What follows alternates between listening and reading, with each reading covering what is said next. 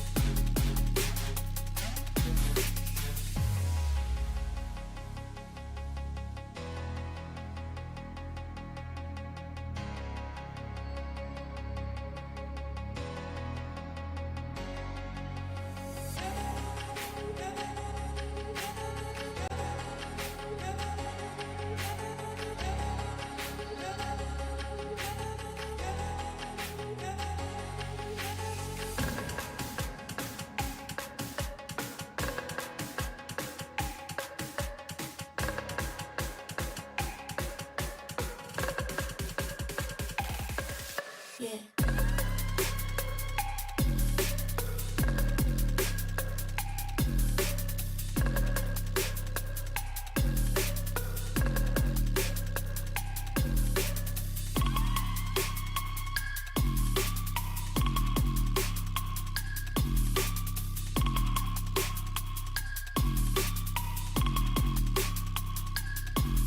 Yeah.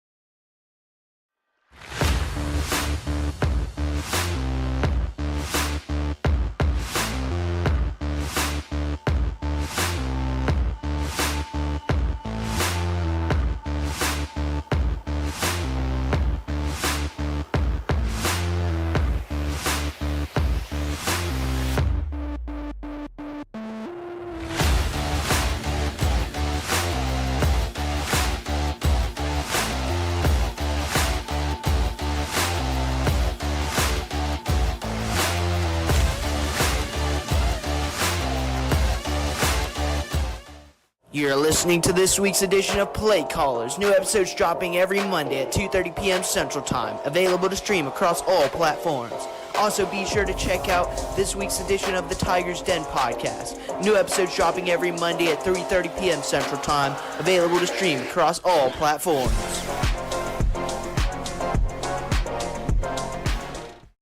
Hello, everyone, and welcome to Play Callers podcast. Today, we do not have a coach to interview, sadly, but we will be talking about some Auburn High School sports, just in general. And I'm going to be joined by my co-host Trent Medley today. And Trent, how are we feeling? We're feeling pretty good. Glad to be on this podcast and just converse about our thoughts about what's going on with Auburn athletics. So, yeah, honestly, I mean, right now the football team, 10-0 on the season for the first time since 2009. And obviously, I mean, just a great job so far. This football team last week won 63-27 against Bob Jones. And Trent, what are your thoughts on that victory? And this week coming up, Thompson, the number 2 team in the state. And how are you looking, or how do you think Auburn will do in that matchup? Well, my thoughts on this victory first are, I mean, Bob Jones they were, I will admit, not as good as us, we're a different level than them. But, of course, every team that was in the playoffs was a great team. I mean, the first round of the playoffs, pretty much every single game was a blowout.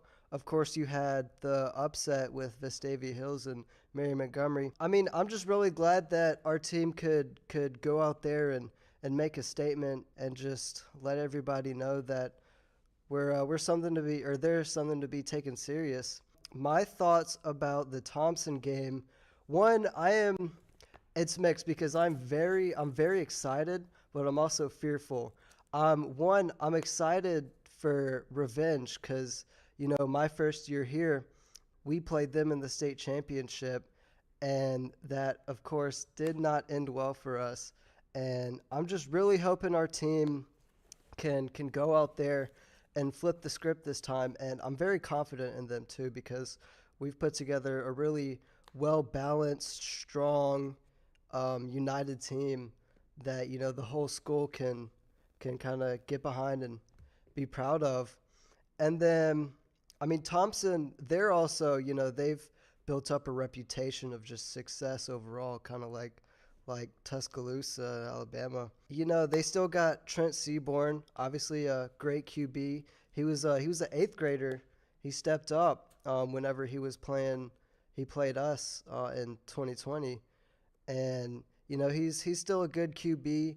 And from what I've heard, they've got another QB that they kind of play a little bit, and he kind of just rushes. Offensively, they're pretty good. They're definitely not what they were 2 years ago or even last year. But defensively, I think is their strength. And overall, I think that game will be it'll come down to defense. It'll be a defensive game.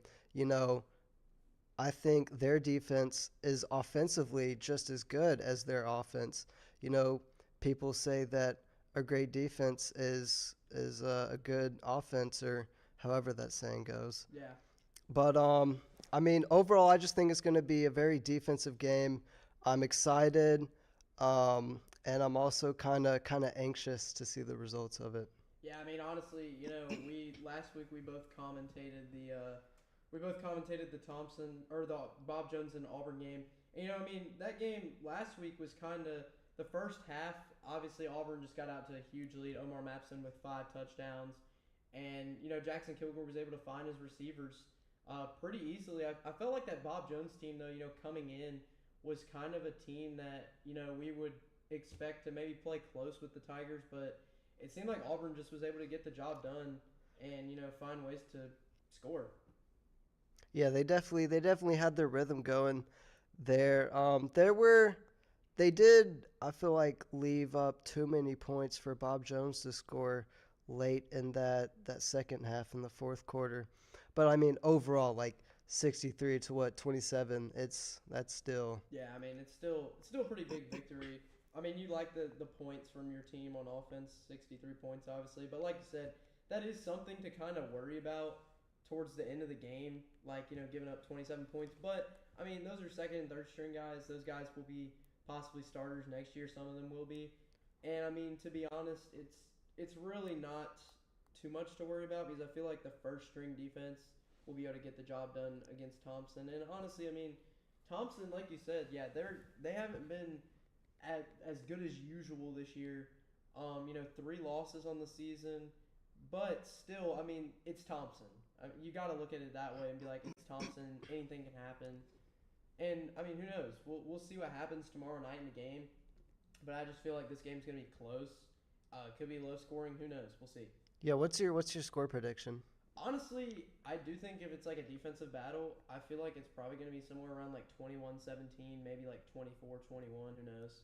Yeah, In that range. I was thinking maybe 21-27 because, of course, it's still being a defensive battle. Both of these teams are able to make some pretty crazy plays on offense. Yeah, I mean, obviously, on the other side, like on Thompson's side, they actually have one good player, actually 2 good players, Anquan Fagans, who is committed to Auburn, and Jared Smith, who's also committed to Auburn.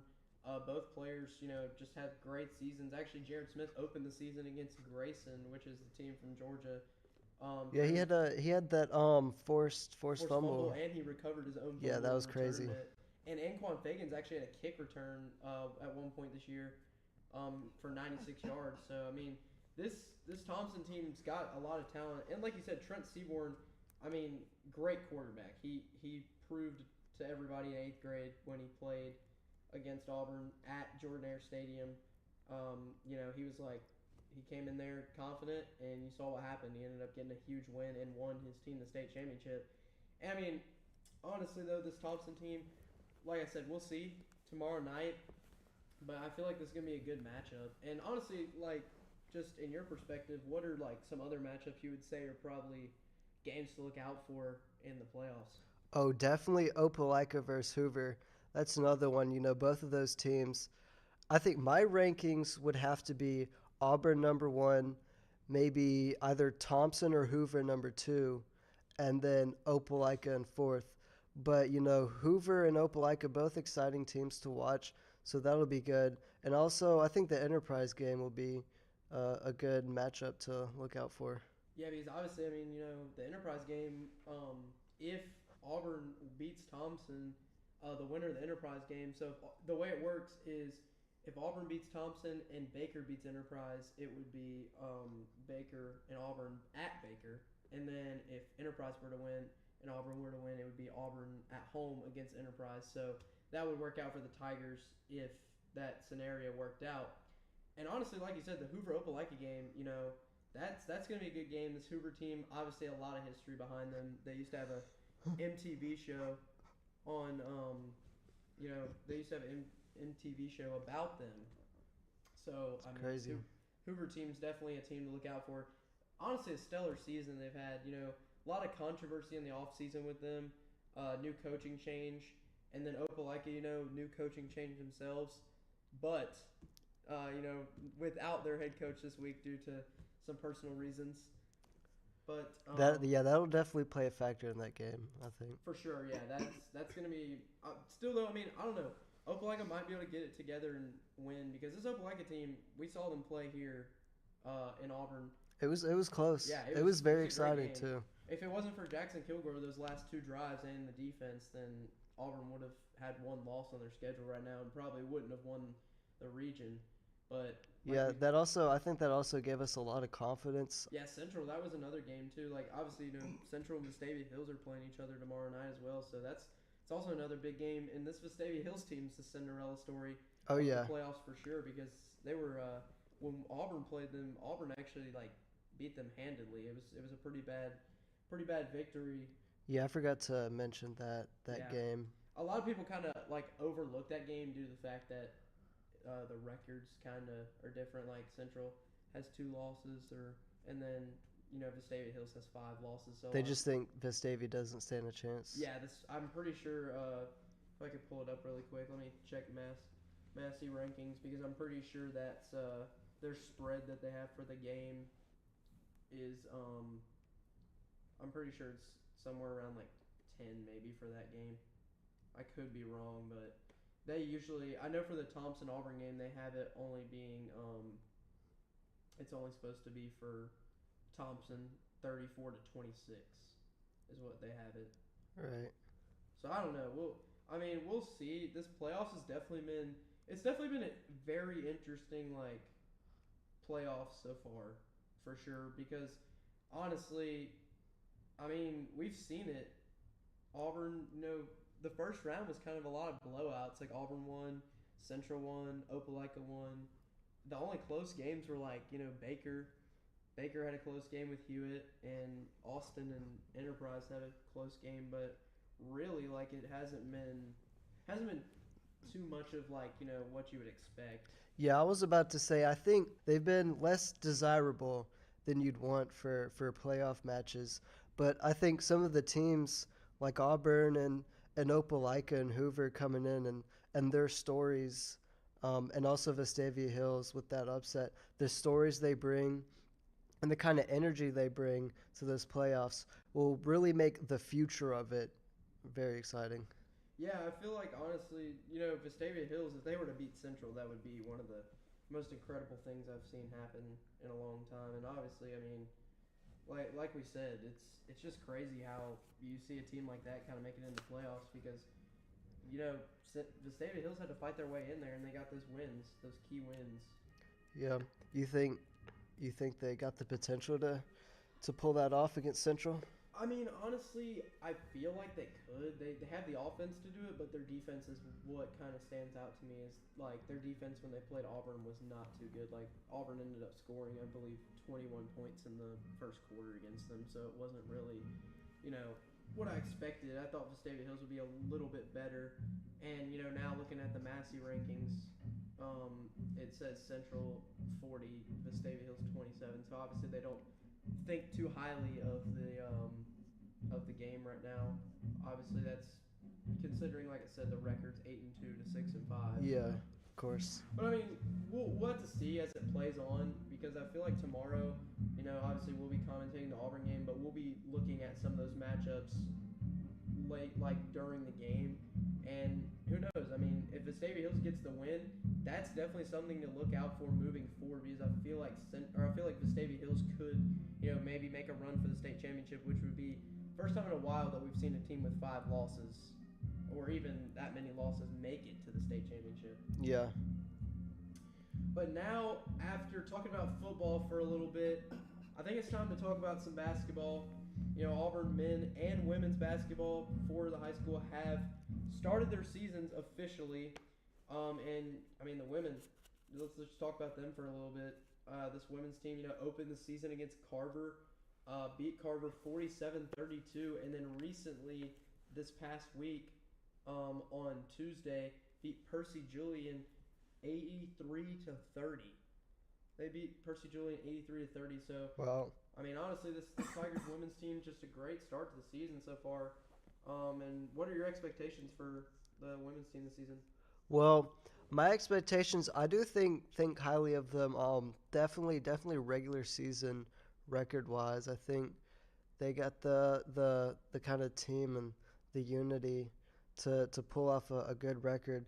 But also my expectations in the postseason, they kind of fell off from an upset last season, and I'm kind of hopeful they push further than that for this season. Yeah, I mean, honestly, we have, some returning, or we have, Kalia Tolles returning for the season.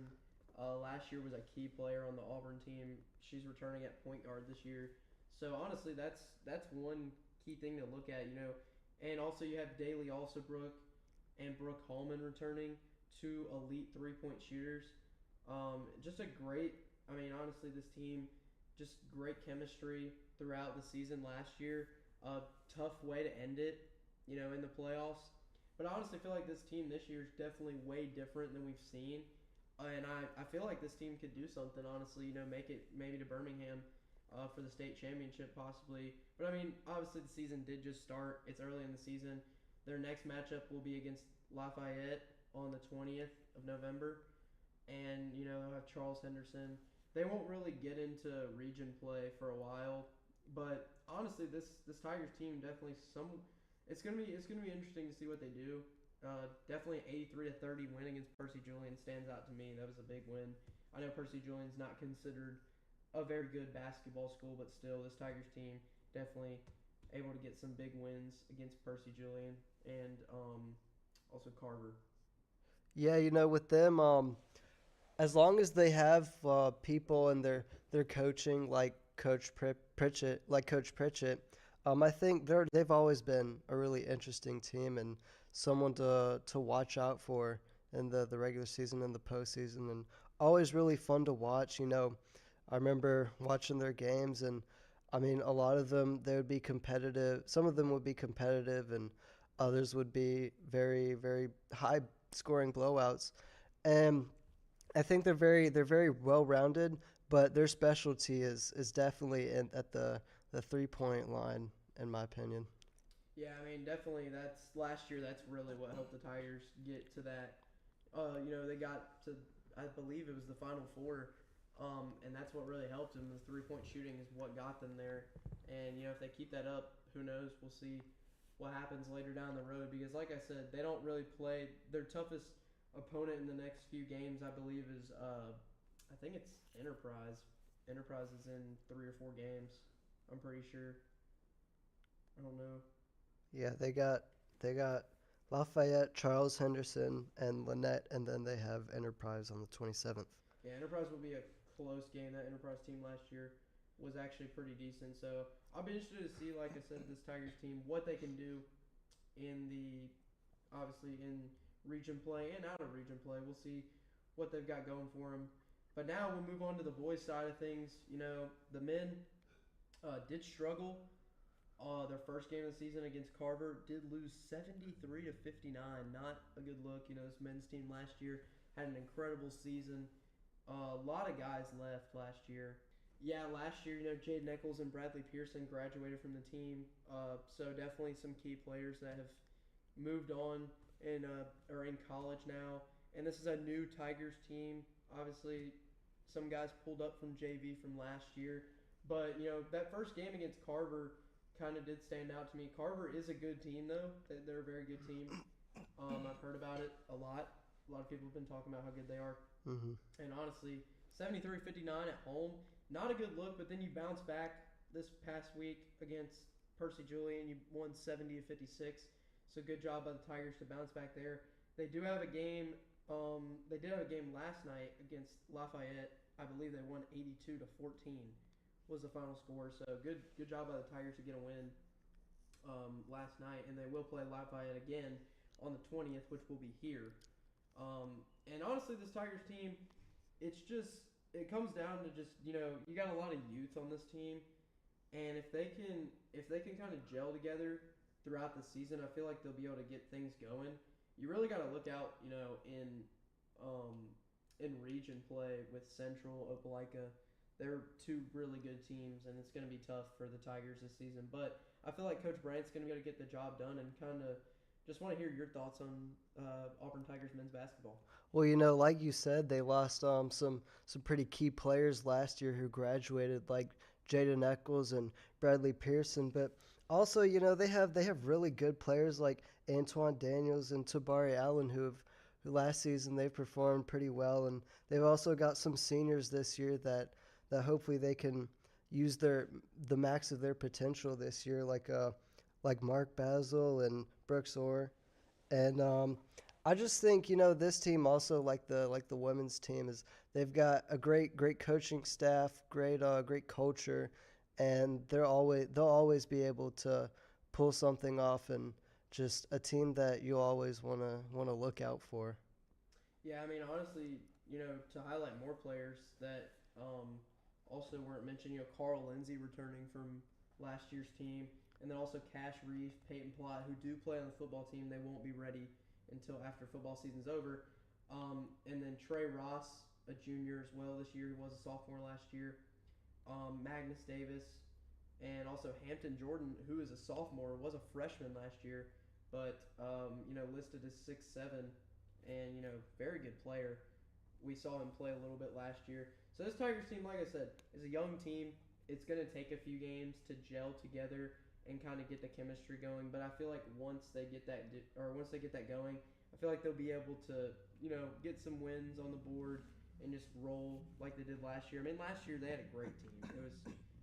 If you look at it, I can go back to last year's schedule, and as you see, 27-6 last year, and we're 5-1 in the region. And look at this too. Like, a crazy stat is the men's team lost at Carver the first game last year, and won. They won to Prattville and Brubaker Tech the 2 games after that. So who knows? If this men's team can kind of get going and get things right on track, I feel like they'll be able to, do the same thing they did last year. Maybe even do a little bit better with the schedule they have, because last year they did play Carver twice and they ended up beating them that second time. So I'll be really interested to see what Auburn can do. Got a lot of games remaining and long season ahead of them.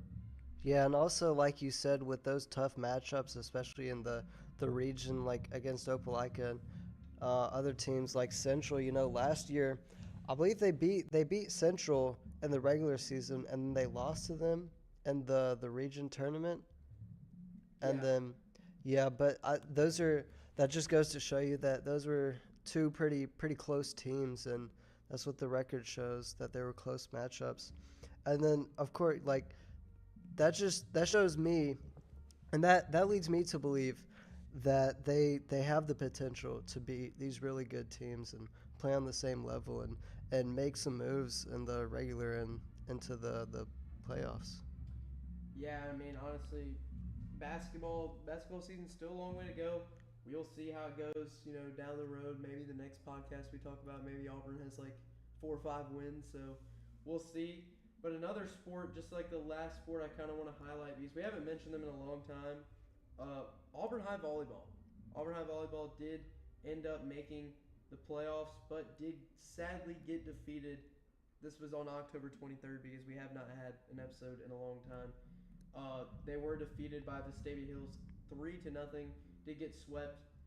But honestly, what a job by Coach Wheatley and his staff to come in here first season and get the Tigers to a 31-10 record, and they were 4-1 or 4-0 in the region. So just a great job by Coach Wheatley and his staff. And honestly, what were your thoughts on this volleyball season? Well, my thoughts on this volleyball season was, going into this season from the off season, they had pretty high expectations bringing in Coach Wheatley from Florida, and people were obviously kind of hopeful that they would make some moves, and they did go and making a pretty good run in the playoffs. But I think they played very well, and their record in the regular season showed that. And I think maybe the problem is for this season that they can improve next season is really just the chemistry and having the time to play each other and develop the unity. Yeah, honestly, I agree there because I feel like the Auburn could probably, use some of that next year. And the team still, you're going to keep majority of your players next year for the volleyball team. You're going to keep a lot of them because most of them were juniors this year. So you're definitely going to have that chemistry back next year for senior season. And I feel like that's going to go well for Auburn and the volleyball team. And Coach Wheatley definitely did a good job in his first year here on the Plains. And I can't wait to see what he does next year. Yeah. But that will do it for episode 4 of the Play Callers podcast. We hope you guys enjoyed listening to this podcast. Go check us out on YouTube and Spotify for more videos or more podcasts like this. And have a good evening. We come to this place for magic. We come to Duck Sanford Stadium to laugh, to cry, to care. Because we need that. All of us. That indescribable feeling we get when the sun begins to set and we go somewhere we've never been before.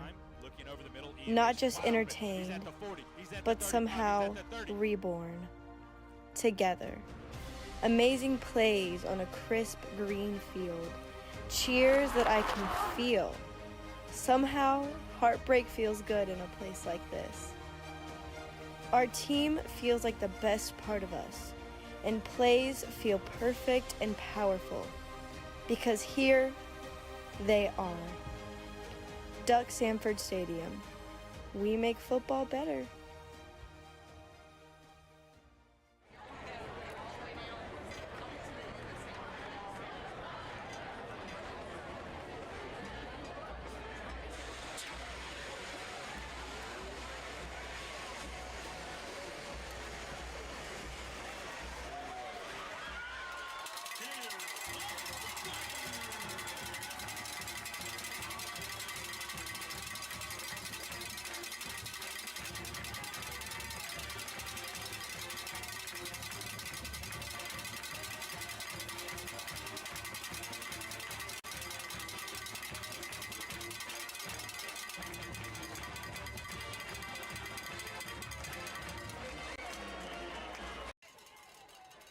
He's getting nowhere there, and that looks like that's good.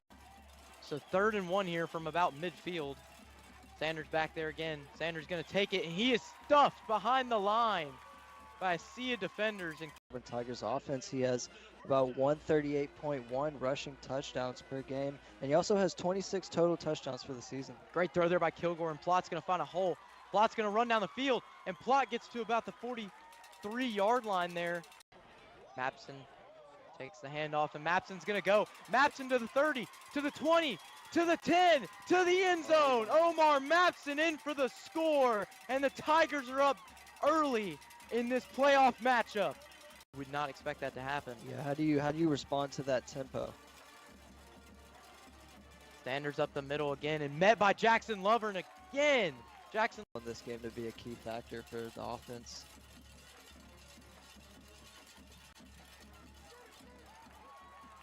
Almost hit there. intercepted. That was this is going to be the second play of the drive here. Kilgore drops back.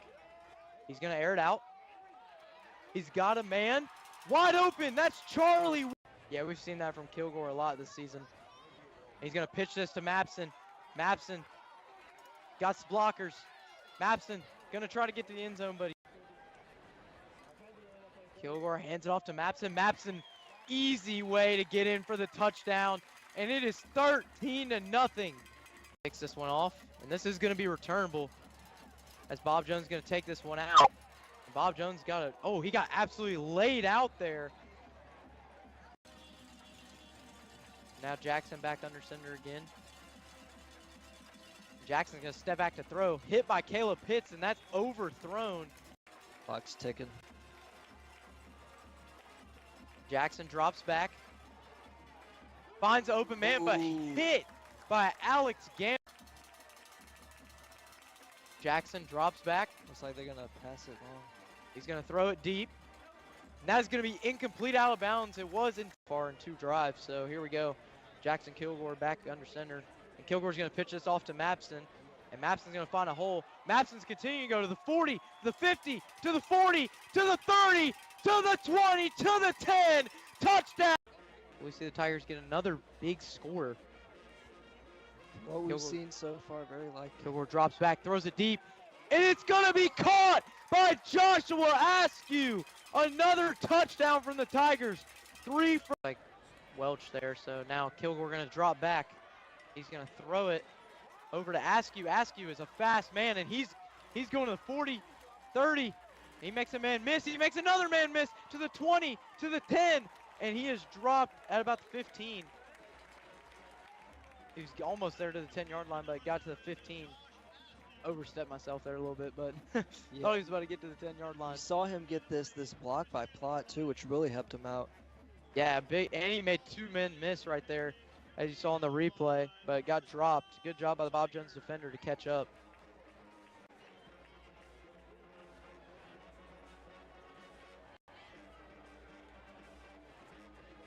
Kilgore throws this to Birchfield. Birchfield gets, I believe he's going to be down at the 1. I thought he got in. I thought he got across. Kilgore going to hand it off to Mapson, and Mapson goes in the end zone. Touchdown, Auburn, 34-7.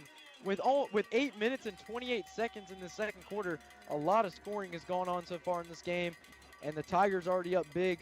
Of course, with a 2nd and 10 here. Sanders with the run, and he goes nowhere. Carnell Jackson and Alex time on the 6th drive tonight. Jackson Kilgore drops back. He's going to throw it deep. He finds a man wide open, and he's going to the 10, to the end zone. That's Antonio Welch with the Bob Jones has been in their last few drives that they've gotten in this place, and that's going to be a fumble, and it's going to be recovered by Jackson, but Pitts gets him behind the line. Back there again. Plot in motion, and Plot's going to take it for a jet sweep, and Plot's going to find an open hole. Plot's going down the sideline to the 40, to the 50, and he has ran out of bounds at about the 45-yard line. Kilgore drops back, steps up in the pocket. He's going to throw that one, and that is caught by The Vestavia Hills, and then tonight you're just seeing a lot of blowouts. Kilgore drops back. He's going to find Charlie Ward wide open. He walks into the end zone, and that's going to be 48-7. This Incredible passing plays they've been having. And then from Bob Jones, you want to see them on the defensive end. You want to kind of copy Auburn and apply that pressure that they've been giving you. And Plot, I mean, gets a good receiver. Make long passing plays like that. And Mapson gets the handoff there. Mapson going to break through a hole, and Mapson's just going to walk in the end zone here, and that's going to make it 55 to so. Jackson will be back at quarterback again. He steps back, steps up in the pocket now. And he's going to throw it, but he's going to be sacked. Now Lothridge back under center. Lothridge step back to pass. He's going to throw this one here, and it's going to be caught to the 30, to the 20, to the 10, to the end zone. Wow. Touchdown. And currently up 50-0 against Daphne in the 4th quarter.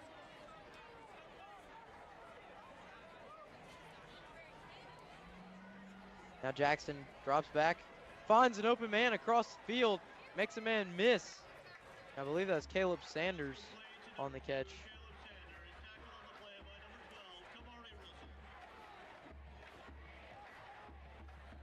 And the clock is just ticking down here.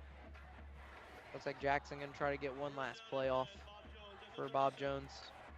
And Jackson's gonna draw back, gonna step up in the pocket and throws one to the side to Malachi Foster. Foster makes a man miss, and he is down. And that will do it for your first round playoff game between Auburn and Bob Jones. The #1 seeded Tigers take a 63-27 victory at home. And I mean, honestly, we're gonna jump right into the post game here. I mean, Trent, what is attention now to the 7A playoffs? The Auburn High Tigers got things done on last Friday night at home with a 63-27 win over Bob Jones out of the North Alabama area. We've got Coach Goolsby, Coach Ferguson, Coach Oliver, as we do each and every week to break it all down with us. Coaches, how are we doing? Doing well. How about yourself? Doing good, doing good. The talk of really the state is your upcoming game, but we'll get to that in just a little bit. Last week you had Bob Jones come in, a team that is not really a familiar sight for folks in this area, as they're from the North Alabama area, and this is the first year with the new playoff format where those teams come down and play. Everybody kind of gets mixed up a little bit more. So Friday night, what went down inside Duck Sanford Stadium for folks that weren't there? Yeah, I mean, anytime you play, like you said, somebody that you're not familiar with, it's hard to really get a good gauge on them, I think, because you don't have any common opponents and you don't know really anything about the people they're playing. And I would say offensively, which we knew they were good offensively, they're second highest scoring offense in the state next to our offense. So we knew they could put up some points, but I would say they were probably better up front than we thought they were, which was what I was kind of worried about, or watching film, like I can't tell how good they are, how bad. I knew they were huge, and they weren't bad up front, and they got number 2 we knew for them was really, really fast, and turns out he is really, really fast. And they got us a couple things early and moved the ball a little bit, but I was proud of our guys. They just stayed the course, and I think the first 2 drives they crossed the 50 with it, and they stood tall, and we got stops, and we ended up really kind of getting into a groove about maybe the 3rd series or something like that. I felt like it was just you know, you get up underneath the tent. We were laughing about it this morning. We couldn't get any adjustments made because you'd get up underneath the tent, you'd pull the iPad up, and the light show would go off and be another touchdown. So, all right, back on, guys. And then we come back over there, and you might get 1.5 play for. I always ask G for, all right, what's the first play of the series? And he tells me. And there was a couple times I couldn't. I'm finding the play. Boom, light show's going off. Touchdown. We got back out on the field. So it was just a weird game in some ways. But, yeah, I mean, we just – offensively, they just jumped on them fast, and our guys, like I said, finally got in the groove about the third series and looked a little bit like, and Auburn High defense should look. So, Coach Oliver. Yeah, that was that was real good, G. We were hitting on all cylinders, man. I mean, trying to remember a night where things were clicking that well early. A lot of broken tackles. Great routes. Kids were flying down the field. The way we looked Friday night was the way we looked Monday. Like we were talking last week about, how kids look reinvigorated and ready to roll. We're looking like week one, everybody looking fresh and ready to go. That's how practice went, last week. So I was very proud of the kids playing that way. But, yeah, everything we wanted. I mean, I echo those sentiments about the other team. You see stuff on film. You kind of see guys live for the first time, and they're a little bit bigger than they look on film, or somebody moves a little bit better than they look like on film. But we were in attack mode. We didn't let that hold us back, looking at what we finally get to see in person. So very proud of the way the kids came out and responded very early and set the tone for the game. Did you ever think about, slowing it down a little bit to give them a chance to look at stuff? No, we don't want them to do that. Never do that. As long as they're putting points on the board. Just score. I'm not going to lie. One time we did do that. I was like, I passed. We scored, and I was talking to somebody, and I was coming back from, I think, talking to Omar after one of his long runs, his first long touchdown run. And then I was walking by a defensive guy, and I was like, myself, like, dang, y'all just got over here. Y'all about to get ready to go back. Oh, yeah, because it was fast. I mean, we have so many light shows. I was like, what's going on out here? Another touchdown. So when you look at you look at the defensive side of things. When you went back and looked at the film this week, what were some of the things that you guys really liked that you kind of keyed in on to shut that offense down? You said they were one of the top scoring in the state. Mm-hmm. I think it was limiting explosive plays, and getting off. That's something that, you really try to focus on a lot, and something that in some games this year we hadn't done a great job of. Our third down in some places hasn't been great, getting off on that, and I think we did a really good job of just making them snap the ball over and over again, especially in the first quarter. I mean, we get 2 offs that were really, really big. We let them score it there. It can be a completely different ball game. And so I think that was the biggest thing, is just getting off the field when they gave us the opportunity to do that. And our first defense did a great job. They didn't give up any points all night. I thought they did a really, really good job with that. Yeah, and they played with great energy. We were over there talking about a play that I was watching in today. Caleb Pitts, who's been a dude for us for a long time, and he literally got triple teamed. It was 3rd and 2 or 3rd and 3, and he got triple teamed. And 3 linebackers, stuck the guy in the backfield and made it 4th down, and we got off. And Caleb was like 10 yards from the play with 3 guys on him, and he's just as hype as the guys are that made the play for him.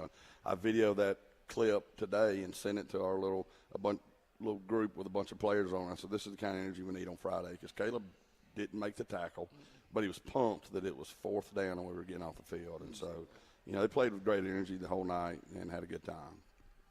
With the one less week than the rest of the classifications with you guys, do you have time to put in a new wrinkle, or do you just go with what you've been going with all year long and really put your focus on execution and just take it to them?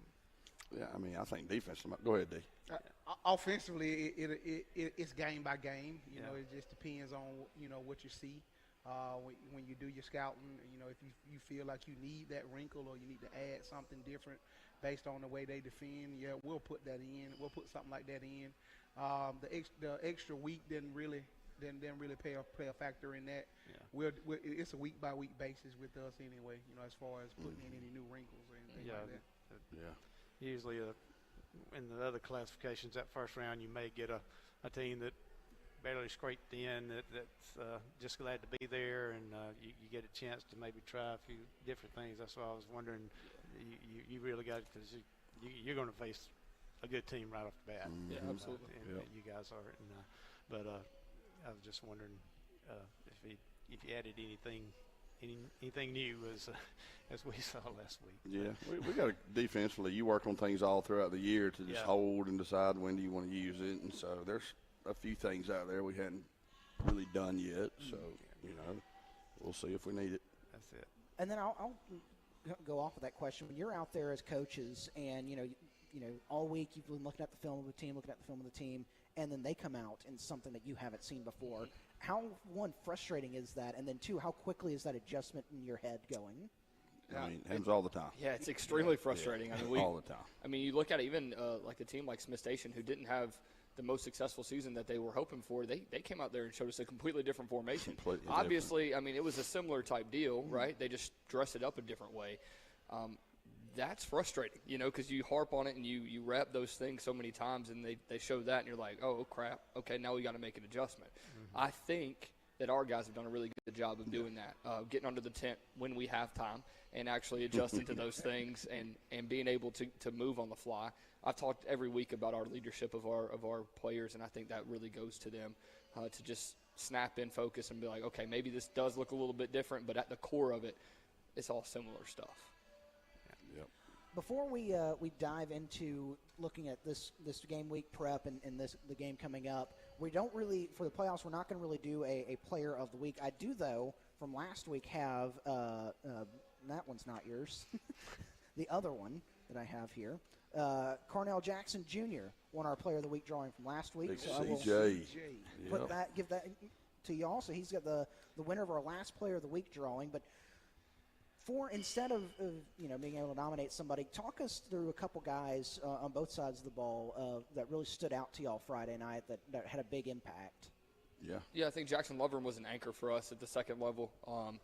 He really put it. I mean, we've talked about it a few times. He just throws his body around and really gets into some tiny gaps and wreaks havoc. I think he does a great job. And Bob Jones had a lot of good playmakers out there. We talked about how high scoring an offense it was, and I think it comes down to when those long drives are happening, it's hard. It's easy to lose sight of what's kind of going on. You kind of start panicking a little bit when the drive goes a little bit longer than you're hoping for. And so I just want to shout him out for being that anchor and being that leader, lining everybody up, keeping everybody focused. And he's done a really good job. And I think on the defensive line, he spoke about Caleb's just unselfishness. I think that goes a long way. CJ's the same way. I mean, CJ's a daggum load to move around. And when he gets his mindset on something, he is dangerous. And he's had his mindset on that ring since the Opelika game. Really, we kind of saw him, flip the script on us and really buy in. And so it's so cool to see that. CJ's just a junior. He's got a whole nother year of this, but he's focused on winning the whole thing this year for sure. Yeah. Another guy on defense I think that's really grown up for us is Mike Gunn. He's a DB senior, and his leadership and attitude has helped all those younger DBs feel more confident and comfortable back there, which has helped them grow up a little bit and just get so much better. And he's the same thing with, like you said, with CJ. He's been just totally locked in. And I noticed a change when he started covering Peyton Plott on the fade ball in practice some. I thought, okay, if you can cover Peyton Plott on a fade ball, we're going to be able to cover anybody else that you play in 7A football. And Mike started doing that some, and he's just flipped a switch for us, and we're going to need him to keep that switch flip, as we go out through these next 3 games, hopefully. So Jackson Kilgore finished the night 13-13. Wow. 381 yards and 3 touchdowns. I think Omar had maybe 10 carries for like 178 or something like that, maybe 4 or 5 touchdowns. Awesome. But you know why? It's called an Aiden Platt, Hugh Boterford, Tucker Auburn, Clem Womack, and Trenton Pritchard, our offensive line. Unsung heroes. Those guys, and it's all season. It's been all season. I mean, you look at the numbers that we're putting up offensively, what individuals are doing, could not be possible without those 5 guys up front. Their names don't get called enough. I thought they've done a really good job all season. We're gonna really lean on them on Friday night, and they got the job done on Friday night. Excellent. I really like, shout out that offensive line because you can, a quarterback, does his stuff. Running backs, wide receivers do their stuff. But if you don't give that quarterback time, you don't give that running back a hole to run through, it doesn't, you don't have an offense there. So big shout out to the offensive line there all season long. When they get through with their careers, just send them right down the road and yeah, load them on in. No doubt. But along the lines of you guys are talking about leadership. How are your seniors doing with this playoff run? They've been a part of some very good ball teams that have come up a little short in their main goals over the past couple of years. How are they doing with the leadership part of this in this playoff run? Doing great. Absolutely. I mean, it's kind of just doing the same thing they've been all year. We've kind of said that, I feel like, every week, that they've just kind of been steady, and they're still doing that. I mean, I think we said it last week. I don't notice or hear of any thought of losing a game. I don't hear them even entertaining that idea. And I was thinking about it today. Sometimes you get to this point in the season as a coach, it feels like, to me, it does not feel like we're nearing the end of the season. I'm not tired of the kids. I'm not tired of the coaches. I'm not tired of practice. It feels like, all right, we got another game this week and then another game this week. And I think the kids feel like that. They kind of do it, and that's a reflection of, our head coach, number one, Coach Etheridge, and then a reflection of the assistant coaches and a reflection of the seniors. You know what I mean? Especially going into this week, they were part of the team in 2022 that came up a little short in the state championship game, and never once has a second of doubt crept into their mind, it doesn't seem like. You know what I mean? It's so easy to look back and you see this name pop up on the schedule and you can go, well, oh, crap, here we go again. Here's this team again that's, ended our year 2 of the last 4 seasons or 5 seasons. That hasn't seemed to affect anybody at all. They're a confident bunch and not an arrogant bunch. They know. An arrogant bunch wouldn't go out there and practice as hard as they do every day. A confident bunch does that, and that's what they've done. All right. So now let's turn the page and start talking about that game Friday night. First off, we'll start at practice this week. How's how's practice been, the environment this week? I think it's been really good. We under the lights, it's getting a little cooler out there. Good weather, yeah. Yeah, the kids are bouncing around, still loving on each other, still getting at it every day. I think it's been just as well as you wouldn't know if we were playing any of the other teams on our schedule if you come to practice. Yep. So, same thing on the defense side of the ball. It's been really good. I feel like, we had I guess it was today you texted me, or maybe yesterday, how'd walkthrough go? And it was yesterday, right? We have him in first block, and he always texts me how to walk. We had a great walkthrough yesterday. Went through all our blitzes and all our, different checks and all this stuff, and I just felt really good, and I felt really good all week, so it's going great. So now, this is a type of matchup that you typically see in the state championship game. We did see it in the state championship game a couple years ago. What, when you guys are going up against a team that is a state championship quality, you guys are state championship quality, what is that like to prepare for a team like that in the second round of the playoffs here? I think it's a great thing because, you're going to play good football teams for the rest of the year. That's what you want to do. Everybody loves playing high competition. I know I do. That's just, it gets me, really hyped up. And so, Coach Freeman has done a great job at Thompson. He's built something really incredible there, and we have a lot of respect for him and his program. And our guys are just ready for the challenge, and it's awesome to see that. Like I said before, it's easy to get intimidated by it, but I don't see that in this group at all. It's, there's a lot of respect there. But they're not intimidated. We're going to go out there and fight, and I'm really excited for it. People have said, well, y'all got a worse draw than this team or this team or this team. You go and play them at some point. Might as well bring them to our house, and let's duke it out right now. Yeah, there you go. I also think it helps, that we also have, a program like Central Phoenix City in our region. They are one of those high caliber teams also. So, the way Opelika's playing this year, the way our schedule's stacked up. So we've been in this position before this season where we had to prepare for a really good team. The fact that it's a second round game or a week 1 game didn't really matter. Yeah, and I think our guys feel like we defend a really good team every day in practice. And we talk about that all the time. Defensively, we feel like we defend athletes every single day. Yep. You know what I mean? So I don't think they feel like it's like, okay, we got to go defend some really good players. They deal with it every single day. Yep. So now, you look at the film from this Thompson team. It's a Thompson team that I'm sure that when you look at them on film, it doesn't say it, but the record, it's 3 losses in the year. That's not typical of them. Mm-hmm. They've played some really good teams. They played the team out of Georgia that came over, and they lost to very early in the season. What is it that you guys are seeing from a coach's side that maybe folks like us, folks in fans aren't seeing when they just turn on the highlight tape from them this year? I think it's a good question. I mean, Trent Seaborn, the quarterback, is as good as he's ever been. I think he's done a really good job of extending plays, and he keeps his eyes downfield, and he's ran the ball a good bit here recently. I think he's done a really great job of that.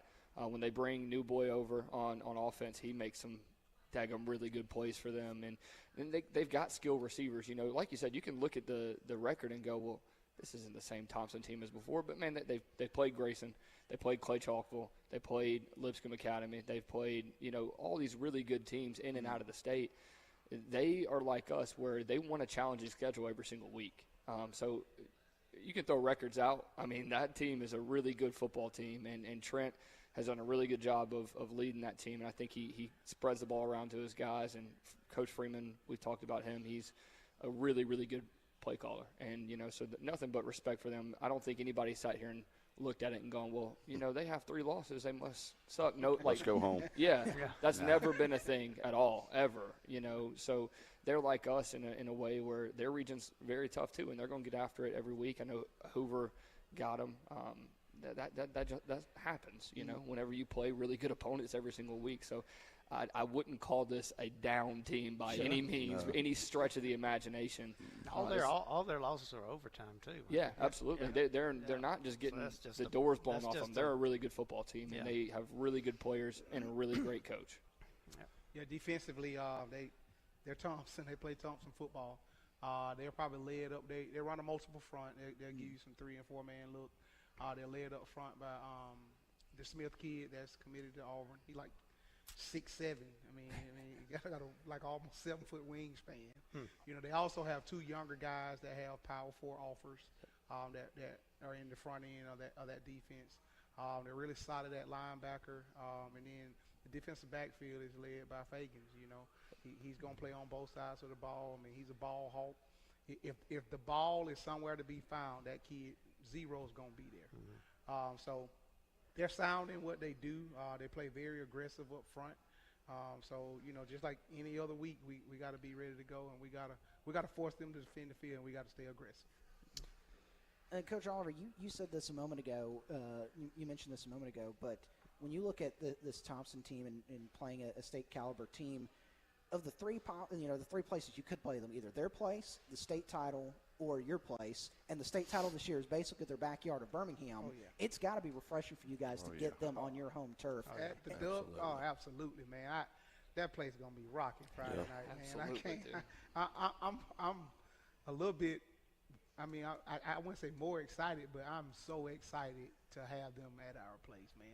For our fans to be able to pack that place out and our families to be there and for everybody to be able to come see that game, all our students, man, that place is going to be rocking on Friday night. And I'm so thankful that we are able to host this game on Friday. No, thank you. You'll have plenty of fans there. I was going to say, here's the thing. Here's the thing, too, is Opelika's on the road.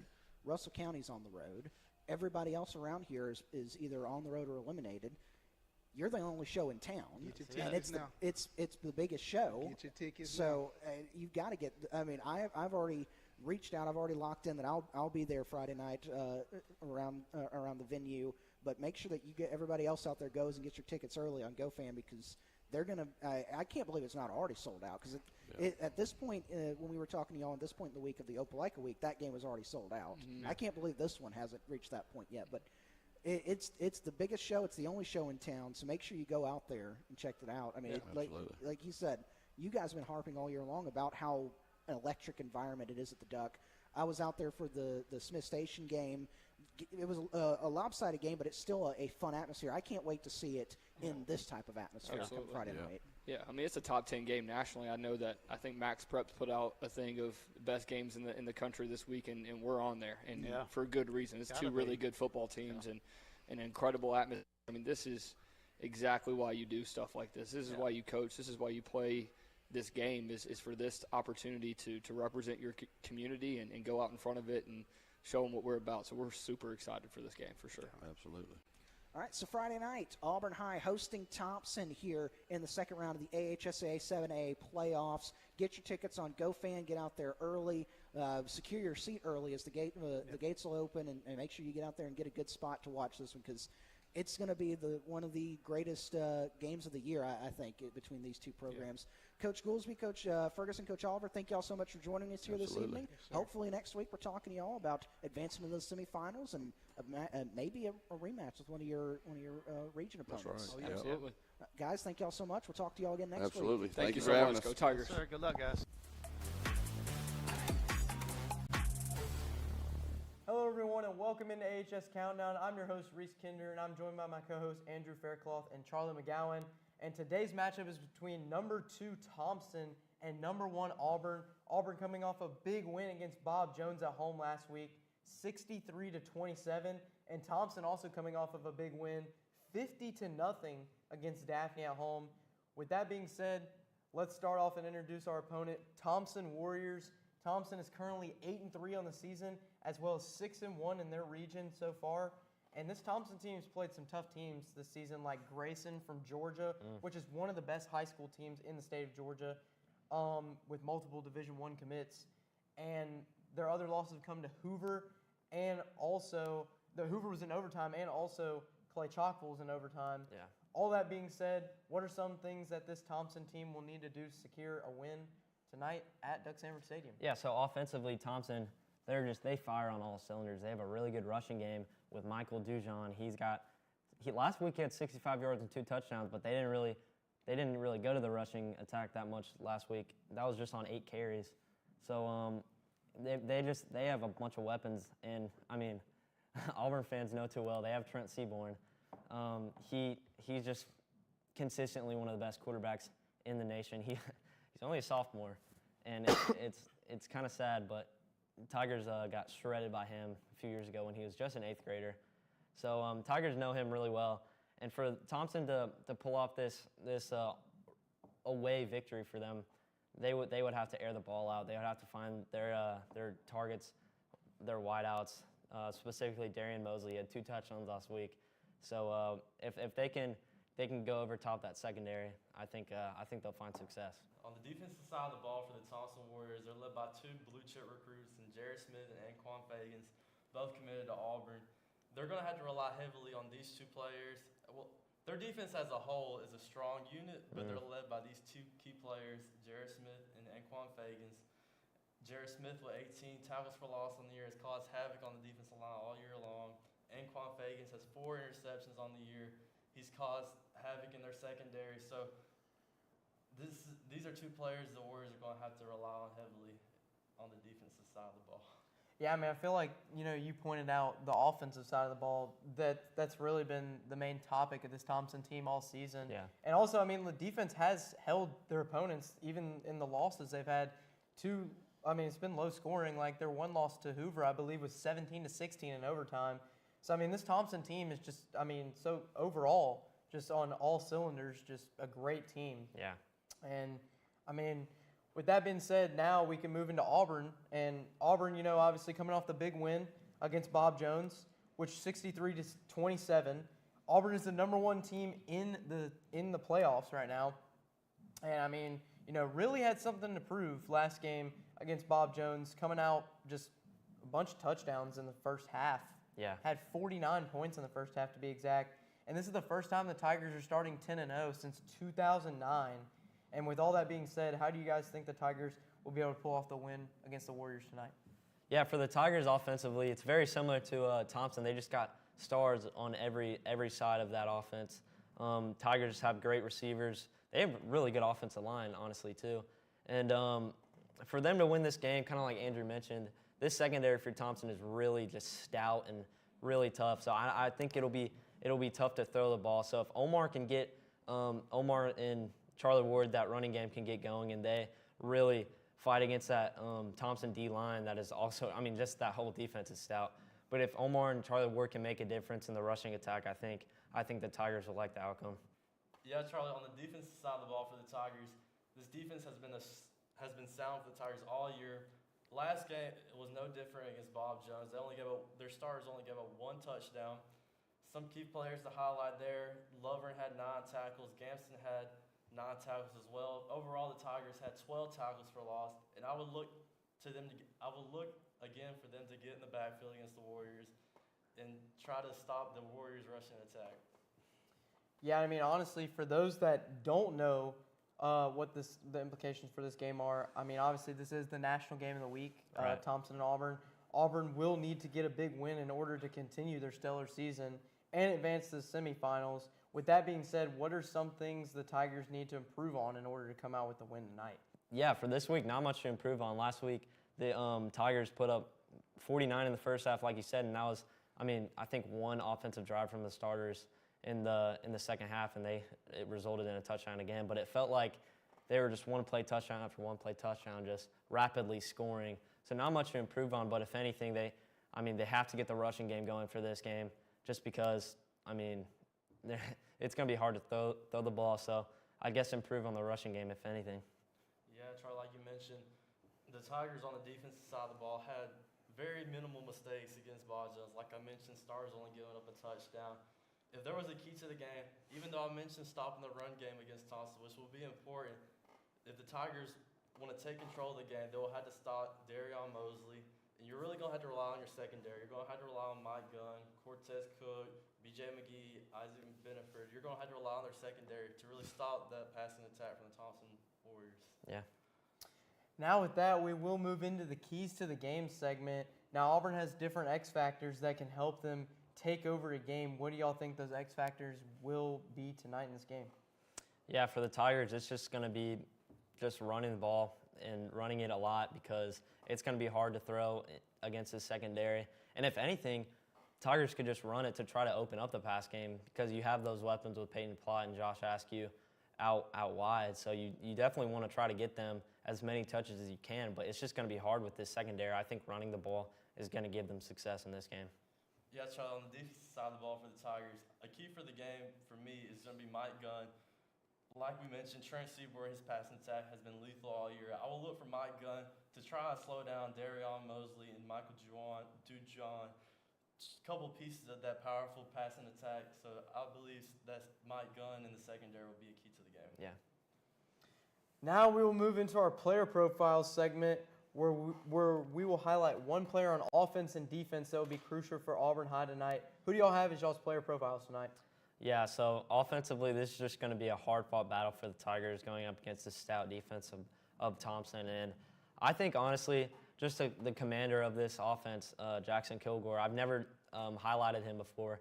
I think he deserves it for this week, for this monumental game that Auburn's about to play against Thompson. I think he's just going to have to command this offense well. He's going to have to facilitate and stay composed while, I mean, you got to anticipate a bunch of pressure coming from Thompson, as they have just a great defensive line. I think Jackson Kilgore, if he can stay composed and just make some plays with his feet, if he can get out of the pocket sometimes, hopefully Tigers have success rushing the ball as well, and then you can open up the pass game and he finds his targets. So I think Jackson Kilgore is going to be a key in this one. Yeah, Charlie, a key player to highlight this week on the defensive side of the ball is going to be Caleb Pitts. He's an App State commit. He's been a leader on this defensive side of the ball for the Tigers all year long. Last game against Bob Jones, 2 tackles for loss, 4 quarterback hurries. And I look for him to lead the Tigers in their QB pressure, try to put pressure on Trent Seaborn tonight, and that's who I look for tonight to make a big impact on this one. Yeah. Now with that, we're going to send you to a quick commercial break, but don't go away. Our guest picker, Mr. Cox, is awaiting, and don't go away for the Friday night lineup. I will be right by your side. If I can't find the cure, I'll fix you with my love. No matter what, you know I'll fix you with my love. And if you say you're okay, I'm gonna heal you anyway. Promise I'll always be there. Promise I'll be. Yes, women can have it all, including heart attacks. Know the signs. Heart disease is the #1 killer of women. Get heart checked. Welcome back to AHS Countdown, and we are now ready for everyone's favorite segment, which is the Friday night lineup where we will pick some of the best games around the state of Alabama. And we will have our third guest picker of the season, Auburn High School graphic design teacher, Mr. Cox. And give a warm welcome to Mr. Cox. Yeah. So Mr. Cox, just kind of run down what you do for the school and like what's your class is all about. Yeah, please stop speaking. Okay, so I teach advertising design and graphic design. So we run the Instagram accounts for the sports and things like that. So that's what we do, many pictures and things like that. It's great. Well, glad to hear it. But now the way this is going to work is, so Charlie, you'll pick, and then Mr. Cox, you'll pick, Andrew will pick, and I'll pick. And then when we get to the Auburn and Thompson pick, it will be me, Charlie, and Andrew, and then you'll go last since you are our guest picker. So let's just get into it. Our first matchup is 10-1 Parker at 8-3 Mountain Brook. This is a good matchup, highly contested. These two teams did play earlier in the season. And Charlie, who you got in this one? Yeah, pretty interesting 6A matchup here. Like you said, Parker and Mountain Brook played earlier this year. Parker beat Mountain Brook pretty handily on the road. Parker just a really solid overall team. They got a really good offense and they have a really good defense, highlighted by Neem Offord and Antonio Coleman. Just two studs and highly touted players in high school football this year. I got Parker big in this one. So, okay, Mountain Brook has prettier uniforms. And so if they were playing fashion show, I think Mountain Brook would win. However, they're playing football. And so for that reason, I think Parker, who has a better football team, will win the football game. Yeah, Mr. Cross, I might agree with you there. These teams, like Reese mentioned earlier, met back in August in Mountain Brook. Parker won that matchup 30-16. They had a heavy rushing attack in that game, rushing for over 300 yards on that Mountain Brook defense. And this is a theme for Mountain Brook. They've struggled stopping the run against good teams all year, so I'll take Parker in this one. Yeah, I think I'm going to agree with y'all here. I'm going to take Parker. Parker's got a great offense, and I think that defense, Naheem Offord on the defensive side of the ball, he played good against Mountain Brook the first time around, and I think he's going to play good again and help Parker get to a win here. And our next matchup is going to be 6-5 Vestavia Hills at 8-2 Central. Vestavia Hills actually pulled off a pretty big upset at Mary G. Montgomery first round, and Central got a pretty big win themselves at home in the first round of the playoffs. Who you got between Vestavia Hills and Central? Yeah, pretty good game here. Vestavia, like you said, coming off a big win over Mary J. Montgomery. Central's just the better team in this one. Vestavia having lacking a lot of talent that they had last year. Central just all around a good team, highlighted by Andrew Alford and Dalen Upshaw. They're just cooking on offense recently, coming off 2 losses in the regular season. I think Central's hot, and I think they're going to take this one. So, yeah, no disrespect to Vestavia. They've got a lot going for them. But I think if Vestavia plays Central, we're familiar with Central. If they play Central 100 times, I think Central wins 98 of them, right? So, Central. I'd have to agree with you, Mr. Cox. I think Vestavia will keep it close, though. They're a team who struggled starting out the gate this season, losing 4 out of their first 5 matchups. But they've kind of found their footing as the seasons went on, winning 5 out of their last 6 matchups. But Central at home, it's hard to pick against them. I'll take the Central Red Devils. This Vestavia Hills team does have a good offense. Their offense, we've seen it happen. We've seen what they did against Auburn. They scored a lot of points against Auburn. And they also scored last week 42 points. I think they can put the points up on the board, but Central's offense is just going to outscore them. And I got Central in this matchup. But our next matchup, actually this matchup will be the one that decides who Auburn or Thompson will play. Baker, who's 9-2, at Enterprise, who's 7-4. Who you guys got between Baker and Enterprise? Yeah, actually a pretty solid matchup here. Baker coming off a big win in Enterprise as well. I think Enterprise's defense is too much to handle. Both offenses have struggled in the past regular season, but I think Enterprise is going to get one at home. Yeah, so we snuck into Enterprise, and I think we surprised them. I don't think anybody knew how good we were, and we beat them pretty handily. But Enterprise got some dudes. They got some big boys, and I don't think Baker's man enough to take them down. So I'm going to go Enterprise too. I would have to agree with you as well. This is going to be a good matchup, though. Baker's coming off a big win against a tough Hewitt-Tressville team. We kind of highlighted their defense all year long. Baker went into Trussville and took down the Huskies. Like we mentioned, Enterprise is very talented, several top recruits. You got Eric Winters, you got Zion Grady committed to Ohio State. and I think that'll be too much to handle for Baker, so I'll take Enterprise. Yeah, I'm gonna agree with Mr. Cox and Andrew here. I'm gonna go with Enterprise. I think Enterprise got a great offense. Eric Winters plays both sides of the ball as well, so that's an upside for their team. And I honestly feel like this Enterprise team scores too much for Baker to win this game, and I got Enterprise in this one. And then our next matchup is 9-2 Opelika at 9-2 Hoover. This is a great matchup. Both of these teams have had stellar seasons, new coaches. And who do you guys got between Opelika and Hoover? Yeah, two red-hot teams in this one. Opelika just having a great regular season, and Hoover as well. These are two offenses that are great. Opelika having Calvin Hughley and, Jamari Miller, and they have so many stars on that offense. But Hoover also, they have a great defense. I think Hoover's just the most complete team of both those. They're at home. I think Hoover takes a close one. So I did not go to the Central game, but out of all the games that I have been to this year, the only time I've been afraid that we might not win was when Opelika came to us. And until the last half of their game against Carver, I thought Opelika might have the best defense in the state. Carver may have flavored my perception a little. Having said that, I don't think Hoover has the capacity to score on them the way that Carver did. Carver's got some dudes too. Maybe the best team left out of the playoffs this year. I agree. They're a very, very, very talented team. I think Opelika goes into Hoover and out-Hoovers them and wins the game. Yeah, like you mentioned, out Hoover, and Hoover's pretty tough in Hoover. Hoover U, they've been a dominant program in the state for many years now. Both these teams are battle tested. They've proven they're both proven winning teams. Hoover has a win against Thompson, Opelika big win against Central. But I like the Bulldogs in this one. I think Opelika, like you mentioned, Opelika's offense is going to be too much to handle, and I like Opelika. Yeah, I'm actually going to go with Hoover here. I feel like this game will be a high-scoring game. There won't be a lot of defense in this game. I just feel like Hoover's going to be able to get the job done at home and continue this stellar season that they've been. This run that they've been on has just been incredible. 9-2, they beat teams like Thompson in their region, and it's just been insane what they've been able to do up there in Birmingham. But I like this Hoover team to win on Friday night. Well, now we're going to get into our big matchup of the night. It is Thompson at Auburn. Thompson is 8-3 on the season, and Auburn is 10-0 on the season for the first time since 2009. Who do you guys got between Thompson and Auburn?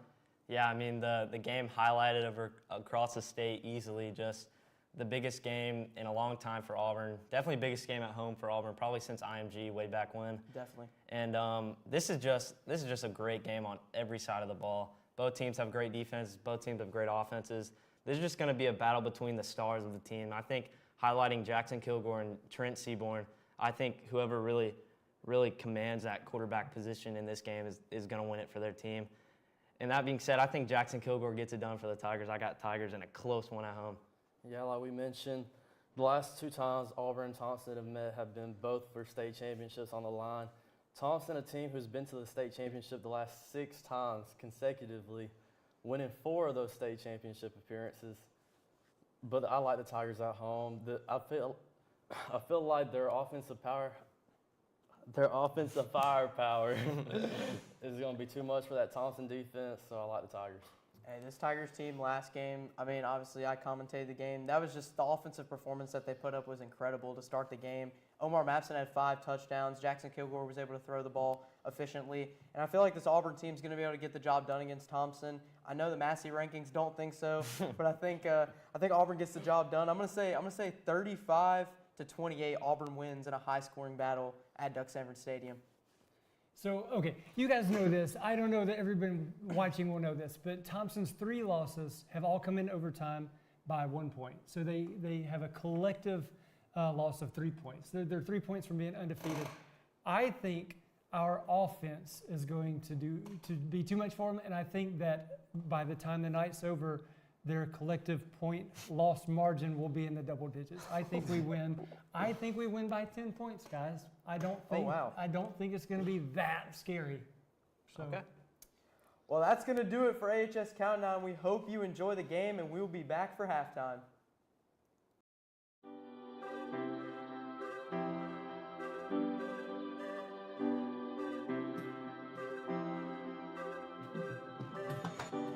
You can't tell how someone feels just by looking at them or what they share online. To the outside world, our lives may look perfect, even if in reality they aren't. I'm always worrying about doing well at school, and with the end of year test coming up, I'm not sure how much longer I can cope. My thoughts swarm around my head, sometimes keeping me up all night. Some days it's just all too much, and I feel like I'm lost in space. When I did badly on one of my tests, I just about kept it together until I got home. Then I broke down crying in front of my mum. She listened for a bit, and then she told me that, just like physical health, we all have mental health. It's our feelings, our thinking, our emotions, and our moods. She then said that feeling down, angry, and stressed is a normal part of life, just like it's normal to feel happy, confident, and carefree sometimes. We all have positive and negative emotions that come and go based on what's happening around us. These are everyday feelings. Good mental health means experiencing negative emotions. It's not always about being happy. Mum can relate to the feelings of stress. So when Mum suggested I take a break from everything and do something I enjoy, I actually took her advice. So I made myself a hot chocolate, snuggled up in a duvet and watched a film. And you know what? Afterwards I felt so much better. Mum should take her own advice. Most of us only ever share the good things. We don't like to share how we really feel. Every morning when I wake up, negative thoughts stream through my head. Getting out of bed and pretending I'm okay takes all the energy I have. As the day goes on, the negative thoughts turn from a stream into a river. The water rushes through my head so loudly it's hard to concentrate in lessons. And some days it's so bad it feels like a waterfall that's trying to pull me over the edge. Everything is so overwhelming. I didn't think my friends would understand if I told them how down I was feeling. But when Sasha opened up to me about how stressed she was feeling, I told her. I wasn't sure how to bring up how I'd been feeling, so I started by saying that I didn't feel like myself. Just her listening made me feel like she understood. She told me some things that had helped her, so I tried them too, but it didn't make much of a difference. Even when I tried to be around my friends, I felt alone. The things I used to enjoy weren't fun anymore. I was really worried about Andre and not sure what to do. He was quiet and wasn't hanging out with us like he used to. So I asked our head of year for some advice. He suggested I get Andre to speak to him since his negative feelings weren't going away. I didn't want to speak to our head of year, but I also didn't want to keep feeling so down, so I went. He said that sometimes we have overwhelming feelings that can be more intense than our everyday feelings. These feelings hang around for a long time and change the way we feel, think, and behave. They can stop us doing what we want to in life. That's what I was going through.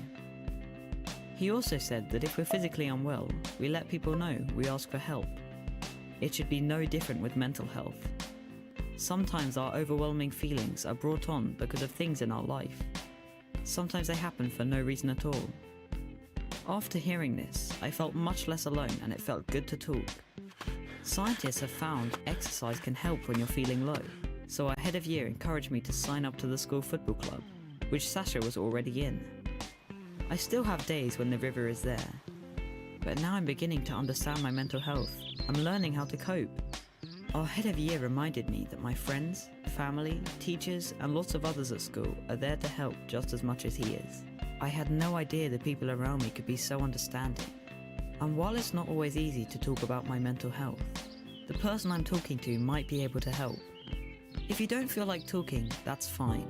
You could try writing, sports, reading, art, music, playing with your pet, whatever makes you feel better. If you're the person someone talks to when they're struggling, just listen with no pressure or judgment. You don't have to have the answer.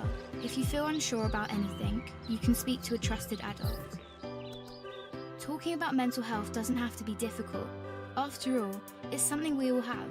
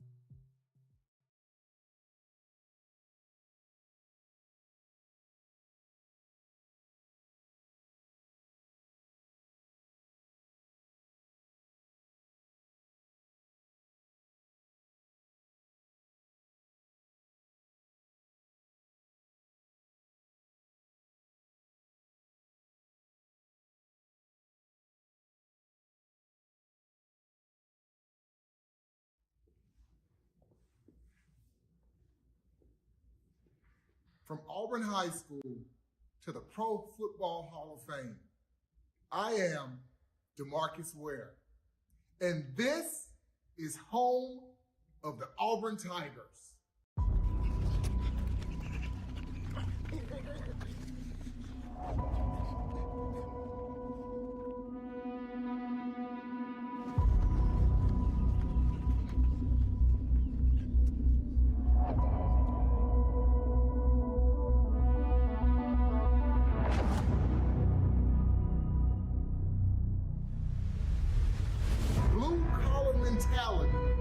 There is nothing like playing for the A.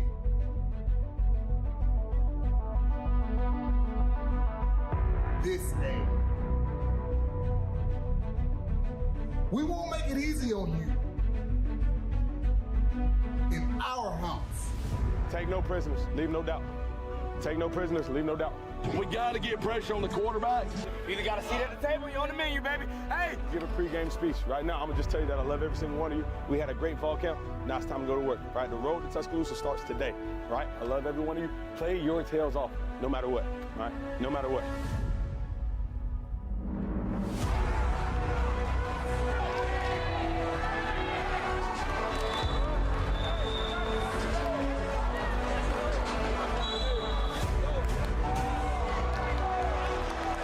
Start strong, finish strong, all right? Start strong, finish stronger. Start strong, finish strong. Start strong, finish strong.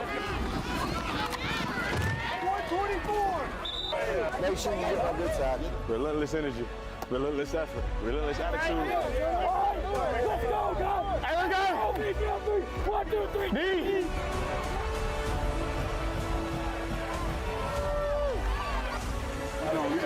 Somebody take over.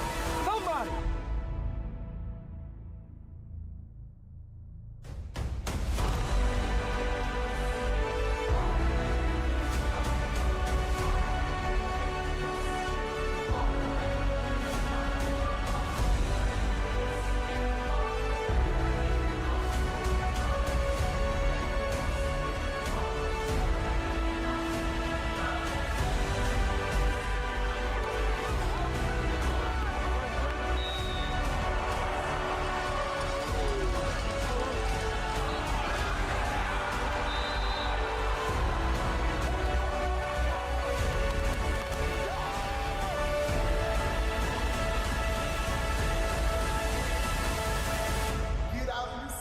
And welcome our Auburn Tigers.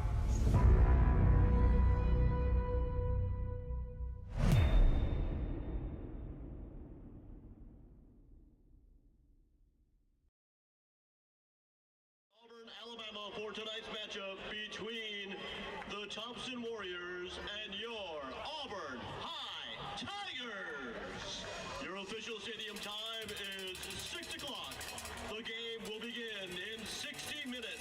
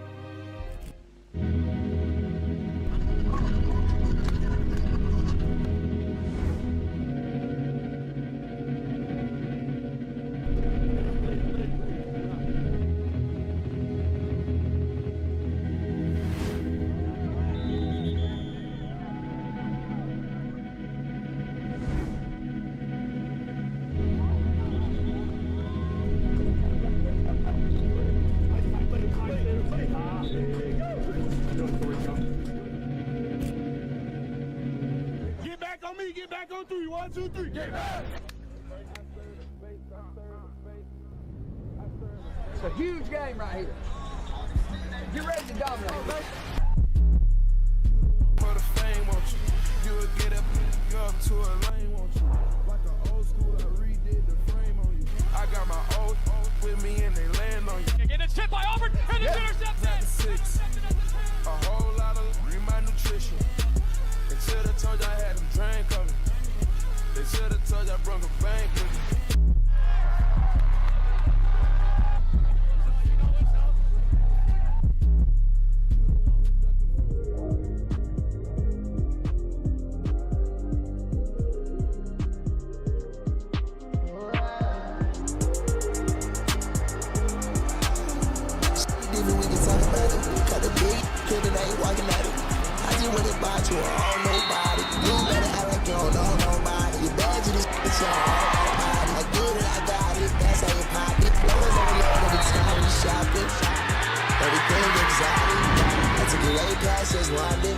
You even said that was nothing.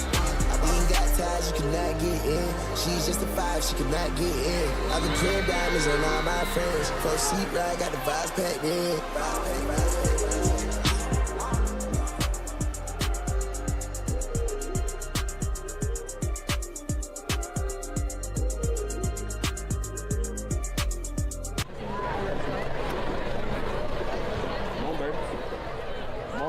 All night, baby.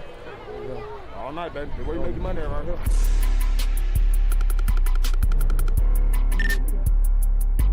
Gang time.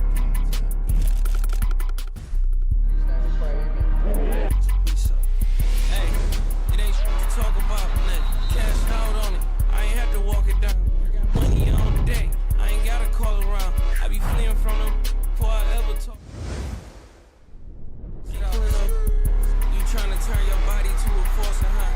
Tell them labels don't come petty, I come from the block. You ain't got no paper, you your op. Tell her baby where your options, you gon' not. Bitch hanging out my pocket, got in front of us. When they print them niggas out, just bought another mop. It be up. I'm telling you, boy, you gotta put some respect on Auburn name, I'm telling you, boy.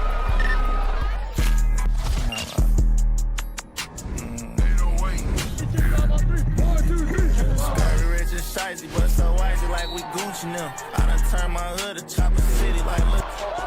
My little niggas and goonies eat your koofy for some Rucci rims. Put some Gucci bags, they been stacking season. Been put up with nice motion though. Need to kick that dope, I pull cups until they overflow. Everything's great. But now the season starts. Keep my work on. Can't help everybody, so now you talk.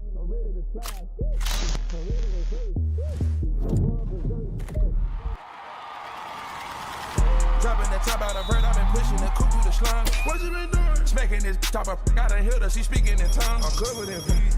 Now check up and get it right back, cause I'm one on one. Free man, like got them digits. I polluted my cup, ain't no nothing. You know I'm a dime. I've been getting in your trap. I've been back in the cut, I've been sitting back and pound on my young. I'm straight off. Couple PJ today, if I want it, I get it. You know what I'm worth. Man, I feel like 5 weeks, 4 games, 1 game down. Took care of business. 1 game down. 1 game down. 1 game down. Yeah. This game right here, it's got to be everybody pulling their weight for each other, doing everything you're supposed to do for your brother standing beside you. I want to dominate this game on the offensive front. I want to run for 500. I want to throw for 500. Understand? Let's go dominate!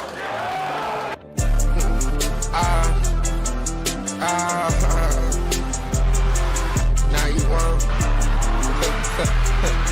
Now you won't. Now you won't. You want back then. Now you own it.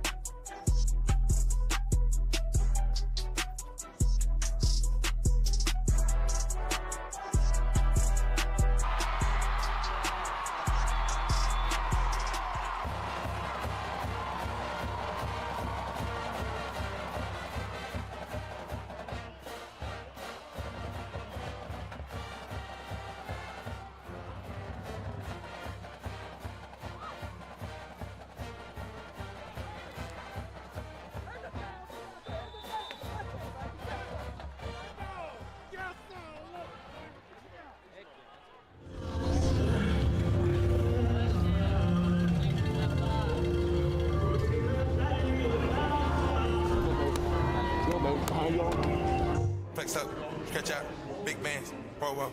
Flex up, stretch out, big bands, whoa, whoa. Flex up, stretch out, big bands, whoa, whoa. Flex up, stretch out, big bands, whoa, whoa. Flex up, stretch out, big bands, whoa, whoa. Flex up, stretch out, big bands, whoa, whoa.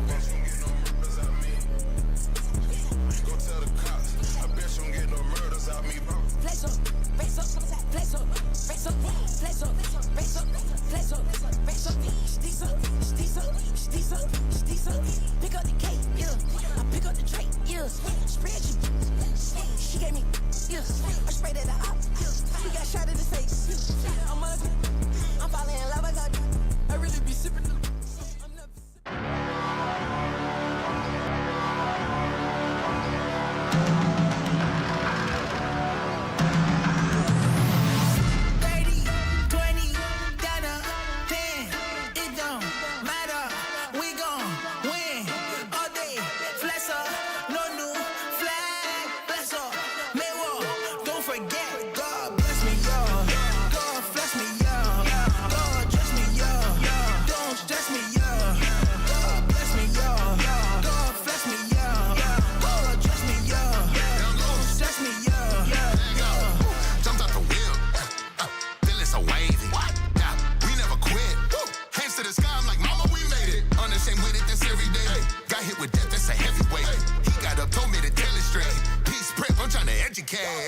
Tell them don't risk it. Woo. God got a life and I'm hoping you live it. I've been out driven.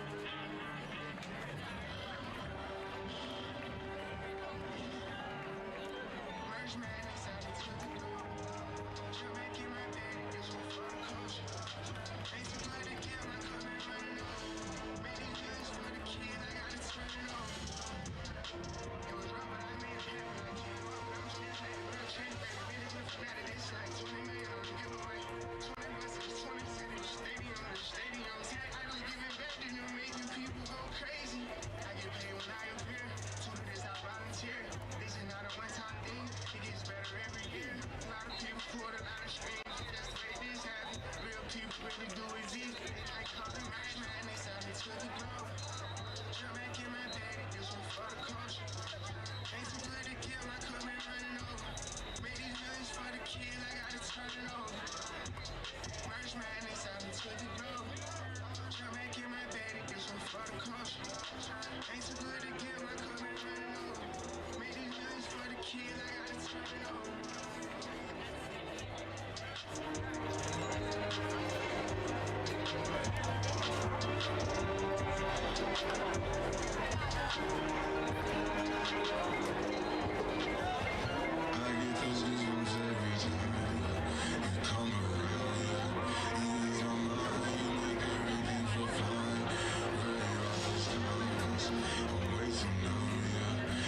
crazy town, yeah. I get those goosebumps every time.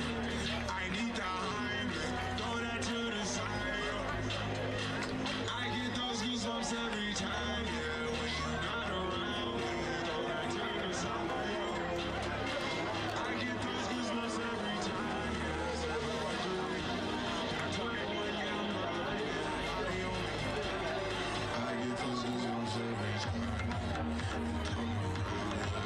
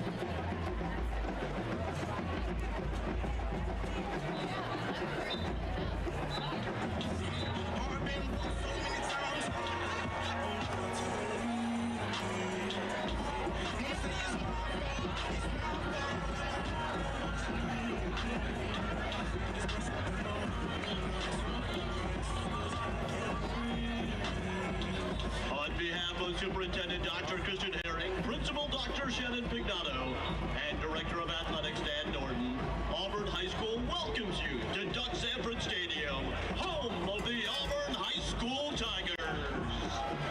Auburn High School is committed to abiding by the rules and regulations set forth by the Alabama High School Athletic Association, as well as maintaining high standards of conduct and relations with other member schools. Everyone associated with Auburn High School values sportsmanship. We ask that all in attendance at tonight's game make it your personal responsibility to keep this event at the highest level of wholesome competition. Thank you for attending tonight's game, and again, welcome to the Duck. Best of luck to our guests from Thompson High School. Enjoy the game, and go Tigers!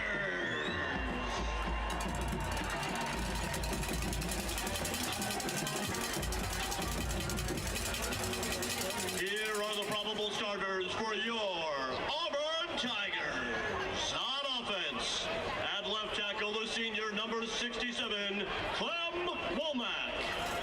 At left guard, a junior number 62, Tucker Aubin.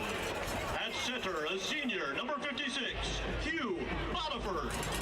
At right guard, a senior number 73, Aiden Platt.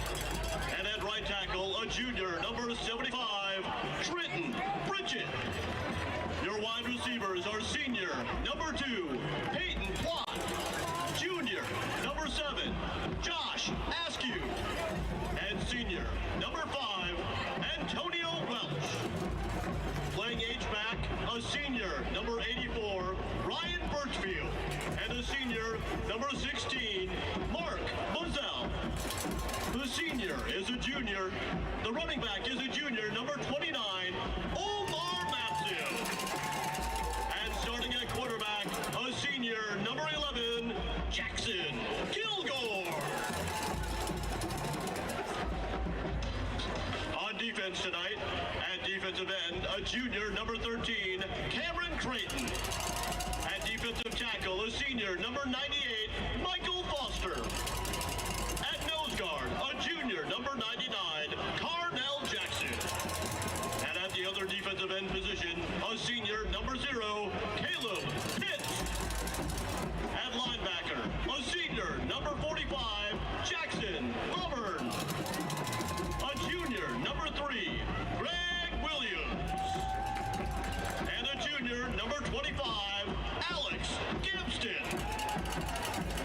The safeties are a sophomore, number 6, Cortez Cooks. And a junior, number 4, Isaac Benford. And one quarterback, a senior, number 1, LaMichael Gunn. And at the other quarterback position, a junior, number 9, BJ McGee. On special teams tonight for the Tigers, returning kicks will be number 2, Peyton Plott, number 7, Josh Askew, and number 5, Antonio Welch. The punt returner will be number 2, Peyton Plott.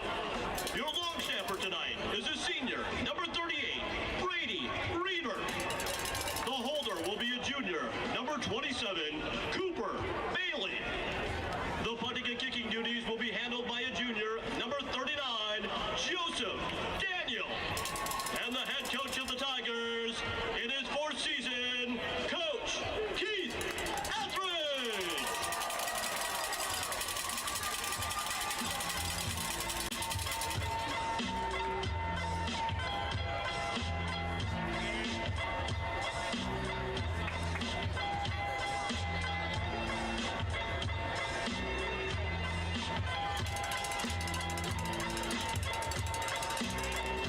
Attention fans, help me in congratulating our incredible AHS varsity cheerleaders who shined at the UCA Magic City Regional Championship this past weekend. Our cheerleaders placed second in both their traditional and game day routines, showcasing their hard work, skill, and Tiger spirit. But that's not all. They also secured a bid for both routines to compete at the NHSCC National Championship in February. A special shout out to assistant coach Sydney Grace Edge and her head cheer coach Catherine Isbell for their outstanding leadership in guiding this talented team to success. Congratulations to our cheerleaders for making Auburn High proud.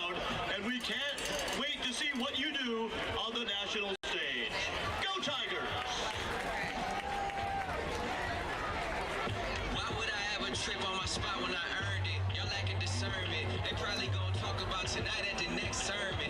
Difference is you do it on purpose. To me, I do it for a purpose. Just know as long as I'm up, that it's never your turn in. They must have forgot that I'm my daddy's son. And if I'm after them, they... Fans, Auburn High School is proud to recognize the incredible accomplishments of our boys and girls cross-country teams at the 69th AHSAA State Cross Country Championships, hosted by the Jesse Owens Runners Club at Oakville Indian Mounds Park this past weekend.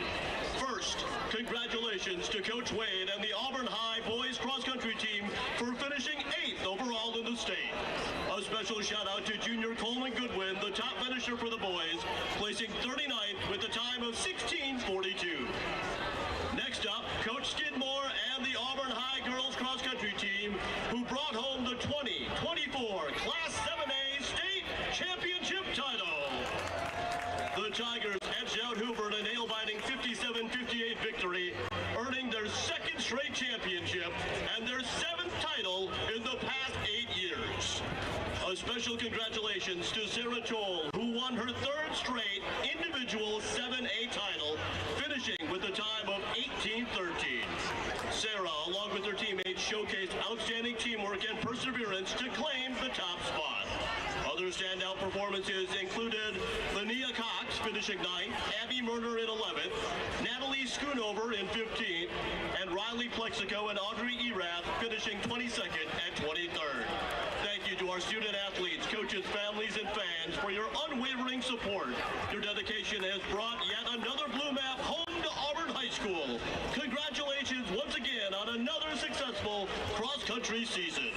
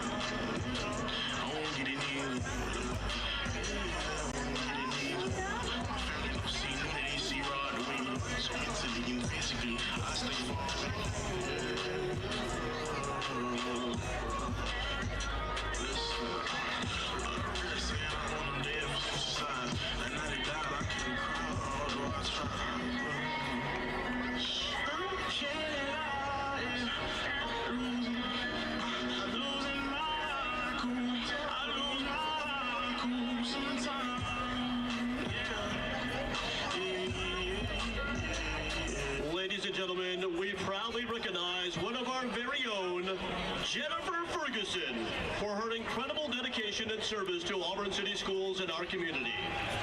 At the 2024 Auburn State of the City address held at the J. and Susie Gooch Performing Arts Center, Jennifer Ferguson was honored with the Mayor's Lamplighter Award. This prestigious recognition celebrates individuals who, in the words of Mayor Ron Anders, punch holes in the darkness by lighting the way for others. As the Assistant Athletic Director for Auburn City Schools, Ms. Ferguson's passion for supporting our coaches and student athletes shines brightly. Her efforts were instrumental in earning the ACS Athletics Department the National Interscholastic Athletic Administrators Association Quality Program recognition at the exemplary level. Beyond her professional contributions, Mrs. Ferguson is a proud parent of 6 Auburn High School graduates and a true Tiger at heart, embodying the royal blue and white spirit in everything she does. On behalf of the entire ACS community, congratulations, Jennifer Ferguson, on this well-deserved honor. Thank you for being a guiding light for us all.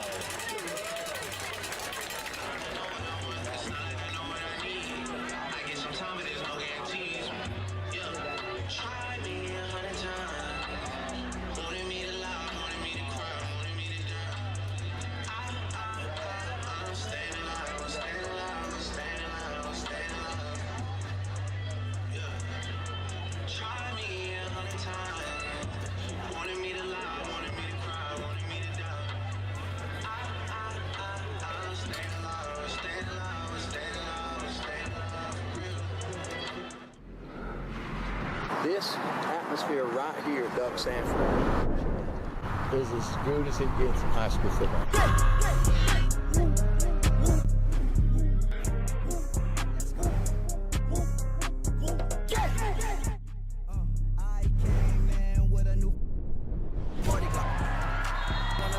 I'm with my boys, I know we do not milli rock. Funny money, no this. All this money make me want hit my ditty bop. Tell her at the bank, I'm just give me lock. At the dealer, I can't pull it off the lot. Me and my boys, you know that we sharing that. I got that be moving to Tan Rock. That's the end of that. No, I cannot talk a lot. Man, these out here, I swear they talk a lot. Drive by on the road to a walking cop. Double park, new Lambo. Alright, you got to do? Get it that low those supposed to do. Okay. Retreat! Try to start him!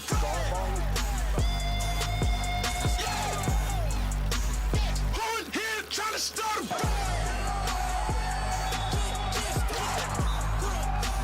You ain't got a chance, boy. What you think? I'm doing everything but the kitchen sink. I try to be feeling in the neighborhood. I know all the little grannies wanna sip they tea.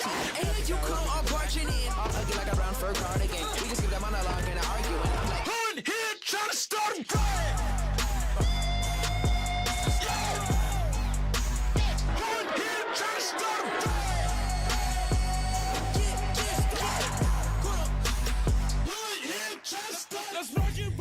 You go out there and you play for that. Blue collar mentality, baby. Blue collar mentality. We work for everything we get. We ain't asking nobody to give us nothing. We're gonna go take it.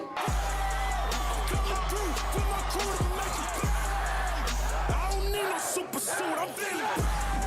Don't be a hero, turn around and walk away. Wait. Hold here, trying to start him.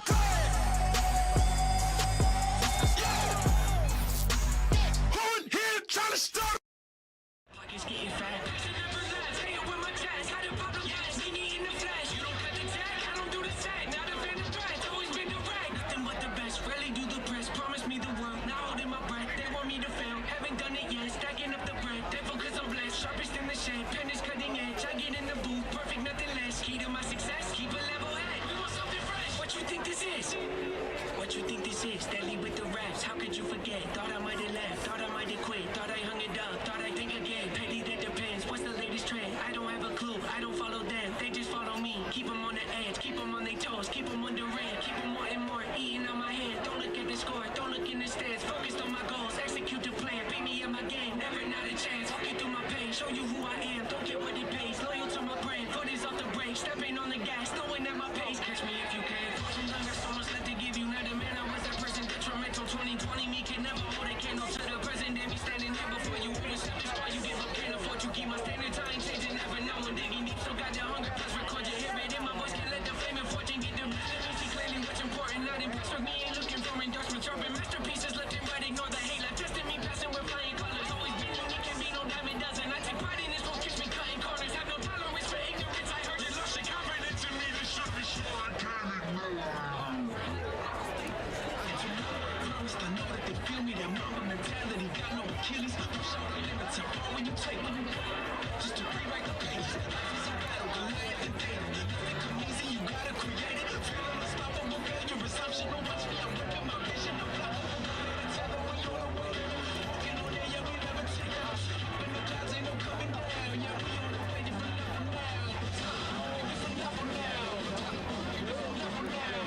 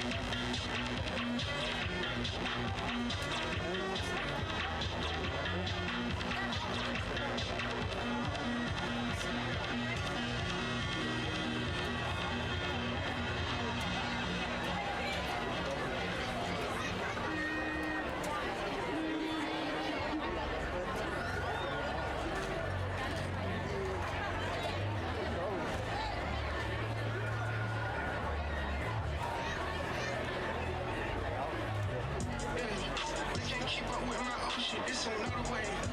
Got a block, she gotta watch me from her other page. Can't stop for nothing, I'll figure out another way. Come on, that pretty taste, if you do it, I don't like losing. Come in my neck, say what I'm gonna do, then I do it. I'm too bad at all, you had to change, you went and blew it. If I ever break it up, please take it. Take her up, pretty girls have fun with us. She act out, I read her up, put her on the switch. She told all the friends and thought and now I'm popping in their group chat. I hope all is well, I never been no hater. Tennis chain can't take her up, they know they can't handle these. Multiply it, add it up, put it in their face. Ain't no stopping, I've been going hard, gotta get it while it's great. Ain't no problem, we can't overcome, I charge to the game.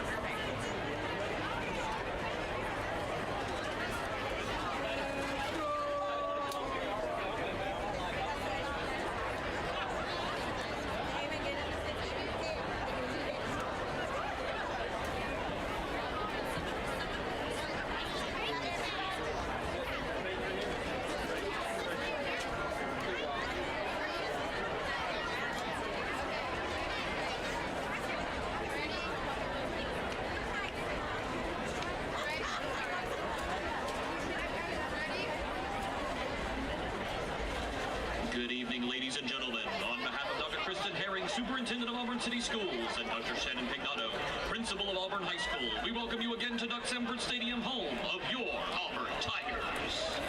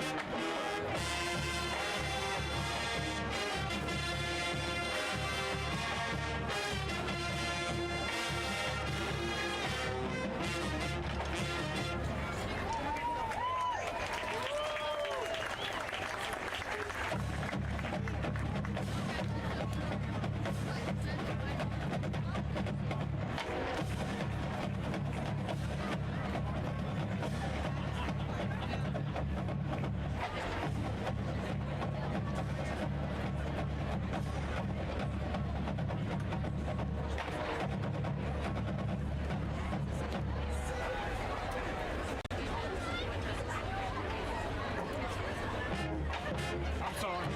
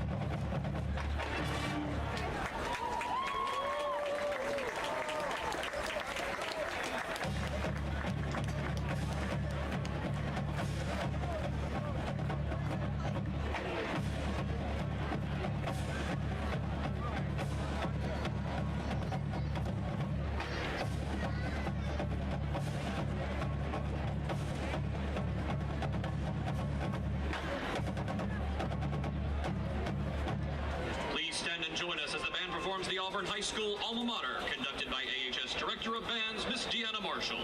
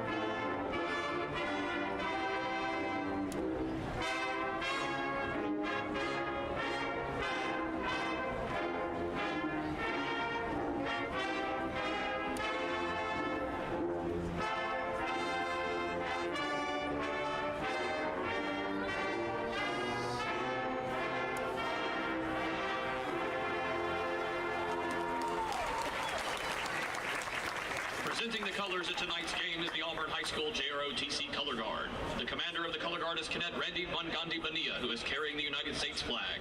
The Alabama State flag is carried by Cadet Madison Walls. The guards are Cadet Blake Adams and Sonia Grant. Please remain standing as we honor our nation with the playing of our national anthem.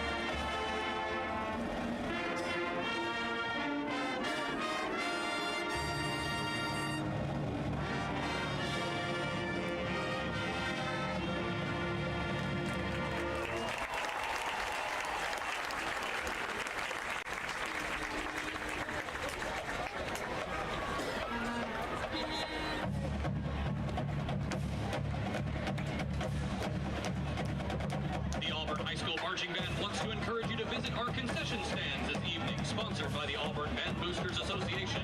For tonight's game, we have specials, Byron's barbecue sandwiches, and hot chocolate.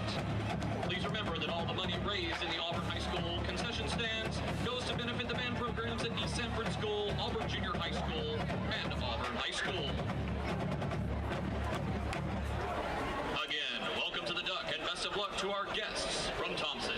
Enjoy the game and go Tigers!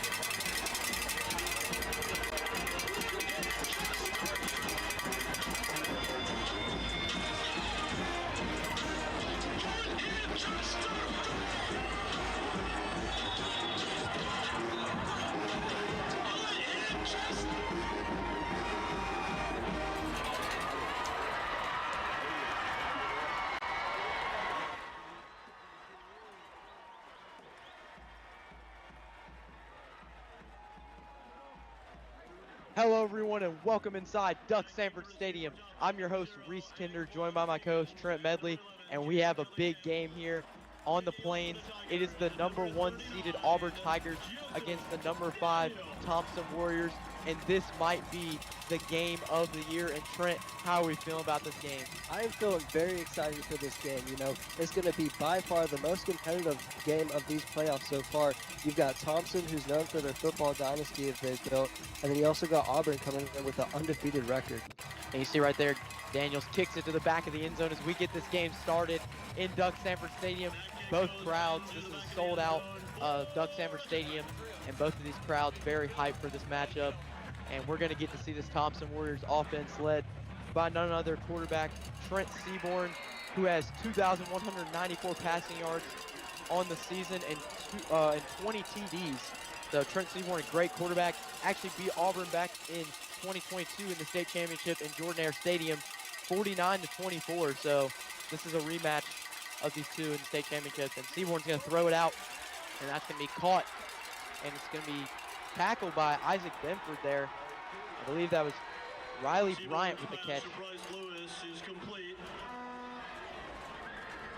now this Tigers team, you know, starting off on defense. We're going to see how they are with, you know, with Michael Foster back in the lineup tonight, and I'll be interested to see what this defensive line can do. Maybe get some pressure on Trent Seaborn and make him miss his reads. Yeah, that's definitely going to be one of the keys to this game. Seaborn's going to fake a handoff here. He's going to throw it. It's going to be tackled by B.J. McGee, and the sea defenders there just able to find him and tackle him back for loss. B.J. McGee was the first one to get there. That was pass to Trenton Keatum there, and just a great job by Auburn defense to get him back behind the line.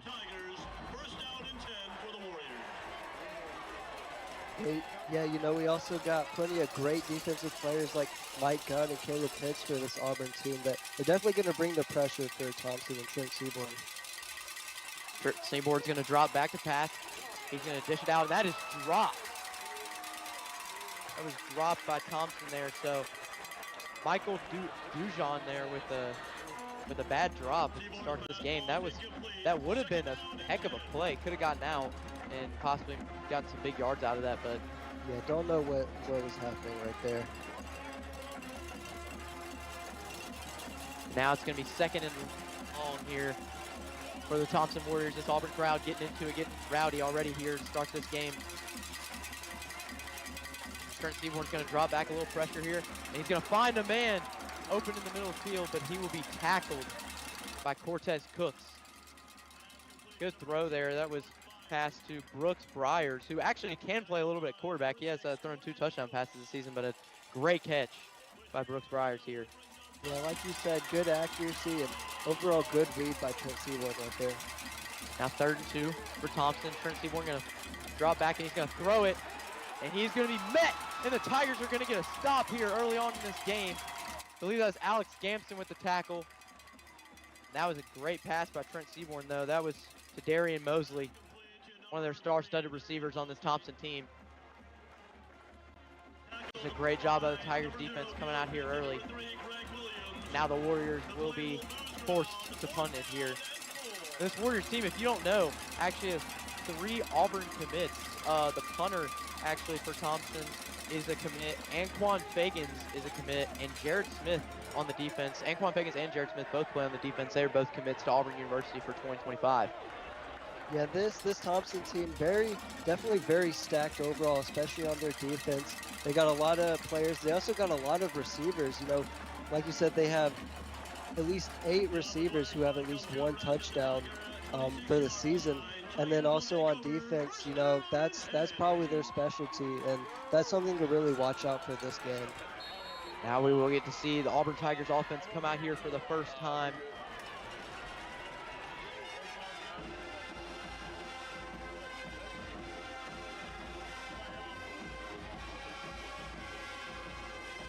Now it's going to be a pass. It's going to be a wildcat there by Peyton Plott. Peyton Plott's going to get a bunch of yards there. He's going to get about 12, and that's going to get him up to almost the 40-yard line. Good play there by the Tigers. A little wildcat action here early on. And just able to find a hole. Good blocking by the O-line. Yeah, good vision of the field there by Plott to find the hole and get some good yardage out of that play. Now we're going to see Kilgore under center here. He's going to step back, hand it off to Mapson, actually. Kind of fake the throw there, but Mapson's going to be met at the line. I believe that was right there. That might have been Anquan Fagans with the tackle, possibly. Actually, no, it was Cameron Pritchett with the tackle. Cameron Pritchett, also one of the star-studded defensive linemen on this team. And I mean, this Thompson team overall just averages a lot of sacks. I mean, like Cameron Pritchett just averages 2 sacks per game. That's caught. So lead by Antonio Welch there. Gonna be a 2nd and 5, a 3rd 5 here actually for the Tigers. So Tigers forced with a 3rd down here early on in their drive. Yeah, like you said with their defense, I think this game is definitely going to be overall a defensive game, and that's what it's going to come down to. Yeah, we'll see here a little confusion maybe. Jackson Kilgore trying to get Peyton Plott set here. And the Tigers clock running down a little bit. It's actually going to be a wildcat again. Looks like Kilgore out at the receiver position. And yes, it will be another wildcat, but it's fumbled. And it looks like Peyton Plott's going to pick it up and run backwards. And Peyton Plott's going nowhere. And Thompson defense with a stop. DeMonte Tab with a tackle there. And just a big tackle for loss. And that really hurts the Tigers' drive. Did not want to see that. It is cold outside tonight at Doug Sanford Stadium, so that might play a factor of why that fumble happened. But now the Tigers will be punting it here.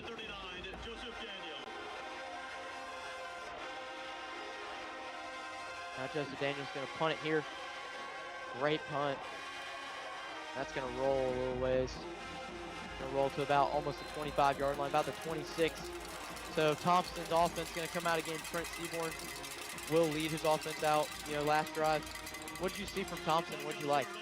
Well, from Thompson, you saw that one drop pass, which of course wasn't good. But I want to highlight Auburn's defense right there. That they got to stop. It was a great way to come out and send a message on the first drive against Thompson.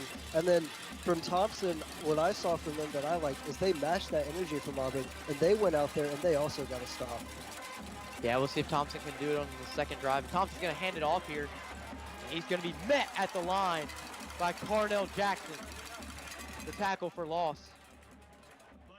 That was Michael Dijon there with the run, and he got nowhere. Carnell Jackson just saw him right there and just got him right behind the line for a tackle loss. That's big for the Tigers. And, honestly, we said before this game we thought this was going to be an offensive game. So far, it's turned out to, flip the switch on us a little bit. It's been a defensive battle so far in this first quarter. Seaborn fakes the snap there. Tigers fan base getting really loud here on 2nd 12. Seaborn's going to fake the handoff. He's going to find a man, and he's going to be met by a bunch of Tigers defenders. Alex Gamston gets a big tackle for loss. Also, BJ McGee in there. A bunch of Tigers defenders just got on him right there, just picked up that play perfectly, and we're able to get him back for loss. That was Derek Kimbrough with the catch. Yeah, going back to what you said about this being an offensive game, in my opinion, I was thinking of this game that it would ultimately come down to defense, because overall, all that I've heard and seen from this team this season is just defensive masterclass and just great players on that side of the ball. Yeah, I mean, this defensive line's definitely been the huge storyline in this Auburn Tigers team, and it looks like there's going to be a flag on the field. It's going to be I believe it's going to be an offsides.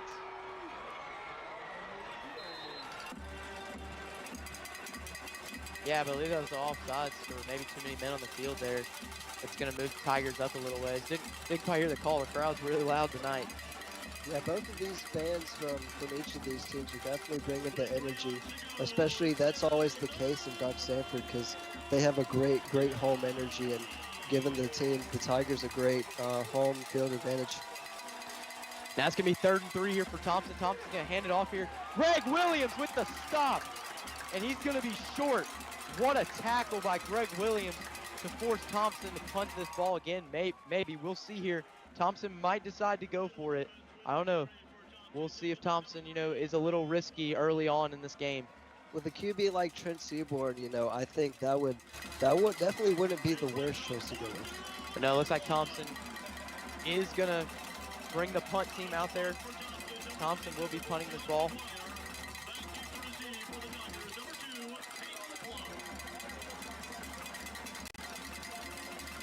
John McGuire with the punt here. His second punt of the night. He just skies this one. That's going to be caught by Peyton Plott, and he's just going to take a fair catch at about the 20-yard line. So here comes the Tigers again. Jackson Kilgore and the Auburn offense going to come back out for their second drive. And Trent, what did you like from Auburn on their last drive? What I liked from Auburn right there was what they repeated from the first drive that Thompson had. They just brought that energy on the line and really gave Trent Seaborn no time to make any reads and make any plays. Yeah, we'll see if this Auburn offense can get it going. Usually we see Auburn's offense score really quick. Last week in the win against Bob Jones, this Auburn offense scored on almost every drive they had. So we'll see what Auburn does on the second drive. A fumble last drive that kind of messed it up. Now Kilgore's going to hand it off to Maps, and Maps is going to find a hole in the middle, get about 2 or 3 yards there. He was brought down by Chancellor Stroh, the linebacker for Thompson. I think for Auburn, the story of this game and one of the keys to the game is how Mapson's going to face off against this Thompson line and how he's going to be able to find any open paths. I believe this is going to be a flag here, so it's going to be a false start possibly on Auburn. That's going to move them back 5 yards. Not a good penalty right here if you're Auburn. You kind of want to get the drive on a positive note. You kind of want to get a first down to start it, and right here a big penalty to move the Tigers back to, I believe, 2nd and 10. Yeah, Auburn, like you said, one of those teams that comes out early and scores a lot to give them that tempo and that confidence throughout the rest of the game. That's very helpful. Yeah, I mean, you're going to have to do that against the Thompson team. I mean, the record's 8-3, but still, this Thompson team's only lost. Their 3 opponents have been in overtime, so good team here. And Kilgore's going to drop back. He's going to see some pressure here. He's going to roll out. He's going to run it himself. He's going to run it almost to the first down. He does get the first down, I believe, with some extra, looks like some push there, and he's going to get the first down. So Auburn's going to, it's going to be a flag actually on the field. He did have the first down, but I believe it's going to be a holding on Auburn. Did not see that late flag that came out.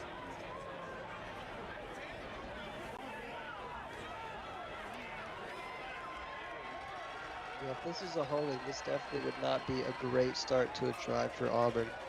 No, it would not. You'd be 2 penalties already for the Tigers, and it would not be a good look, and I believe that's what it's going to be. It's going to be a penalty on the Tigers. Auburn kind of staying where they were.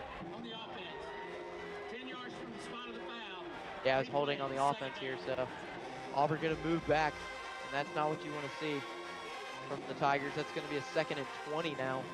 Very long, 2nd and very long here for Auburn. I mean, like I was saying, this Thompson team, really, their only losses have come in overtime, and all of them have been by 1 point. So they're still a team to look out for. It's the name that kind of stands out to you. The Thompson name has always been popular. They've won a bunch of state titles, and it's just been incredible what this Thompson team's been able to do in the past. Now Kilgore's going to drop back, and he's going to almost find a man there, almost intercepted too on the tip. That was Joshua Askew who dropped the ball. Now it's going to be a 3rd and very long, 3rd and 18 here for the Tigers. Looking like Kilgore's going to have no other option than try to find Plott or Askew far down the field. And like you were saying with Thompson and their reputation, they're led by their 4-star sophomore QB Trent Seaborn. And, they've, like you said, built up a reputation. When he took over and Auburn played them last time in the state championship, he was an 8th grader, and that was when he led them to their 4th straight title. Kilgore's going to hand it off to Mapson, and Mapson's going to be met at the line by Noah Streeter. Streeter with the tackle. So this, like you said, this Thompson defensive line already showing why they're really good, why it's stood out all season to everybody that this Thompson line is nothing that you want to deal with if you're a running back or a quarterback, because already some big tackles for loss for Thompson. Yeah, definitely a challenging task for any running back, but you know, Omar Mapson's just one of those running backs that, I mean, is kind of unstoppable. Right there, that's going to be a flag on the Tigers. I believe it's going to be fair catch interference. You know, Brooks Byers called fair catch, and right there, just absolutely railed by the defender. I mean, he got absolutely laid out. Yeah, it's going to be fair catch interference for Tigers, so it's going to be a 15-yard penalty. This is going to put Thompson in great field position. That's not what you want. There are already 3 penalties for the Tigers that they've hurt really bad so far in this game. Definitely not the kind of start you were expecting from this Auburn Tigers offense and defensively. Yeah, now, I mean, if you're the defense, what do you do? I mean, you're going to have to start in weird field position. Seaborn's going to hand this one off, and he's going to go to about the 30 and get about 5 yards here. Yeah, if you're this Tigers defense, you really just want to pressure the line and pressure Trent Seaborn, and like I said, give him no time to make any reads, no time to pass it down to all of his amazing receivers he's having this season. Yeah, and it's crazy. This Thompson team, a lot of depth on this team, and Seaborn's going to find a wide open man there at about the 20, but he's going to be brought down by Cortez Cooks. That is Bryce Lewis with the catch. Good throw, good accurate throw by Seaborn. You know, had a little bit of pressure on him, but, you know, Cortez Cooks able to stack him for a tackle, a loss there. Yeah, good recovery right there by Cooks. That's going to be 3rd and 4 for the Warriors here. Seaborn looking to the sideline for a play.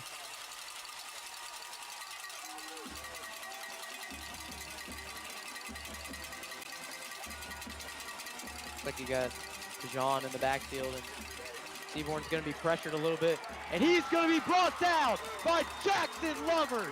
What a sack by Jackson Lovern. We saw him last week with a few good tackles for loss and even a sack, but right there you saw Jackson Lovern get pressure on Seaborn, and Seaborn was brought down behind the 30-yard line. So this is a big decision for Thompson with that big tackle for loss. Yeah, that's definitely the kind of statement piece you want to make as this Auburn Tigers defense with, like you said, Jackson Lovern and Caleb Pitts also there to help with that sack and that pressure. Now McGuire going to be kicking the field goal here. Good snap, good hold, and that is going to be no good. He missed that field goal. So Auburn's defense and special teams comes out on top there, forces 0 points. And this Auburn fan base got to be proud of that.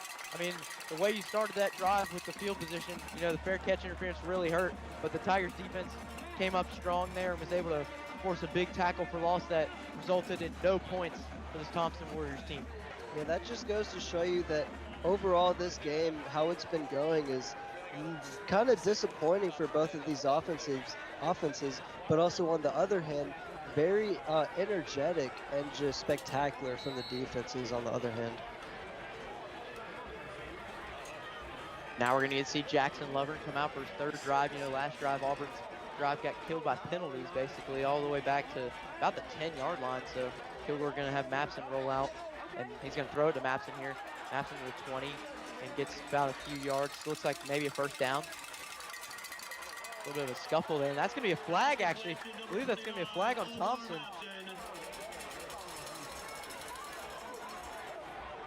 Looked like unsportsmanlike conduct maybe on the Warriors here. Yeah, you saw those DBs and CBs kind of celebrating right there, even after the flag was called. Yeah, you saw right here, you know, Mapson gets up and just has a hold of his face mask, and the ref quickly acts and calls a penalty. So this will move the Tigers up past their own 40-yard line. So Tigers almost at midfield here. They're definitely good position so far in this drive. Watts in the jet sweep motion, and Kilgore's going to take it himself, and Kilgore can't find anywhere right there.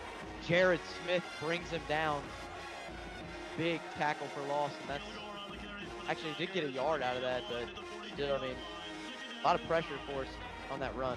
Yeah, that was an amazing read by the Thompson defense. I mean, that even kind of faked me out. I thought Plot had the ball and got tackled right there, but So 2nd and 9 here for the Tigers.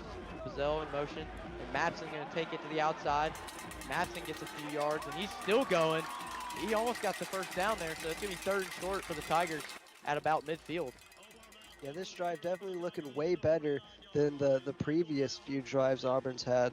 Hopefully they can take advantage of this and make a plan, ultimately get a touchdown from this and put some points on the board early in the game. Yeah, definitely got some momentum after that missed field goal from John McGuire.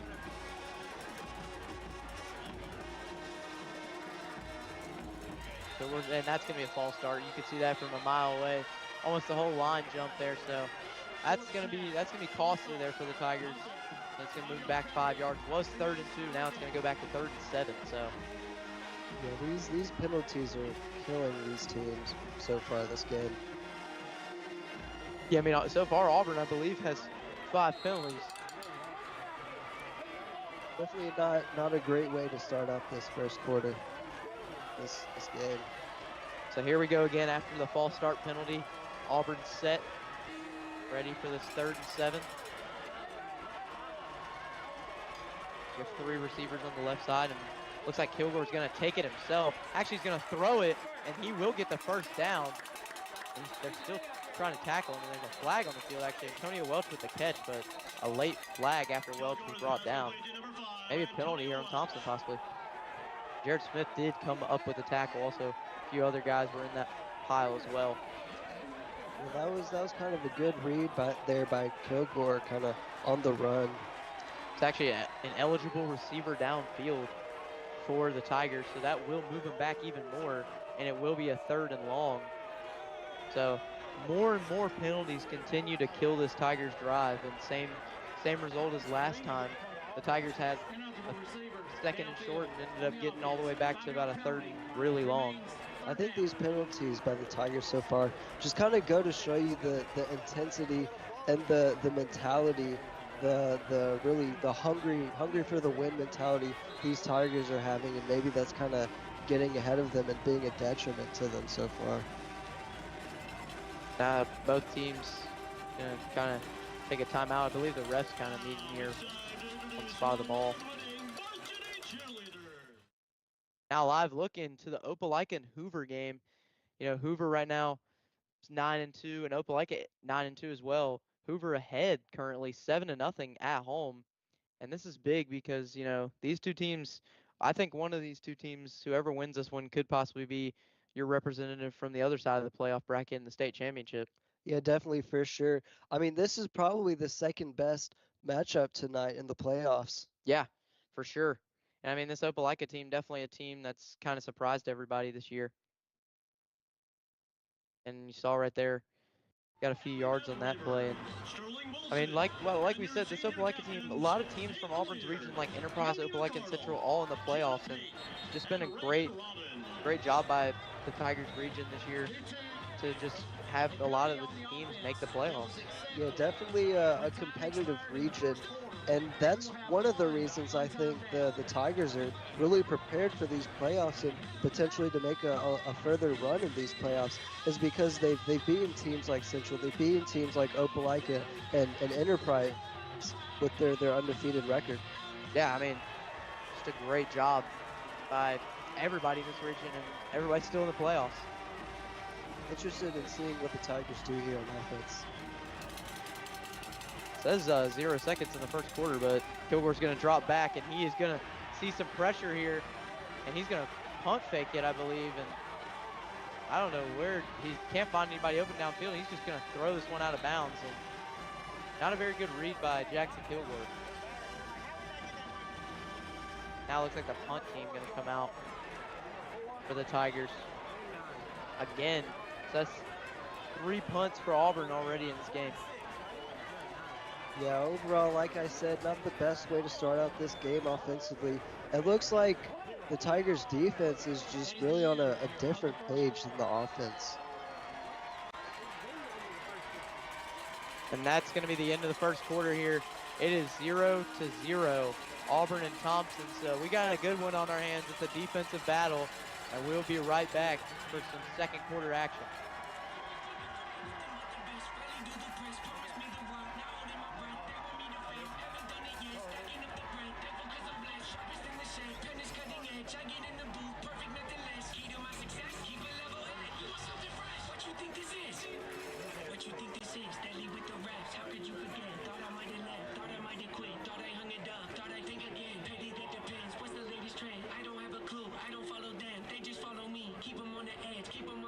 goals. Keep them under red, keep them more and more. Eating on my hand, don't look at the score, don't look in the stats. Focused on my goals, execute the plan. Beat me in my game, never not a chance. Walk you through my pain, show you who I am. Don't get what it. Back deep to receive for the Warriors, number 18, Brooks Byers. Out to punt for the Tigers, number 39.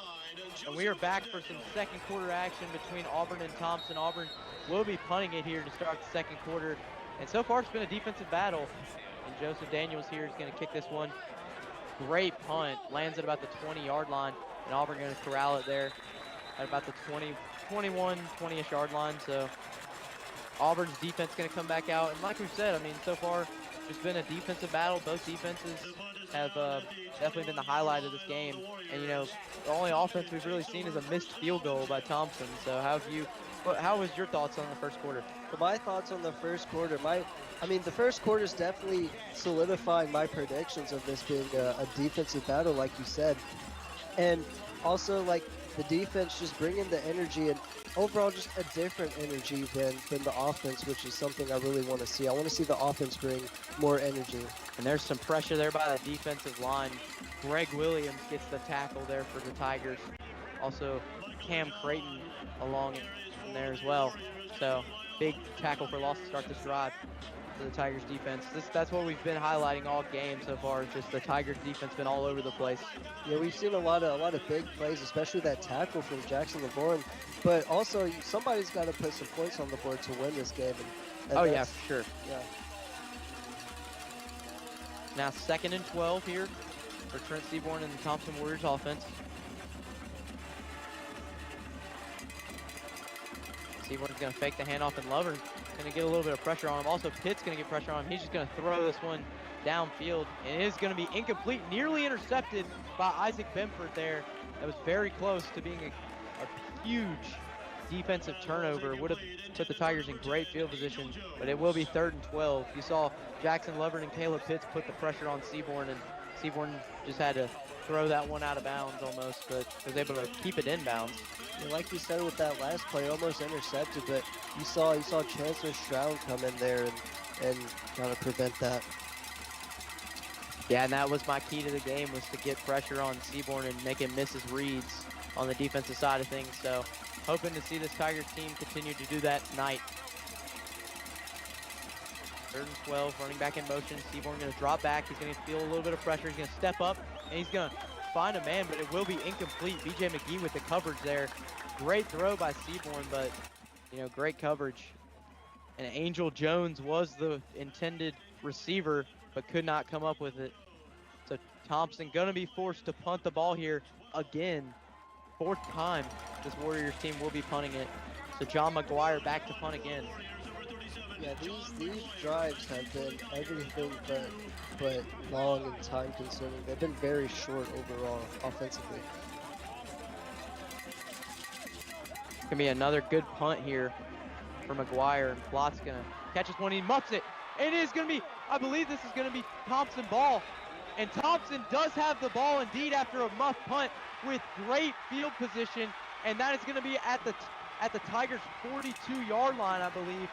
So Thompson gets fired up after a muff punt, and that is not what you want to see from this Tigers special teams at all. And just, I mean, you know, cold night and just a very bad turnover from Auburn here with the fumble. Yeah, disappointing turn of events right there. You saw Plott drop the reception, the punt, and then you saw number 6 come in there for Thompson and recover that. And that was Plott's first muff punt of the season, I believe, and just a huge mistake for the junior wide receiver. So Seaborn back out there again. He's going to find a man to the side of the field here, and he's going to get the first down, I believe. That's going to be Bryce Lewis, main target for Trent Seaborn. Bryce Lewis actually averages 40 yards per game.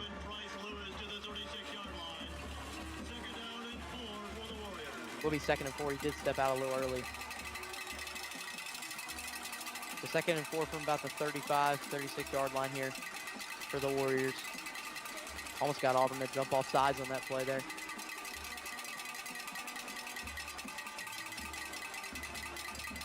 And this Thompson offense having a lot of great wide receivers like Darion Mosley and Michael Dujon. There will be a flag here. He did get it to Bryce Lewis, but the flag, I believe, will be on the offense. So This will move Thompson back. It's going to be a false start on the Warriors. So both teams, I mean, just, you know, really shooting themselves in the foot with the penalties they've been forced to be called. Yeah, so far it looks like the only organized part of these teams in this game has been their defenses. I mean, their offense, just like I said, don't look very organized right now. Certainly, I mean, so far both defenses have just applied pressure and almost got a few. We've almost had interceptions last drive, and that's going to be a fake handoff. Be passed out, and it's almost a first down, but Cortez Cooks and Jackson Lovern get the stop there. That's to Derek Kimbrough with the catch. And Kimbrough also another one of these great wide receivers on this Thompson team. This Thompson team, only 2 wide receivers on their team this season that have not scored a touchdown. Everybody else has gotten in the end zone. Yeah, that just goes to show you the depth that they have, and you know they got a lot of good players, a lot of great players, and that's definitely a factor for this game. So now it's going to be 3rd and 4 here at about the 35-yard line. Seaborn going to fake the handoff, and he's going to find a man to the outside, and he will be brought down by Mike Gunn. Bryce Lewis, I believe, will get the first down here. Yeah, Mike Gunn right there with the recovery, the App State commit. So now, yes, the Tigers gave up the first down on 3rd and 4. So far, the Tigers have been good at getting that 3rd down stop, but not quite there. Seaborn was able to find a man, so we will move the chains up a little bit. Seaborn talking to his team right here. Seaborn gonna drop back to pass here. He's seeing pressure, but finds a man. Kimbrough there with the catch, and he's hurt after the play a little bit, shaken up, but he will get the first down. Yeah, he got up, but he's kind of limping a little right there. But also, that was a really good read there by Trent Seaborn. Definitely showing you some potential for how this team could turn out this game. Yeah, and I mean, like we've seen, you can't really, you gotta apply pressure to Seaborn. If he has time in the pocket, then he's gonna be able to find a receiver. And it looks like the refs coming together here really quick to maybe measure where the ball's marked. Yes, it will be measurement here.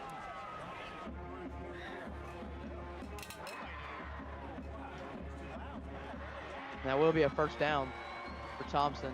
Didn't really matter anyway. It would have been either 2nd down or 1st down for the Warriors, but it will move the chains up even more. And Thompson is at the 19-yard line, 1 yard away from being in the red zone here in this 2nd quarter.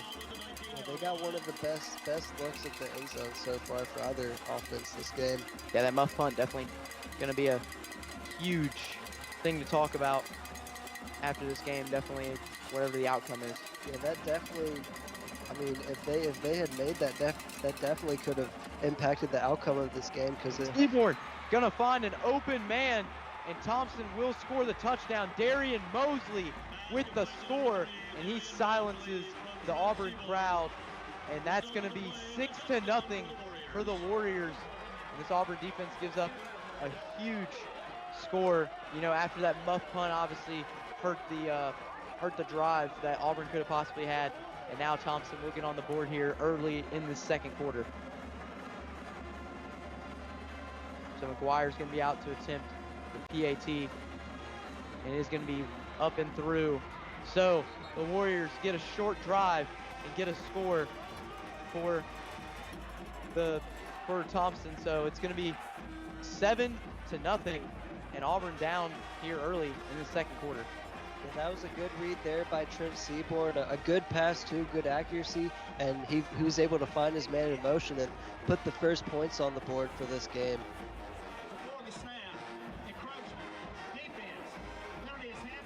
Penalty on the defense here is encroachment, so I believe Thompson going to kick it again. So the extra point does not count quite yet.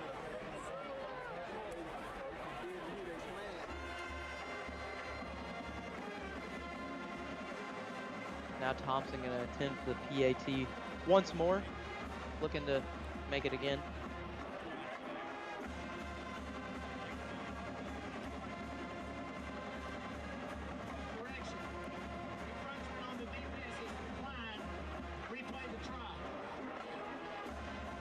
looks like they're going to replay the kick.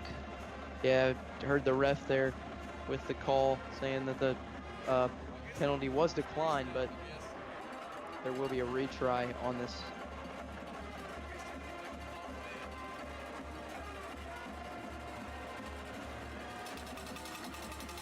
So McGuire back to kick it again. He's going to get the second attempt. McGuire's kick is up and through, so the Warriors up 7-0 early on in the second quarter. And now, you know, if you're Auburn, that muff punt really stands out to you after giving up great field position to the Warriors, and they just went down and answered immediately. Yeah, that's definitely a great start to this game for Thompson.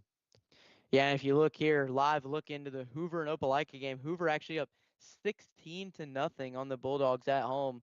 So good look for the Buccaneers already.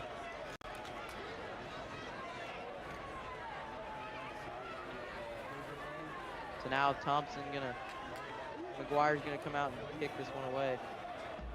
Thompson, you know, their fan base really excited right now after scoring that first, getting the points on the board first here at Duck Sanford Stadium. Yeah, that's definitely a great statement and a great way to start off this second quarter.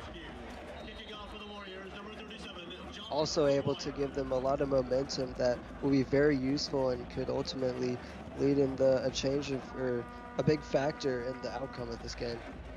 McGuire's kick, line drive basically, and that's gonna sail over the head of Peyton Plott and go to the back of the end zone. So now we'll get a chance to see Jackson Kilgore and his offense come back out here again for their 5th drive of the game. You know, other drives so far not been so well. And Trent, what would you like to see from this Tigers team coming out in this next drive? Well, I would like to see a lot more organization by this team. You know, they've had a lot of penalties, and it's looking like the Kilgore's might have to resort to passing it long to one of these players, because I mean, they're just having a lot of difficulty making some rushing plays.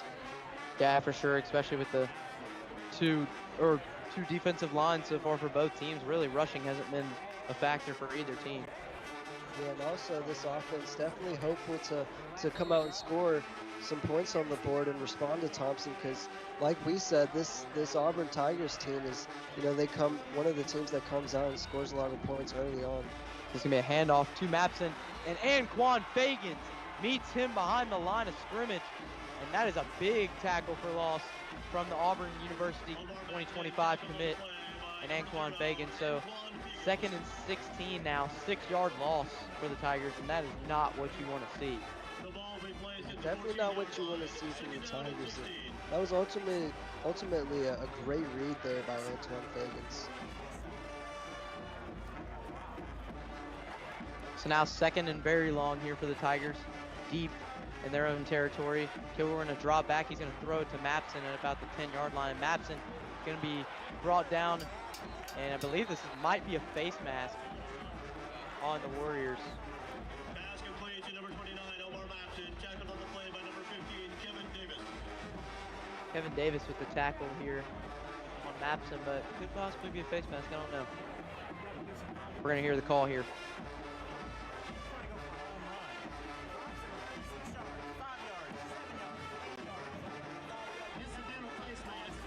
Yeah, it will be a face mask here on the Thompson Warriors. So it's going to be 2nd down, but we'll get the Tigers closer to that 1st down marker. So good job by Mapson to, you know, draw the face mask there. Yeah, these Tigers definitely going to have to overcome a great challenge. You know, I've been hearing a lot about the cover 2 kind of defense this Thompson Warriors defense plays, and just how good they are defensively and how dominant. Yeah, I mean, obviously the D-line for Thompson stood out the most, and, you know, that secondary as well is very good. So Kilgore back there by himself. He's going to see a little pressure. He's going to find a man wide open. That's going to be Peyton Plott. Peyton Plott's going to cut across the field, and Peyton Plott will get down almost at midfield here with the 1st down. So it was 2nd and 11 at about the 25, and now Auburn's back up to the 40-yard line, getting near midfield. Yeah, that's what you need if you're this Auburn Tigers offense, is a great read there by Kilgore, and also a great run by Plott, you know, dropping 2 guys right there. Hand off to Mapson. Mapson going to find a bit of a hole here. Get about 1 or 2 yards. He was brought down by Peter Rommel here. And, you know, I mean, like we've said, this Thompson defensive line is it's just been, so far, the run game cannot get going. Yeah, that's definitely, like I said, a great challenge to overcome for this Auburn Tigers offense, and looks like they might have to resort to passing it even more. So Kilgore back there alone under center, and Kilgore's gonna see some pressure, and he almost gets brought down, but he makes the man miss, and he's gonna roll out, and I believe he gets the first down. Actually, he's gonna be marked a little bit short. I mean, that was like a Harry Houdini kind of escape there by Kilgore. I mean, yeah, you saw the pressure here by number 11, Cameron Pritchett, and he just makes a man miss. He makes Pritchett miss, and just a great way to, I believe this might actually be a first down. I saw the ref's foot there at the end kind of mark it towards that first down market. So they're going to mark it short, but. Yeah, good run there also. A good job by Kilgore. That would have been a huge loss if he would have gotten tackled by Pritchett. Definitely. That would have been a huge loss, and that also would have been a great deal of momentum gained by the Thompson defense if that had been a sack or a fumble. Ref was saying something here. Don't believe it. Couldn't quite hear what he said, but still going to be third down. I believe they were kind of assuring the fans what the call was about the third down. Yeah, you can see Thompson's football players on the sideline and their fans just overall bringing the energy, trying to stop the Tigers. Mapson going to take this one up the middle. Almost believe that was a first down with forward progress, but actually they're going to mark him short for 4th and 1. Mapson did run backwards, so it will be a 4th and 1 here. Big decision for Coach Etheridge and the Tigers. What will they do here? Yeah, likely a pass to Omar, because when you have a running back like him and you're only 1 yard or less from a first down, that's not a bad decision in my opinion. Refs kind of meeting here. I believe meeting for maybe a spot on this ball. Yeah, there will be a spot on this ball here, so they're going to come out and we're going to get to see if he did get the first down with forward progress. And if that's, okay, I was about to say if that's the spot, then he definitely got it, but he sure got it there about by a foot. So Mapson gets the first down, nothing to worry about now. Tigers will be placed a little bit beyond midfield, about the 49-yard line of Thompson. So Tigers team in Thompson territory for the first time tonight. Yeah, this Thompson defense definitely wearing out the Tigers so far as well. So Mapson and Kilgore behind the line. Mapson gonna get the handoff. He's gonna roll out to the left and he's gonna be stuffed behind the line. Ramil there with the tackle. And there's actually a late flag behind the line, or where the defensive side of the ball was, and I don't know if this was maybe on the defense or it could also be on the offense. Could be on sportsmanlike conduct possibly again. Yeah, I mean, it's looking like there's a flag on almost every other play so far. Face mask again. This Thompson team really, I mean, we saw the face mask earlier, and then there's another face mask that, you know, continues to move Auburn into Thompson territory, possibly almost in field goal range. Yeah, and as you can see from most of the flags being called on either Auburn's offense or Thompson's defense, that just goes to show you how competitive the Thompson's defense and Auburn's offense is. Kilgore drops back, he's going to take it himself, and Kilgore's going to get a few yards, and I believe he's going to be a yard short of the first down. And that was Ramil again on the tackle. Ramil just been all over the place tonight. Kilgore on the carry for the Tigers to the 40-yard line. 2nd down and 1. So it'll be a 2nd and 1 here for Auburn, with Kilgore under center and Mapson rolling out to the right. Mapson is wide open. Kilgore going to take it up the middle for himself, and Kilgore makes a little spin move. Kilgore gets about to the 34-yard line and will be brought down by Chancellor Strome.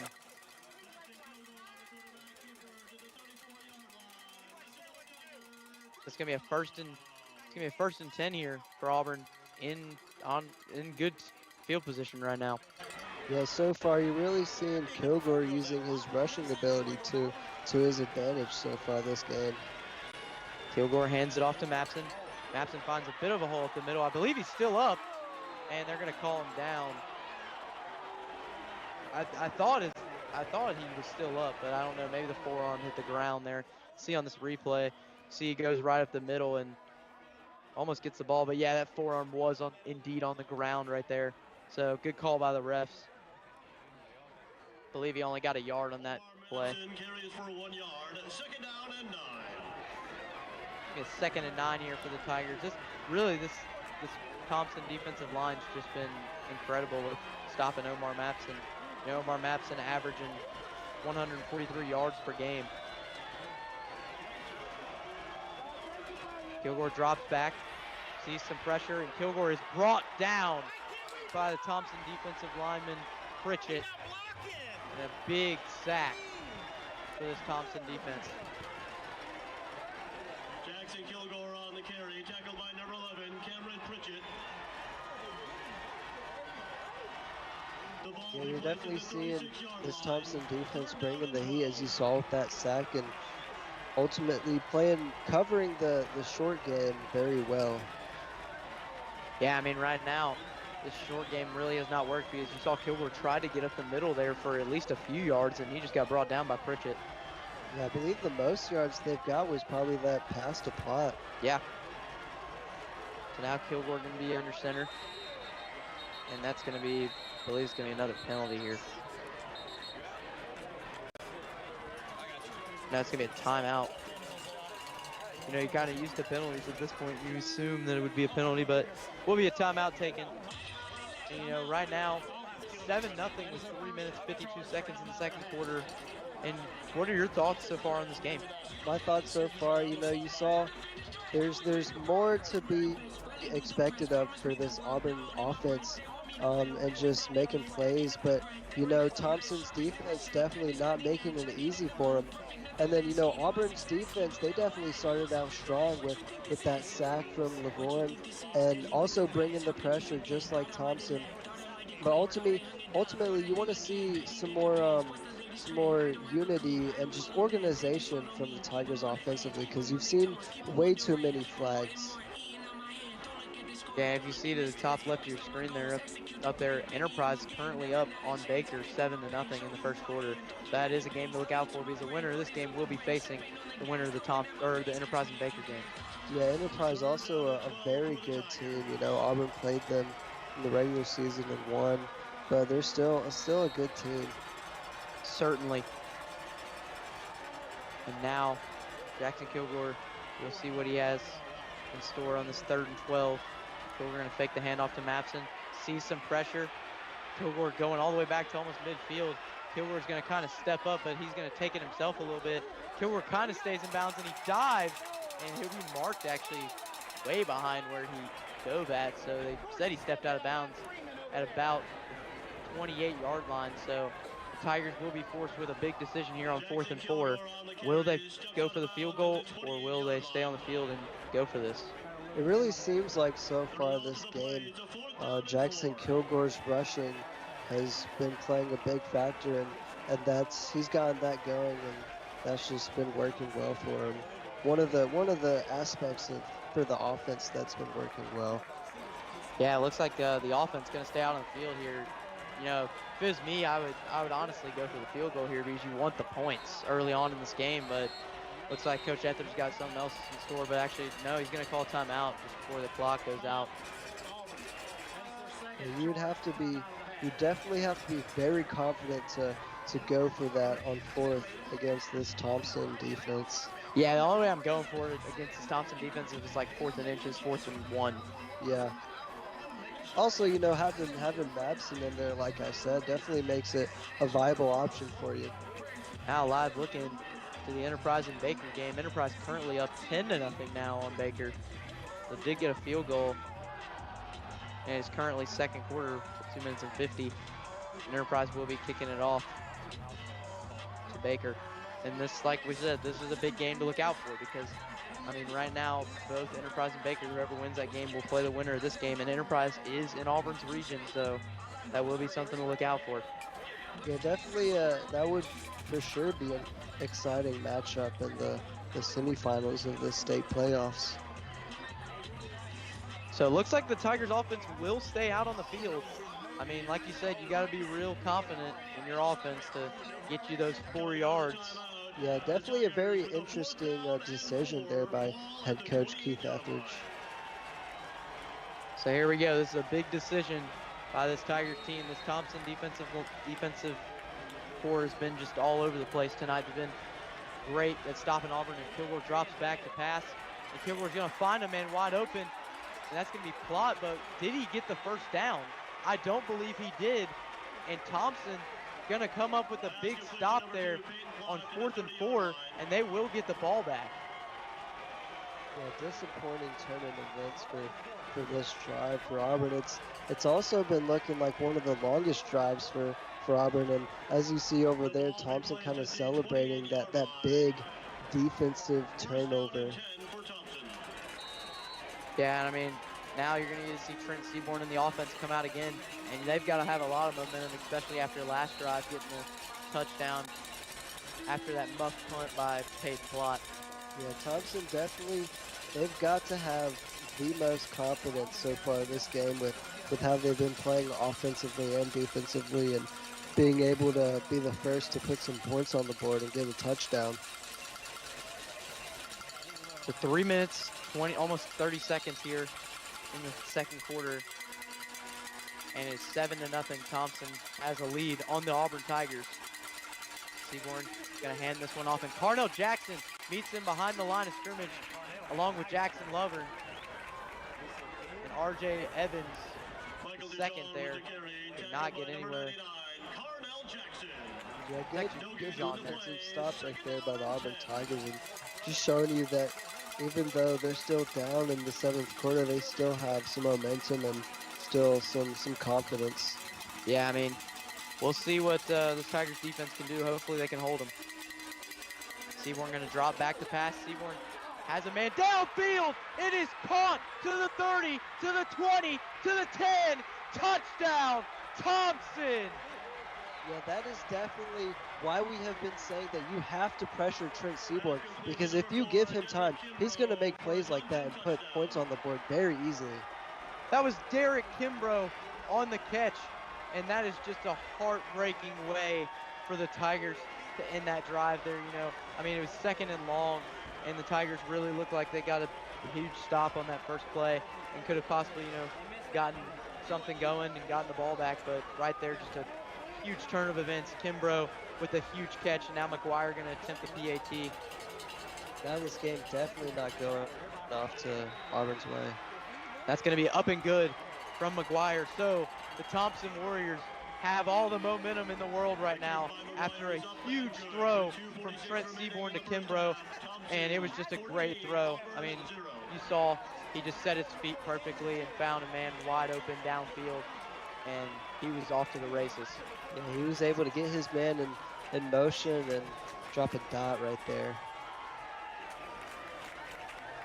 So now this Auburn team, obviously, you know, right now you're not necessarily happy with the way things have gone, but you still have a chance. You're only down 14-0, and it's only 2nd quarter, so we'll see what this Auburn offense can do.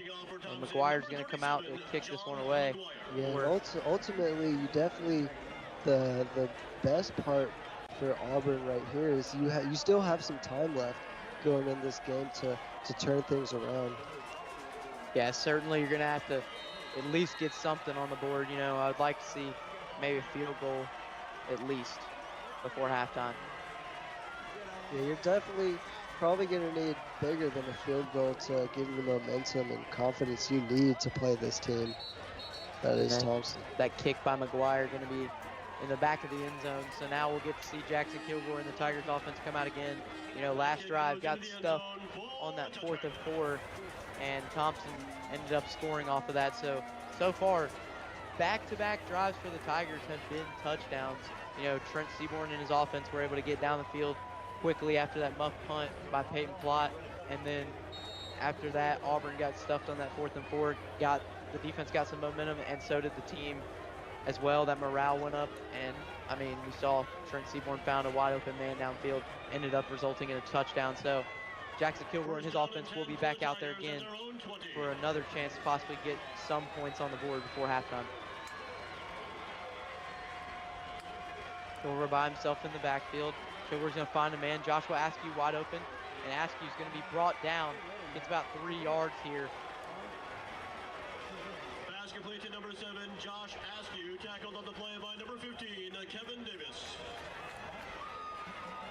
Looks like the Tigers are going to go quick here and try to get something going at least. Like we said, you need to get something on the board. Yeah, for sure. You need that confidence going into halftime. Kilgore sees some pressure here. He's going to set his feet a little bit, and he's going to just throw this one out of bounds. So nobody open so far. You see Askew there a little frustrated with Kilgore after that pass. That was Cameron Pritchett with the pressure. We've heard his name a lot tonight. He's just been all over the place for this Thompson defensive line. Yeah, you got a lot of great players on the Thompson defense, and players like Cameron Pritchett, like you said, just being all over the place and pressuring the Tigers and giving Kilgore no time to be able to read the field and kind of forcing him to use his rushing game. So it's going to be a 3rd and 6 here for the Tigers, deep in their territory, and he's going to find a man. That's going to be Peyton Plott, and Peyton Plott is going to be tackled by DeMarcus Waldrop, and also assisted by Micah Fleming as well. So this Thompson defense just all over the place, and it's going to be 4th and 1. So what do the Tigers do here? You're down 14-0, and Coach HiDef Mission calls the timeout. You just got to feed Mabson. I mean, honestly, like I've been saying, when you have a running back like Mabson who can find a hole or force his way in for some yards with a stiff arm, or just forcing his way in, I mean, that's definitely a viable and a good option. And especially for circumstances like this, where if you're Auburn, you need some points on the board and something to go into the second quarter, or the second half and halftime that you can look forward to and give you some confidence. Yeah, I mean, now looks like they will bring the punt team out. Joseph Daniels will be back there to punt it, so Auburn gonna just, punt this one away, which is probably the best decision, because you don't want to give Thompson great field position and, allow them to get 21 on the board before halftime, and then you're really like, uh-oh, we're in trouble. Yeah, also, and another thing with if you do decide to run it and go for the first down on that play, you do have limited time, so that might not be the best decision. Coach Etheridge calls another timeout here, and that's the last time out of the first half for Auburn. So right now it's just not going Auburn's way. A lot of things have gone wrong, penalties, and then the turnover. It's just not been their half so far, and that's unusual to say so far on this season. It's just things have usually gone the Tigers' way, and they haven't tonight. And that's one thing, as an Auburn fan, this fan base that's here really has, been worried about with this Thompson team, because, that's the name of Thompson has really kind of scared a lot of teams in this playoff, because they're still a great team. Yeah, usually, usually the Tigers will be the ones coming out and scoring a lot of points early on, and then Thompson also kind of a second half or fourth quarter team. And also, like you said, Thompson coming out here and showing everybody why they have the reputation they have. That's gonna be a good punt by Daniels here, and it will be catchable, but I believe that might be a muff, and it will be a muff, and that's gonna be a touchdown for Auburn. BJ McGee gets the touchdown, and it will be a muff punt for a touchdown, and Auburn gets the momentum back. But we will see here. We will see if the refs are meeting at about the 15-yard line here to decide, did he touch this ball? Yeah, that is definitely an answered prayer for Auburn, and it's really going to come down to what the refs decide here.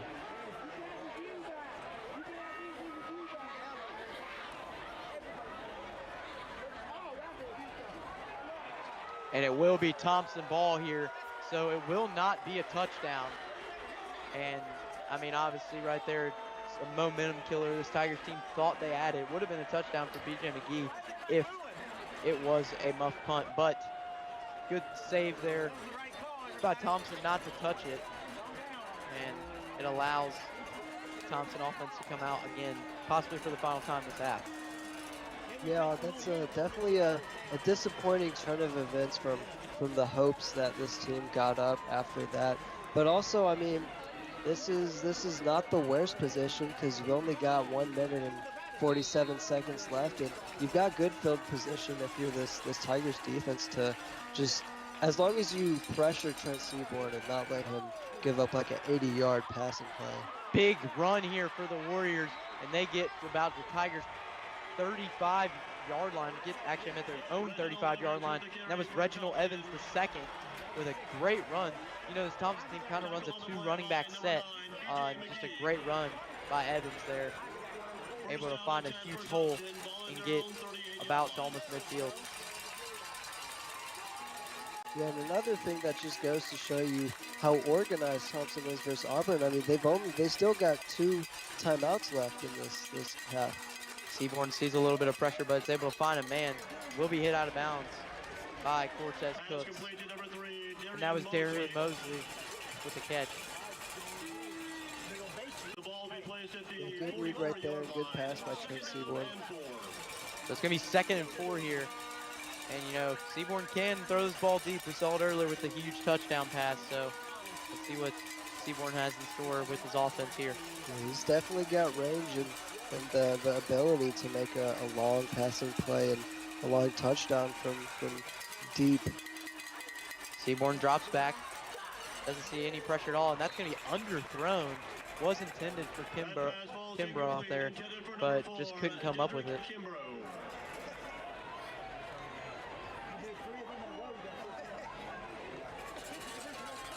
Kimbrough, you know, caught the touchdown earlier, so one of many Thompson receivers that has gotten a catch tonight.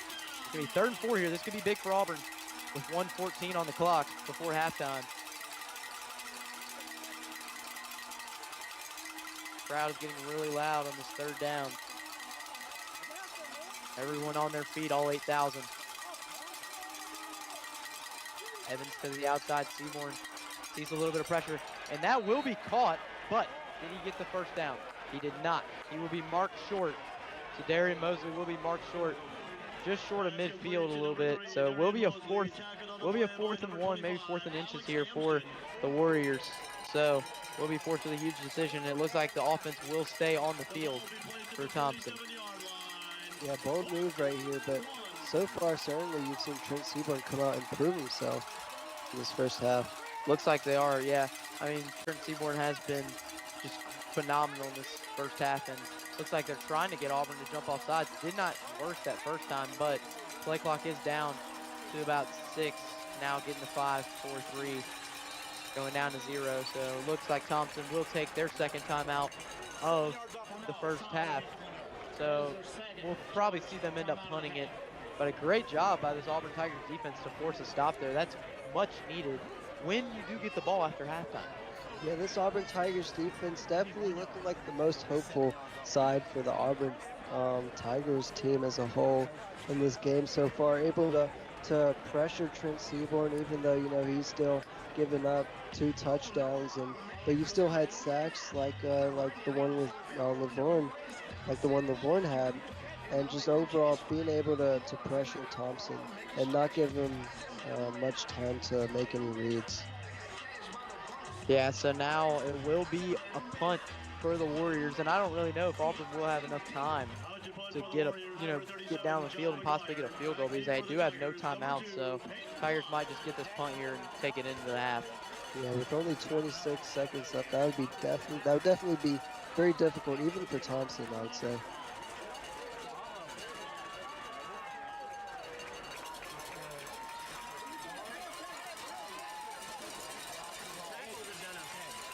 A little bit of a stoppage here. I don't know what's going on. And looks like they're going to get set here. So McGuire back to punt for only his 4th, at least 5th actually, time tonight. So McGuire with a punt there. Almost got blocked, but Plott will catch this one. And Plott's going to go to the outside a little bit. Plott's going to find a little bit of room, and he will be brought down. Actually still going, but he will be brought down at about the 15-yard line. Yeah, great stop right there by Thompson to able to rush plot rate there and kind of force him back a little bit even. Yeah, now it's going to be about 12 seconds left. Basically, all you got left is probably a Hail Mary. Is about all you got left with just 12 seconds left. So, well, we'll have to see because, you know, Auburn definitely more than capable of pulling off long plays like that. But I mean, they don't just come often, but they do come sometimes with this Tigers offense. So Jackson Kilgore under center. He will hand this one off to Mapson. Mapson finds a hole. Mapson gets the first down, and that might just be the only play you got, and that will be indeed. Actually, the clock did stop. I don't know if Thompson called timeout. Auburn doesn't have any timeouts left, so unless the first down, I believe, does stop the clock a little bit. So Kilgore going to try to get one last play off, and he will. And look like Mapson's going to find a hole, and Mapson will be brought down by Jared Smith, a few other Thompson defenders. And that will take us to halftime. A little bit of a scuffle here. Jackson Kilgore unhappy with the way they brought down the Omar Mapson there. And yeah, you also see Mapson there kind of unhappy and shook because this Thompson D-line is definitely not making life easy for Auburn so far. Definitely both teams, you know, heated right now, but 14-0 at halftime. Thompson has the lead on the #1 seeded Auburn Tigers, and we'll be back for second half action.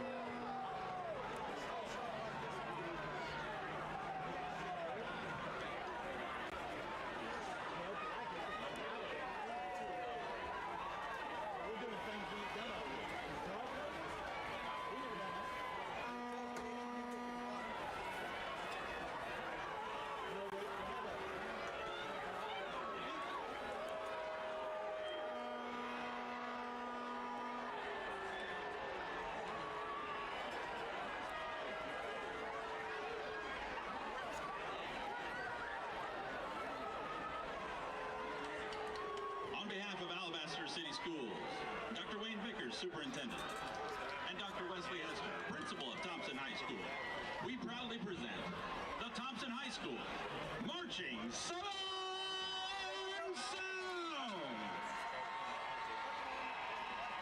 Color Guard captains are Abby McAvick, Anna Ramey, Addison Webster, and Lily Horwitz. Dance team captain is Emma Alcorn. Majorette captains are Alyssa Campbell and Elissa Martin. Marching Southern Sounds 2024 field production is titled Celestial. Under the direction of drum majors Joel Johnson, Twee Wynn, and Jael Ramirez, please welcome to the field the 2024 Marching Southern Sounds.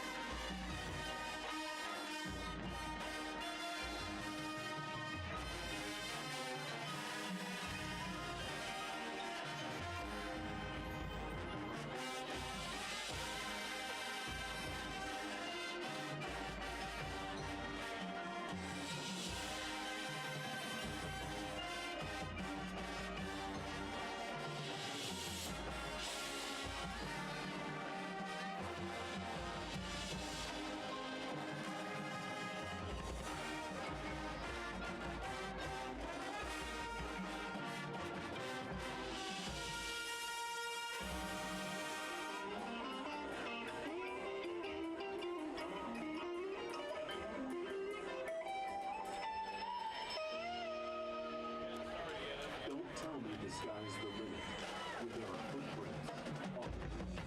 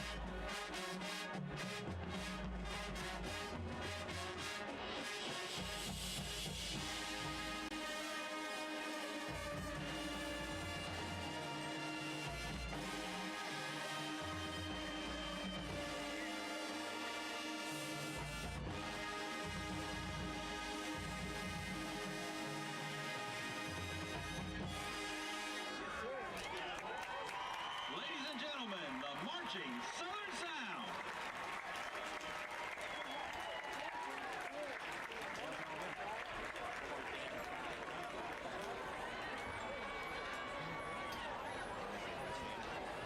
He was over there.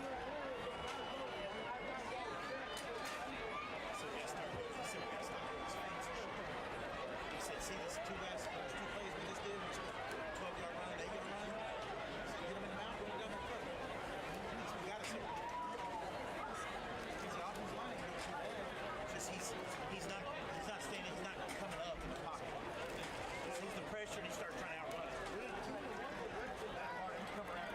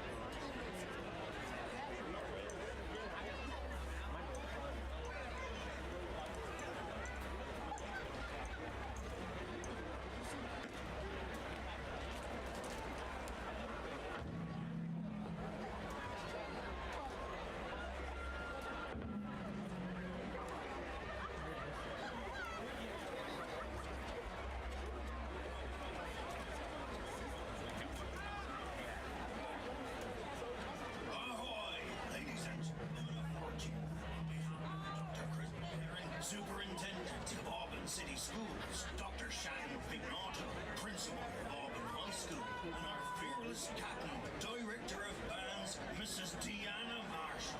We present the Auburn High School Marching Band. Tonight, we invite you to join the crew as we down the AHSAA of Auburn. See the treasure and turning the perilous seas as we present our 2024 production. The crew will be under the full direction of drum majors Emma Stackers and Sam Trader.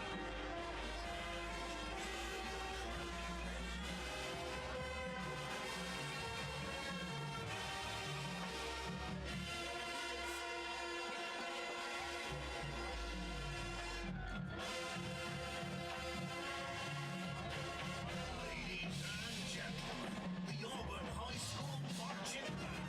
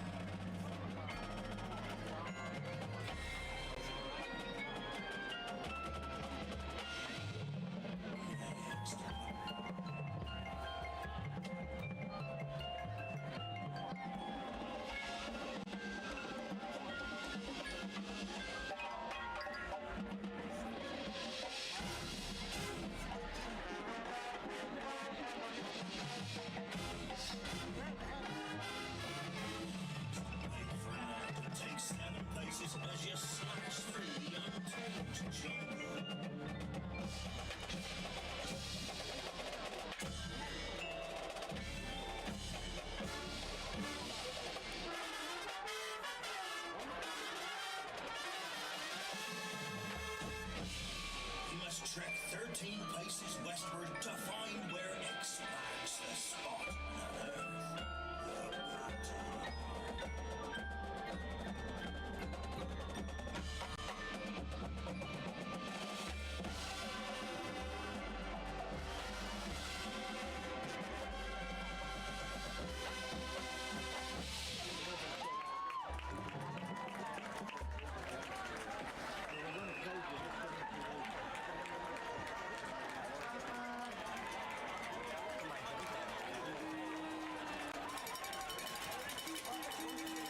Ladies and gentlemen, the Auburn High School Marching Band. Band staff includes Sean Geiger, Joshua Wine, and Kim Chenier. Percussion instructors are Gregory Stringer and Jordan Wallace. Auxiliary instructors are Emma Vaders and Michelle Bloom. The AHS Marching Band wants to continue to encourage you to visit our concession stands this evening. Run by the Auburn Band Boosters Association. All proceeds from the concession stands directly support the band programs at East Sanford School, Auburn Junior High, and Auburn High School.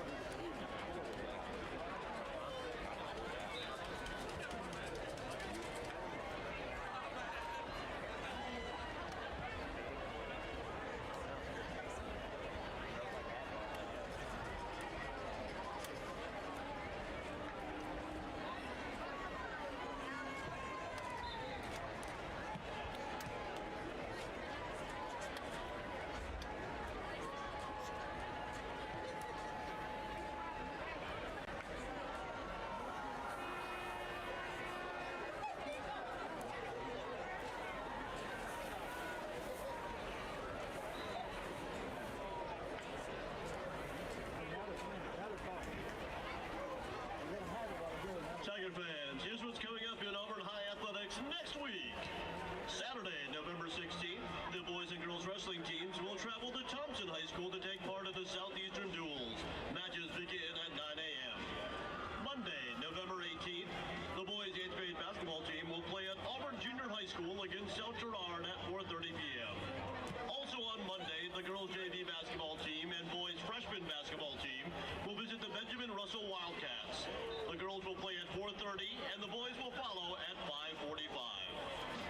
Tuesday, November 19th, the 8th grade girls, junior high, and boys junior high wrestling squads will host the Tallahassee Tigers at Auburn High School. First match is scheduled for 5 p.m.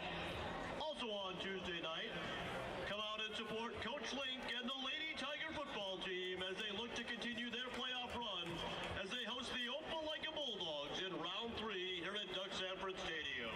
Kickoff is slated for 6 p.m. Wednesday, November 20th, basketball takes center stage as the 8th grade boys welcome in Lynette at Auburn Junior High at 4:30 p.m.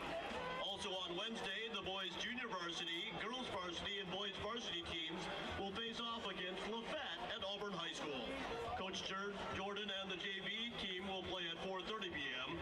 Coach Pritchett and the girls varsity team will tip at 5:30, and Coach Brand and the boys varsity team will finish off the night at 6:45 p.m. Thursday, November 21st, basketball teams will play once again on back-to-back nights at home at Auburn High School, this time against Charles Henderson. JV will play at 4:30, the girls will follow at 5:30, and the boys varsity team will tip off at 7 p.m. And on Friday, November 22nd, the girls JV team will host Central at Auburn Junior High School in basketball action at 4:30 p.m. For the latest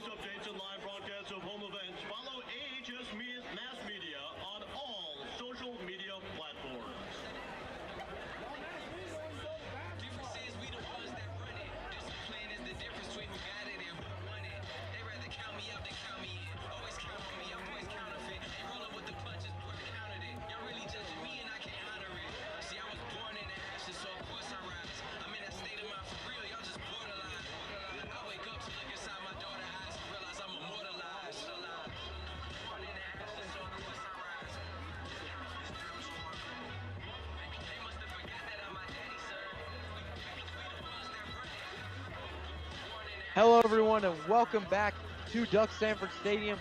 We are about ready for some second half action between the number 1 Auburn Tigers and the number 5 Thompson Warriors. You know, Thompson had a great first half, scored 14 points on this Tigers team and allowed them nothing. And you know, Trent, what were your thoughts on that first half? My overall thoughts on the first half from Auburn offensively was, you know, they had a lot of penalties going early on, and it just looked like they were struggling to find a rhythm going. And also defensively, I think they definitely had some momentum going early in the first half, especially with that tackle from Jackson Lavorne, and they've been doing a good job at applying that pressure. And then on the Thompson side of things, I mean, you've just been seeing Trent Seaborn kind of dominating with those touchdown passes. And then you've also been seeing probably the biggest factor of tonight's game being Thompson's defense. I mean, you've just had a lot of incredible players just applying that pressure and really not giving Kilgore or Mabson any time to make some decisions or crucial plays. Yeah, I mean, certainly this Thompson team already has a lot of momentum. You know, Auburn did in the half with a little bit of controversy, a little bit of arguments, and some, you know, tempers did flare at the end of that half. But we are back for second half action as John McGuire's out to kick this one away to the Tigers. And we're ready for 24 more minutes of high school football. And that's going to be muffed a little bit by Peyton Plott. And he will take this one out. And Plott gets about to the 30. And he is down at about the 35-yard line. So decent return there for Plott. You know, did muff a punt, which led to a score in the first half. So we will get a chance to see this Auburn offense come out again with Jackson Kilgore under center. Yeah, that is a good way to get this second half underway for the Auburn Tigers offense. And I'm just really hoping that they're able to not necessarily calm down, but be more organized, like I've been saying, and reduce the penalties ultimately, and maybe even pass it longer. Yeah, we'll see here as Kilgore under center, and he's going to hand this one off to Mabson. Mabson finds a hole up the middle. Mabson to about the 50-yard line, makes a man, just absolutely lays him out, and Mabson is fired up after a huge run. Yeah, Mabson out there making a statement piece early on in this game and overcoming the defense and the pressure that they've been applying. Yeah, right there, tackled by Peyton Lewis, the DB for the Warriors, but, you know, did get laid out there at the end. So it is 1st and 10 here from beyond midfield, about the 47-yard line of the Warriors. And it's going to be handed off. Actually, Kilgore's going to take it himself, and Kilgore gets a few yards, still going, and he's being pushed around, and a little bit of extra contact there. Was tackled by Jared Smith and also Trenton Seatum as well. So yeah, one of the things that you kind of saw a little bit from that play that you saw a lot of from the first half was the intensity on the Auburn offense versus Thompson defense side of things, and the kind of emotion that was being played. Plott was in motion, but Mabson up the middle, and Mabson gets a bunch of yards there, and this Auburn offense really rolling on this first drive to come out of halftime. Yeah, it really looks like they found their momentum and their specialty so far the second half early on. Yeah, you saw right there just a great job by Mabson and DeMarcus Waldorf with the tackle from the Warriors. For the Tigers to the 33-yard line. 1st down and 10. It's going to be 1st and 10 at the 33-yard line here for Auburn. And Kilgore is under center, just by himself there in the backfield. And Welch will be in motion, takes a fake jet sweep. Kilgore runs out to the side. Kilgore gets a few yards. He will be short of the 1st down, and he was tackled down by number 10, Chancellor Strone. But good run there by Jackson Kilgore. Yeah, Kilgore right there faking off that defender number 2 for Thompson, and overall just a good drive right there. Yeah, we'll see here now. It's going to be 2nd and 3 for Auburn. This is the best field position they've been in. And here's another Wildcat play, one we have seen tonight 2 times already. And here it is, fake Plott. Plott gets a few yards up the middle, and Plott will get a big gain there, and he will be in the red zone now. And this Tigers team really rolling, getting down here in great field position to start the second half. They definitely got a good momentum, and they're definitely entering this second half with a lot of confidence on the rushing side of things. Yeah, and you'll see Speaking of rushing, you will see Charlie Ward in the backfield now. Omar Mapson not back there, but Charlie Ward will be in the backfield. And Charlie Ward actually does have 5 touchdowns on the season. Had a few last game. We're gonna fake hand this one off, and he's gonna drop back. He's gonna find a man wide open, and that was Mark Bazell there with the catch. Yeah, Mark there with the great reception right there, and the great pass from Kilgore. Overall, just a good read and a good pass and a good reception. Yeah, I believe that will be a first down. I don't know, it might be marked a little bit short, but Bazell with a great catch. And then, yes, it will be a first down, so it's going to be a 1st and goal here for the Tigers in great field position. 3 players in motion. Ward in the backfield again. And Kilgore takes it himself, and he will get a few yards here, but will be brought down by Cameron Pritchett again. Cameron Pritchett, just a great defensive lineman for this Thompson team tonight. Yeah, number 11, Cameron Pritchett, bringing the energy and the intensity and really stopping the rushing game and not allowing Kilgore to have a lot of time to make reads and plays. So it's going to be a 2nd and goal here from the 6-yard line. Will be another Wildcat again. Askew comes across in motion. Askew with the jet sweep, and there will be a flag on the play, actually. Will be a false start on the Tigers, so a drive killer right there, as it will be a 2nd and very long. Another penalty, you know, you mentioned that coming out of halftime, and boom. I mean, just drive going so far so good, and then a penalty. Yeah, those can definitely be killer for killing momentum and stopping what could have been a really good drive. But I'm still really interested in seeing what this Auburn Tigers offense cooks up here. Yeah, it's going to be from the 11-yard line now, so we'll move the Tigers back 5 yards. Bazell in motion, also Welch in motion. It's going to be handed off, actually, a fake handoff there, and Jackson Kilgore's going to air this one out. He's going to find a man wide open! Joshua Askew with the touchdown! Kilgore to Askew, I mean, great play.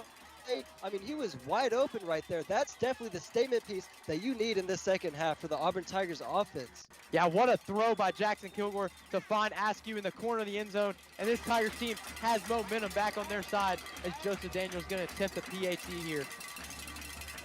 Yeah, great way to cut this lead down to hopefully 6 points with this kick. And Daniels kick up and through. So now 14-7, the Tigers get on the board early in this 3rd quarter, and we have ourselves a ball game now with this Tigers defense rolling and also this Auburn offense getting back on track. Yeah, one of the things I want to highlight from that drive right there was the fast-pacedness of their rushing play. I mean, you saw them come out swinging with their rushing game, and it was fast-paced, like I said, and they got a lot of really good yards with Mapson and Kilgore. And then obviously following it up with the wide open pass to the touchdown. Yeah, definitely those fake handoffs there are definitely working, because you saw, you know, Thompson thinks they're reading the run, and then it ends up being a pass. So great job by the Tigers offense to get a score on the board and get back on track, and only down by 7 now with 8:13 in this 3rd quarter. Now we're going to see Daniels kick it off. Yeah, I know the Auburn Tigers fans kind of had a little hope lost at the end of the 1st half right there, but they definitely have regained that hope so far in this start to the 2nd half. So Daniels going to kick this one off, and that's just actually going to be returnable here, but he's going to call a touchback. So Thompson's offense with Trent Seaborn going to come back out again. You know, the 1st half, at the end of that 1st half, had a few good scoring drives. You know, Peyton Plott obviously muffed that punt that led to the score, and also Trent Seaborn with a great throw to Derek Kimbrough for the touchdown. So we'll see Trent Seaborn and his offense come out again. Yeah, one thing I want to highlight is the QB matchup of this game. You know, you got 2 really great QBs. One already proven QB, Trent Seaborn, and also a QB in Jackson Kilgore, who really has things going this season. And that's definitely a very interesting matchup and making this game very fun to watch so far. Seaborn fakes a handoff. It's a fumble. Is it recovered? I don't know if it's recovered by Auburn, but no, it's not. Seaborn did get on top of that one. It was close to being recovered by the Tigers. Looked like Carnell Jackson almost got a hand on it, but Seaborn was able to jump on top of it. just before the Tigers were able to. So big loss there. It is going to be about a 3-yard loss for this Thompson team. So it's going to be 2nd and long. Yeah, it looked like the ball kind of slipped when Seaborn was trying to hand it off.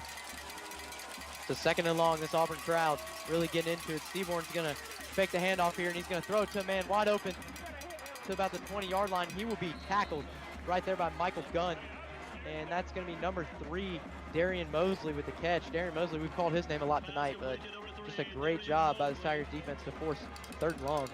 Yeah, Mike Gunn right there, another crucial and key player for this Auburn Tigers defense, who is definitely going to be a lot of help on the covering the wide receivers for Thompson. So now 3rd and short here for this Thompson team. This would be a great stop for Auburn if they were able to come up with a 4th down stop and force a punt. Play clock down to almost zeros here. And Seaborn's going to hand this one off. I believe he's going to get the 1st down. Actually, no, they're going to call this 4th and short. Thought he got the 1st down with extra progress, but the Tigers get a big stop here. And I believe, yes, this is going to bring out the punting unit. Seaborn's going to the sideline, as we see. And now John McGuire is going to come out to punt it for about the 6th time tonight. And Jackson Lovern is very fired up. He's getting this Auburn crowd fired up after a great stop by this defense. Yeah, you can definitely feel the intensity here at Doug Sanford Stadium, and you can definitely hear the Auburn fans kind of learn Thompson know, and just, I mean, it's overall a spectacular environment to play in and watch these games with the intensity that happens here at the Duck. Another great punt by McGuire. Just going to let that one roll. He gets a great bounce, and it's going to continue to roll. And it lands at about the 15-yard line. So Auburn going to start at about their own 15-yard line here for their 2nd drive of the 2nd half. And honestly, last drive was a great one. They scored on that Joshua Askew touchdown pass, and we're definitely looking forward to seeing if Auburn can get another score. Yeah, one thing if you're Auburn is what you really want to replicate and how you want to go about this drive here is you want to have your rushing kind of be your go-to, as you saw like the last drive they had that ultimately ended up in a touchdown. And then also, you know, every now and then, if you see a player open, just pass it and get those yards. First field in motion. Mapson was a fake handoff, but Askew's going to get it to about the 20, to about the 30, and he will get the 1st down, still going, and run out of bounds at about the 30-yard line. Tackled there by Trenton Seaton, and just a great fake jet sweep. I mean, great jet sweep by the Tigers here. Yeah, I don't know what was going on in the Tigers huddle in the 1st half, but they're still playing with a lot of intensity, but the difference is the intensity they're playing with is more organized, like I've been saying. Mapson runs this up the middle for a few yards, about 3. It's a good run by Mapson. You know, last drive we did not see Mapson at the end of that drive use Charlie Ward as the running back, but now Mapson back in after a few great runs last drive. Yeah, I think the fast-pacedness and the tempo of this Tigers offense is definitely helping them, you know, not letting the Thompson defense, like players like Anquan Fagans, just recover and respond to their play so far. First field in motion. It's going to be thrown to Plott, though. Plott's going to get to the outside. Plott gets tackled. Only gets about a yard there. That was DeMonte Tab again. DeMonte Tab did have the 4th down stop earlier, so he's been all over the field tonight as well. This Thompson defense, like we mentioned all night, just been a dominant force for them all night. It's now 3rd and short here for the Tigers at about the 35-yard line. What are the Tigers going to draw up here on this 3rd down and 3? They're interested in seeing what they do.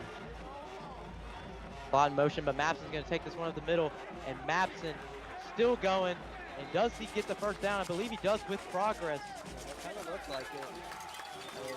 Yeah, it looks like the refs are going to give this. Yep, they're going to give him the 1st down here. So Mapson gets the 1st down with progress. And another 1st down for the Tigers, just chewing up yards. And also chewing up that clock as well. Already down to 5 minutes here in this 3rd quarter.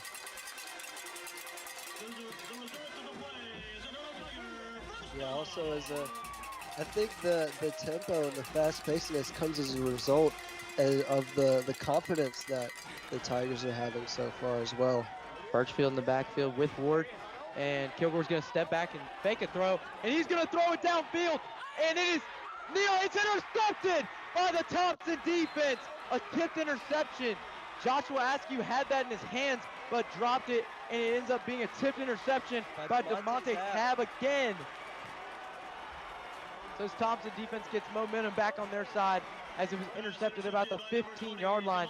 You know, you saw Kilgore kind of hesitate to throw that ball downfield, and just ended up being a tipped interception there. Yeah, that really makes you wonder, like, what was going on inside Kilgore's head, because, like you said, with the hesitation, and I'm just very curious as to what he kind of saw there. And I don't know if he wasn't confident with his other options that maybe resulted in him throwing it there.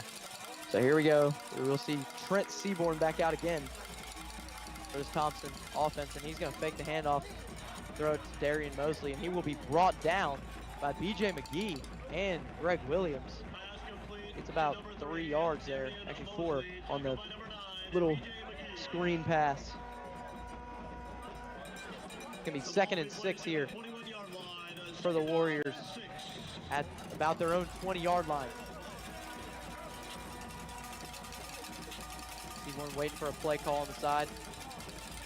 Yeah, Seaborn, I mean, like we've mentioned all night, been pretty consistent, been able to find his targets. You know, the one deep throw to Derek Kimbrough for the touchdown, so we'll see what he does again. This defensive line for the Tigers getting set. And it's going to be a handoff, and he will get nowhere.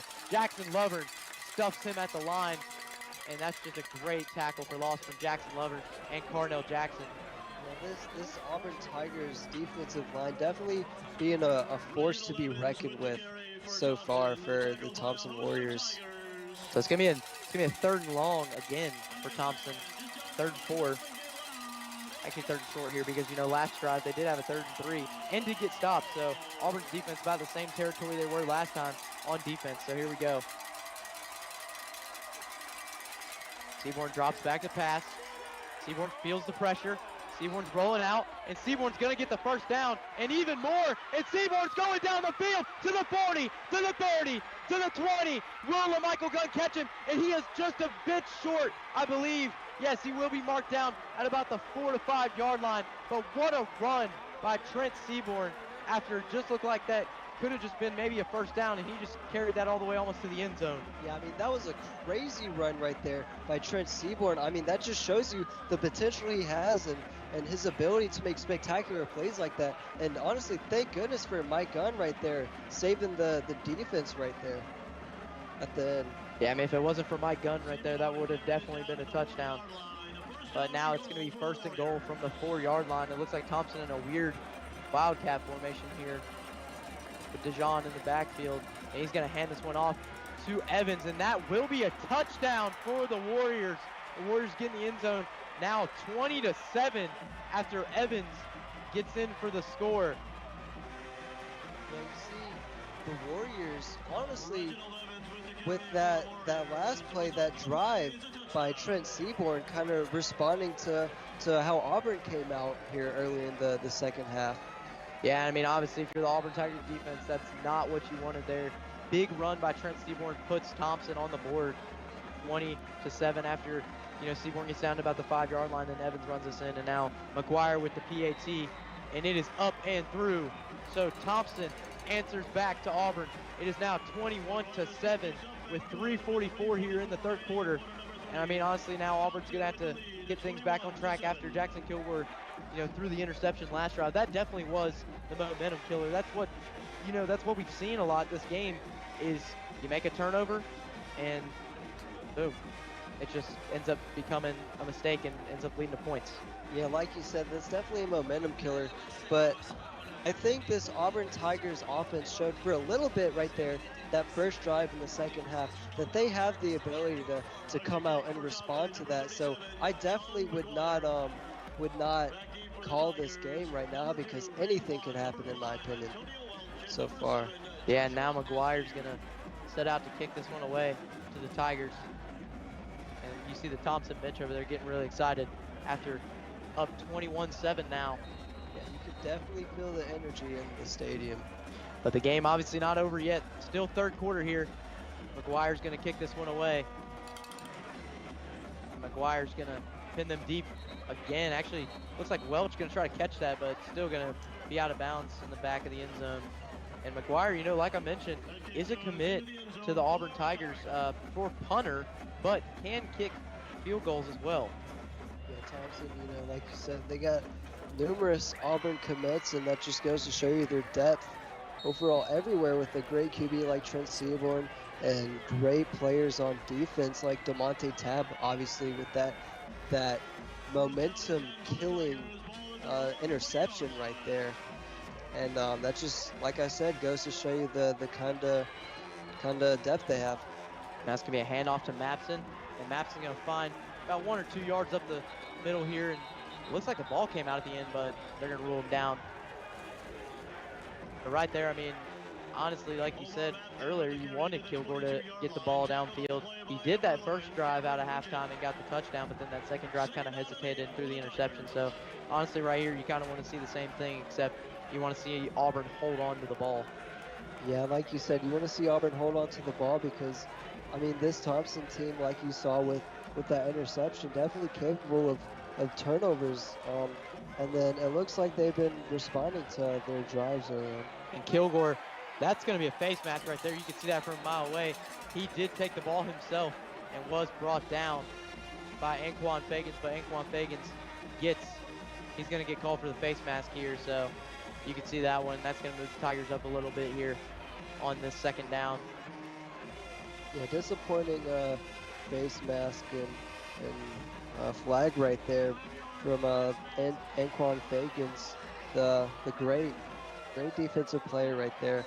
And you know, like I was saying earlier, it really looks like this Thompson defense has been responding, and they found a way to kind of stop the rushing that Auburn pulled off early with that first drive in the second half. Yeah, for sure. And now, I mean, obviously Auburn looks like it's going to be a first down again. So Auburn does move the chains a little bit, and Askew goes in the backfield, but still Mapson going to take it here, and Mapson gets nowhere. This Thompson O-line or D-line just, you know, stopping them again. That's what it's been all game, and I believe Mapson's a little shaken up after that play. Yeah, maybe part of Auburn's success with that touchdown could have been Thompson kind of falling asleep on the defensive end, because they definitely look a whole lot differently than they did on that drive right now.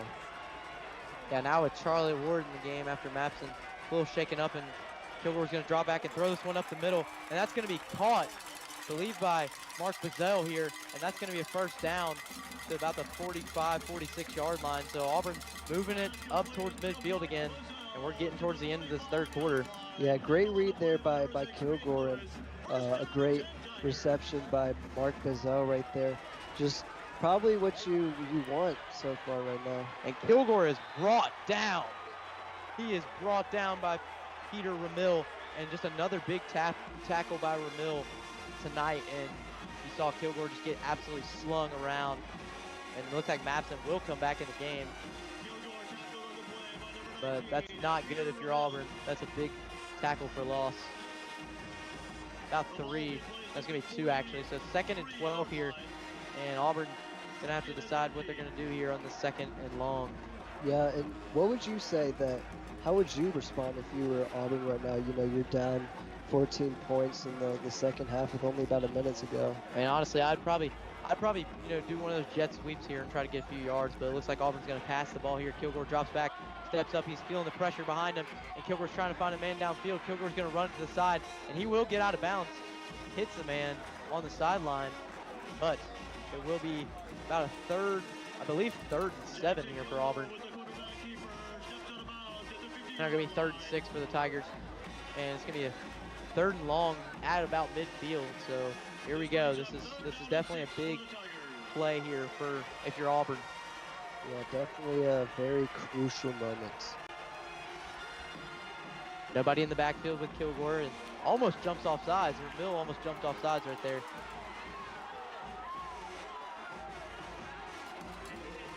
Play clock getting down to almost 0 here. Kilgore going to step back. Pressure coming on the side over there, and that's going to be a holding already You already kind of knew it once flag came out. Was caught, and that's not going to count though because it was called by Joshua Askew, but it will come back due to the fact that the holding penalty will stand. Yeah, kind of another disappointing flag call right there, which was something that we said a little bit ago, that if you're Auburn, you really want to eliminate and minimize to put you up this game and ultimately give you confidence, because if you're playing with a lot of flags, and that just goes to show you, that makes you look a little unorganized, and that's definitely not what you want playing a team like Thompson, who has a bunch of depth, paired with star players and people like Auburn recruits too. Yeah, so now instead of it being, 3rd and 6, now it's 3rd and 15 for the Tigers, so you're definitely going to be forced to throw this one deep. And Kilgore's feeling some pressure, and he's going to throw this one to Antonio Welch, and Antonio Welch is going to be stuffed by DeMarcus Waldron, and that's going to force a punt for the Tigers here. So still 21-7, Thompson's on top, but now the Tigers punt team is going to come out and boot this one away. Yeah, not very much time here left to go in this third quarter for a long drive, so you'll definitely need a spectacular play, but the clock is winding down. Daniels punts this one away. Another spectacular punt from Daniels, and it's going to get an Auburn bounce and roll to about the 14-yard line here. So that's where Trent Seaborn and this Thompson team will start, and they will start, I believe, in the fourth quarter, because the clocks have hit zeros here. So that will be the end of the third quarter. Thompson on top, 21-7, as Auburn and Thompson both score in the third quarter, and we will be back for some fourth quarter action.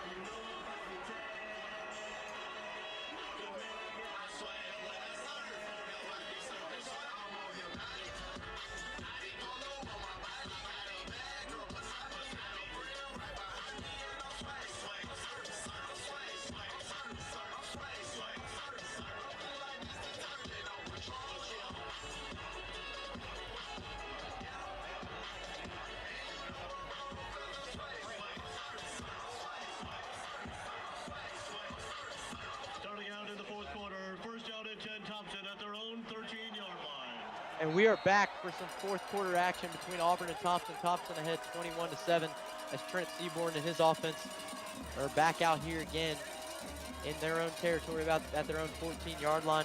Trent, what did you like in that third quarter from both teams? Well, I definitely liked that first drive from Auburn. They came out and it looked like whatever unorganizedness they were playing with, they kind of eliminated that.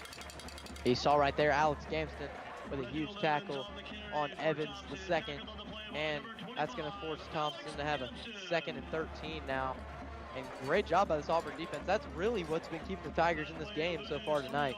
Yeah, this defense definitely being the star of the show for Auburn and just applying that pressure. So has Thompson, keeping Auburn to 7 points, which is not something that many teams could say, or I don't think any teams could have said so far this season. There is going to be a flag on the field, and it will be an offsides on BJ McGee. So that will move Thompson up, and that's going to make it 2nd and 8 instead of 2nd and 13. And another penalty just kills the Tigers' momentum.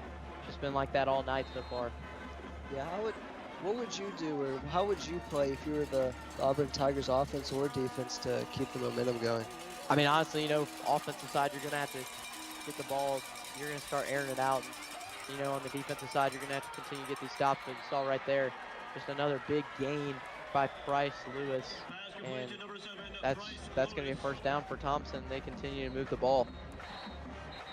Yeah, not a very good play for Auburn, but that was also a really good read there and good pass by Trent Seaborn on the Thompson side of things. I believe we have an injury on the field.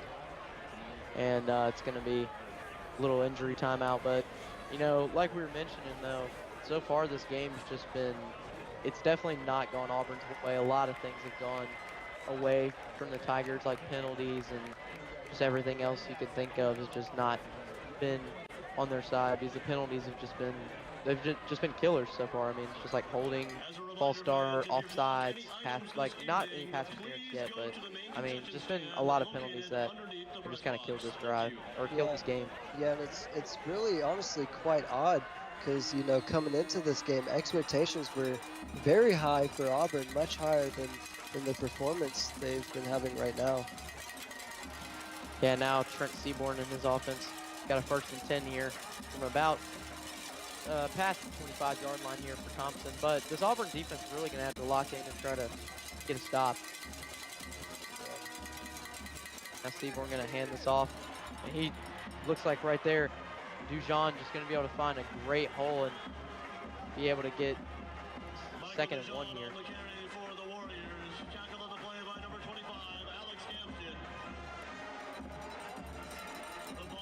Now Seaborn in his offense continuing this drive now about past 35-yard line.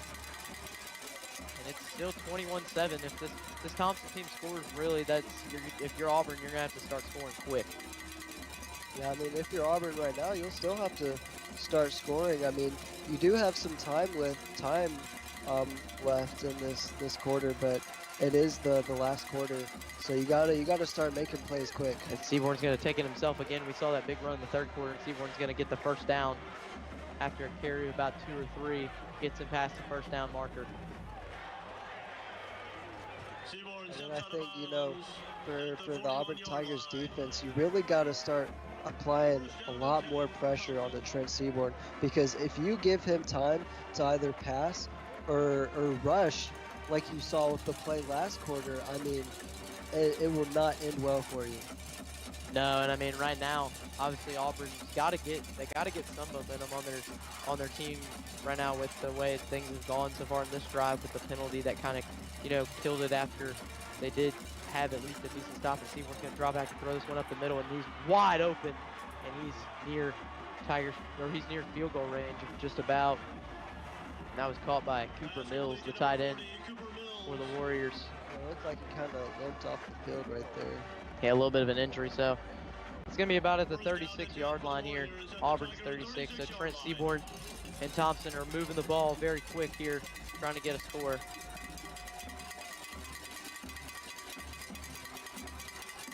And it is 1st and 10 from 36-yard line. About 9 minutes to go here in this 4th quarter. Seaborn looking at the sideline for a play call here.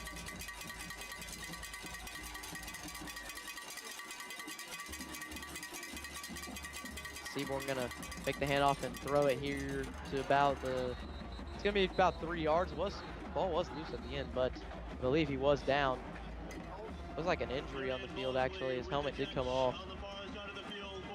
And that was Darian Mosley, who is down on the ground now after getting tackled.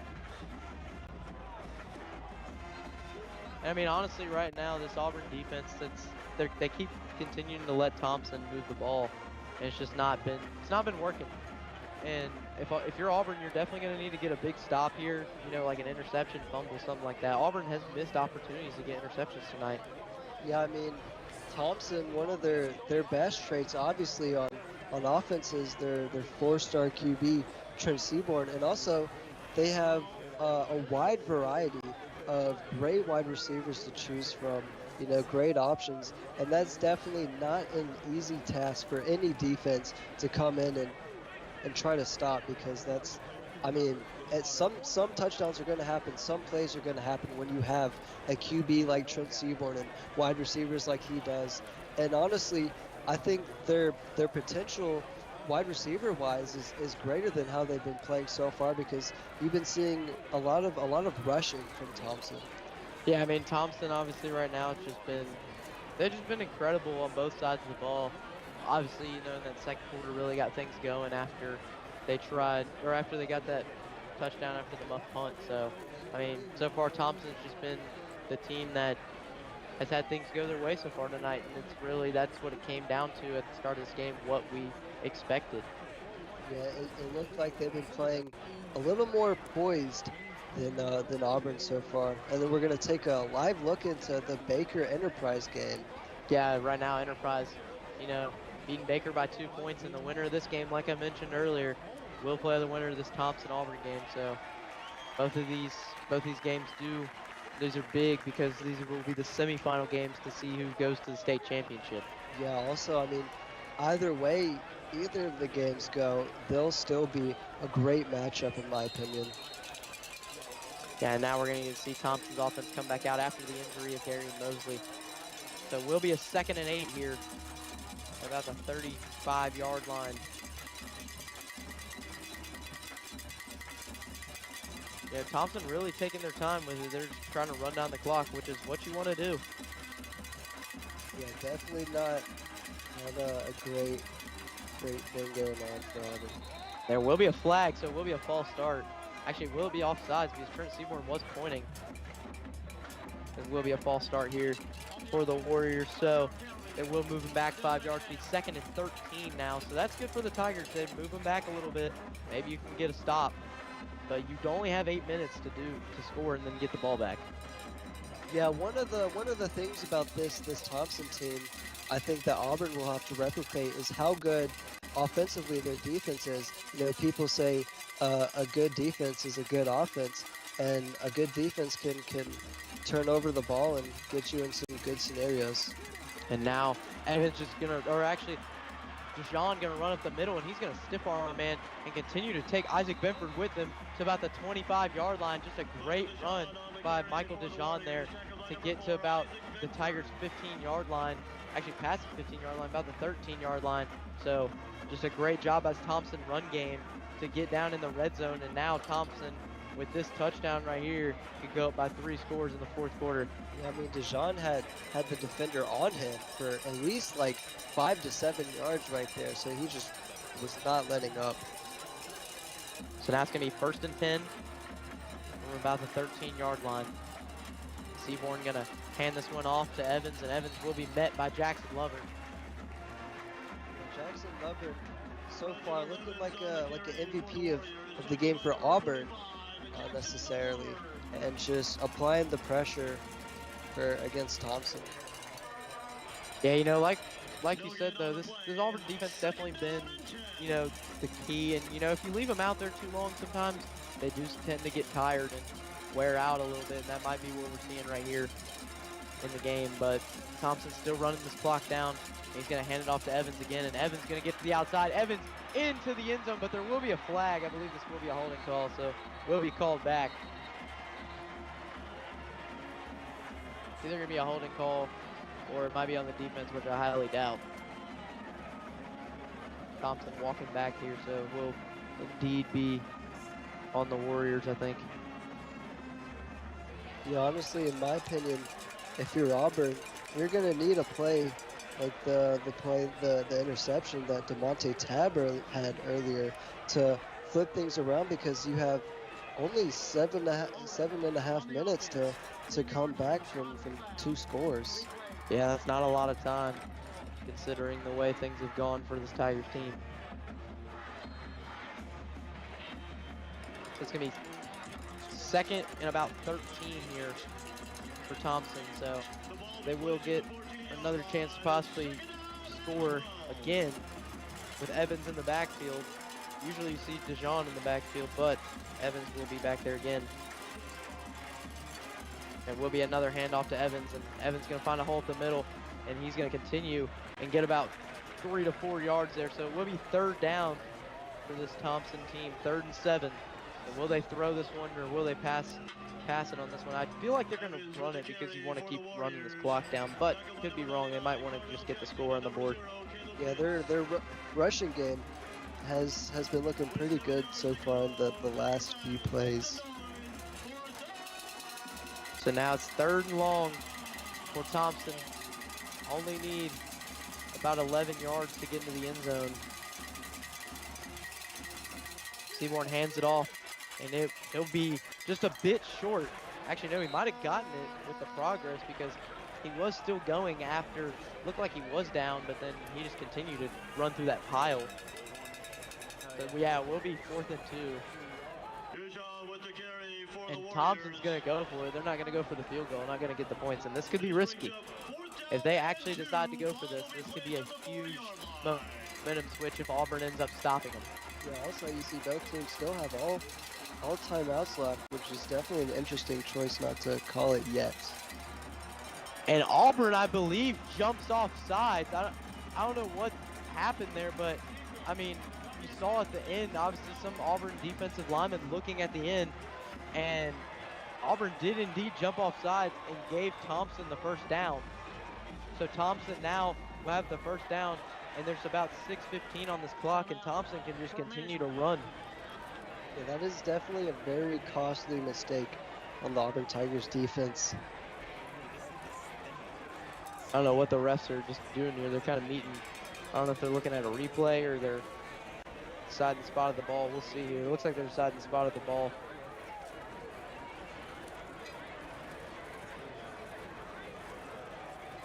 Yeah, it looks like the refs are gonna, I don't know why, because I thought they said someone jumped off sides, it looked like, but these Auburn defensive linemen were kind of frustrated, and also, you know, Thompson was pointing, but looks like they're just looking at the chains, but he's short. Yeah, it doesn't look like they had it.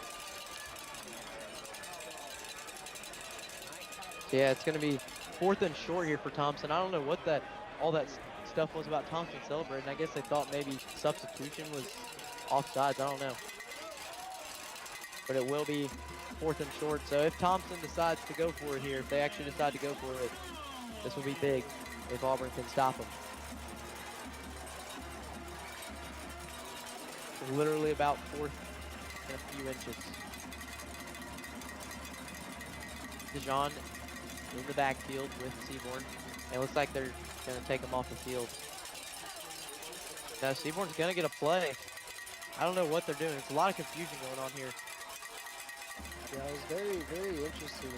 So they will go for it, and he will indeed get the first down progress. Auburn thinks they stopped him, but, well, the ball is out, actually. I don't know if it was out in the pile, but Jackson Lovett came out with it, but I believe he was down after contact, so Thompson will indeed get the first down, I believe. Yeah, if they do, of course, get the first down, it's a very, very costly mistake and missed stop for the Auburn Tigers defense, because that's what you really need so far with the clock only at 5 minutes and 50 seconds. You know, you have limited time to make a play here. This is the moment of truth here, where they spot the ball. They are bringing the chains out again, and this is big. If Auburn does indeed get the stop, this would be huge. And let's wait for the spot, and it is a first down by a long shot, so Thompson will indeed get the first down, and that will continue this drive for the Warriors, and the Warriors only 2 yards away from another score, which probably would put this game away. If you're up 3 scores with 4 minutes, that's really hard to get 3 scores if you're Auburn. Yeah, especially facing a defense like Thompson has. So Dijon doing a little wildcat formation, and Dijon just gets in the end zone, basically walks in the end zone there, and Thompson gets the score. So now it is 27-7 for the Warriors, and they're just putting it on here at Duck Sanford Stadium as they go up 27-7 after a very long drive. Yeah, so far a pretty good performance from Trent Seaborn and this Thompson offense, and you really saw them bring out their rushing play so far that last drive, and just kind of let that be the star of the show. So now McGuire back there to attempt the PAT, and the PAT is up and through, so McGuire perfect from the day for PATs, and now Thompson up 28-7 with 5:42 to go here in the 4th quarter, and you can kind of see it now that this Auburn team definitely noticing that this game is getting out of reach quickly. Yeah, very, very curious to see or hear what's going on inside of that huddle to see what kind of response Auburn wants to have to Thompson, because this is definitely no easy feat to pull off, one, a comeback like this, 7-28, but two, also a comeback against a defense like Thompson, where they have players like Anquan Fagans and they can pull off interceptions like the one that DeMonte Tab had. So definitely no easy feat, and I'm very interested in seeing the turnout of this drive here by Auburn.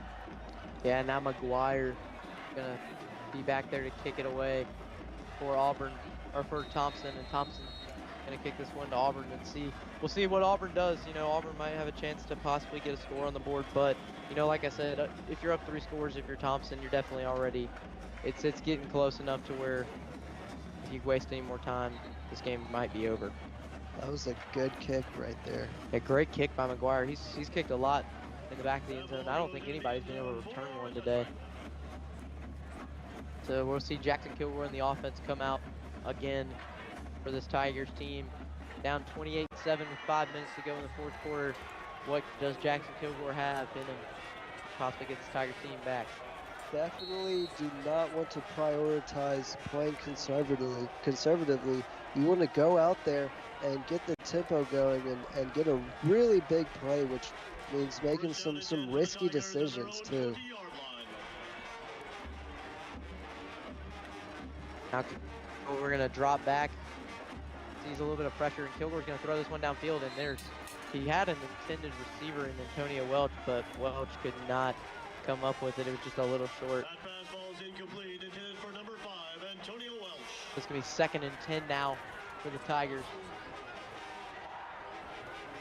A little look back into the history between Thompson and Auburn. You know, they've only played 2 games, with Thompson winning both of those in the state championship in 2020 and 2022.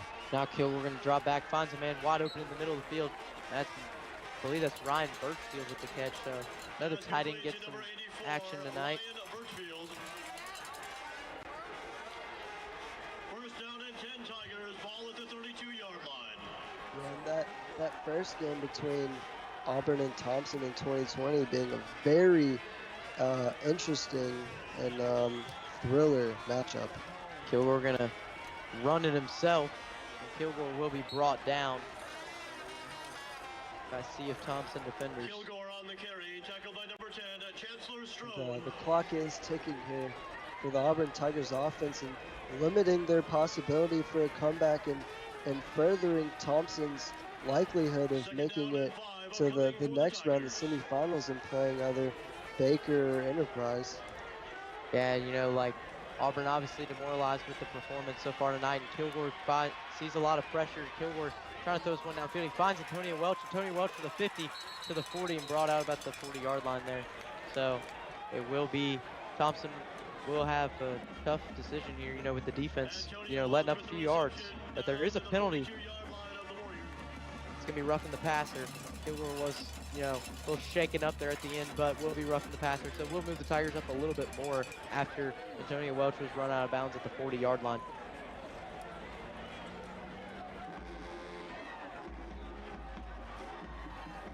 Actually, no, it's just going to stay the same. I don't know, this is a lot of confusion because the line wasn't really moving, so they will call it now with the rough and the passer call. So Auburn will move deep into Thompson territory, about almost the 25-yard line. As you see here, with Auburn being a lot closer, how would you call a play to get a touchdown here?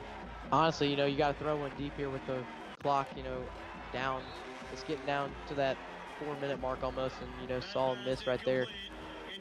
And, you know, Kilgore obviously frustrated with himself. Had a great season so far, only thrown 3, well, if you count this game, 3 interceptions. Just great season by Jackson Kilgore.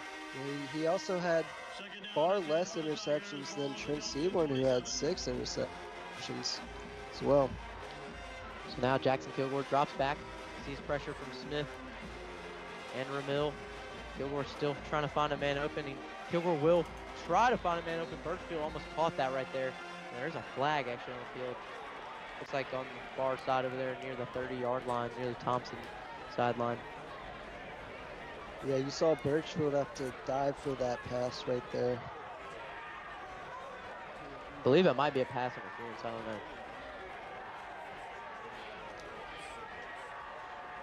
One thing is certain, this clock is ticking. And you know, Auburn's possibility for a comeback, like I've been saying, is dwindling away, and you need some spectacular plays, which we know they are capable of, but they are going to be very challenging to pull off against a defense like Thompson. Yeah, now Kilgore going to drop back, see some pressure. He's going to find Antonio Welch again, and Antonio Welch can be running out of bounds at about the 29-yard line. So Auburn moving the ball slowly, but we'll see what they do. Maybe they'll throw one deep here on this fourth. It will be 4th and 13, so actually 3rd and 13 for the Tigers.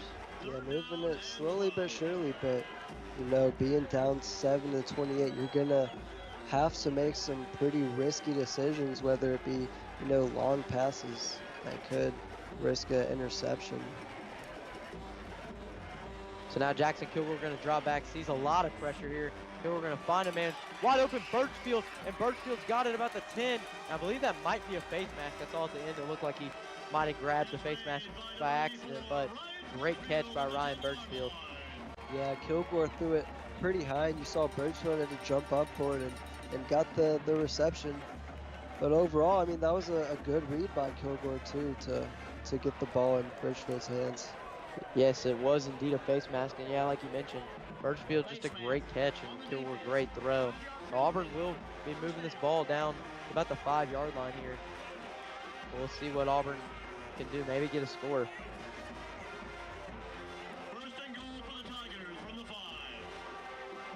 So now from the 5-yard line, looks to me that Wildcat formation again. And Askew will be in motion. And Askew, it almost got laid out. I thought he had the ball, but Plott's going to take it here. Plott's going to take it to the 10, and he will be down at about the 5. But Joshua Askew, I wonder if he's okay after that hit. I mean, just got laid out. That Thompson defender came in flying. Yeah, you saw right there, they read that play perfectly, except Plott did keep the ball. Plott, good decision to keep that. Would have been a fumble if not.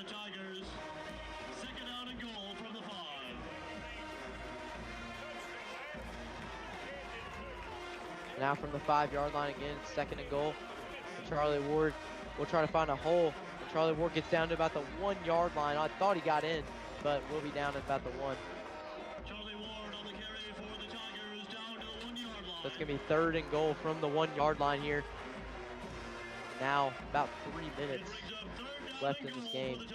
Tigers here inching closer and closer towards the end zone. And if they do score here, that would still put them at half the score, 2 touchdowns away from Thompson. And Kilgore almost gets in, actually will get in there. And now Auburn, I believe, will get the touchdown. So it will be 28-14 now, 28-13 as Auburn scores with Jackson Kilgore running in on the QB sneak. So now Auburn is 2 touchdowns away, but only 3 minutes 32 seconds to play here. Yeah, they're definitely, I think in my opinion, the defense, it's going to be up to them to make get a turnover like we saw with Thompson and DeMonte Tab with that interception.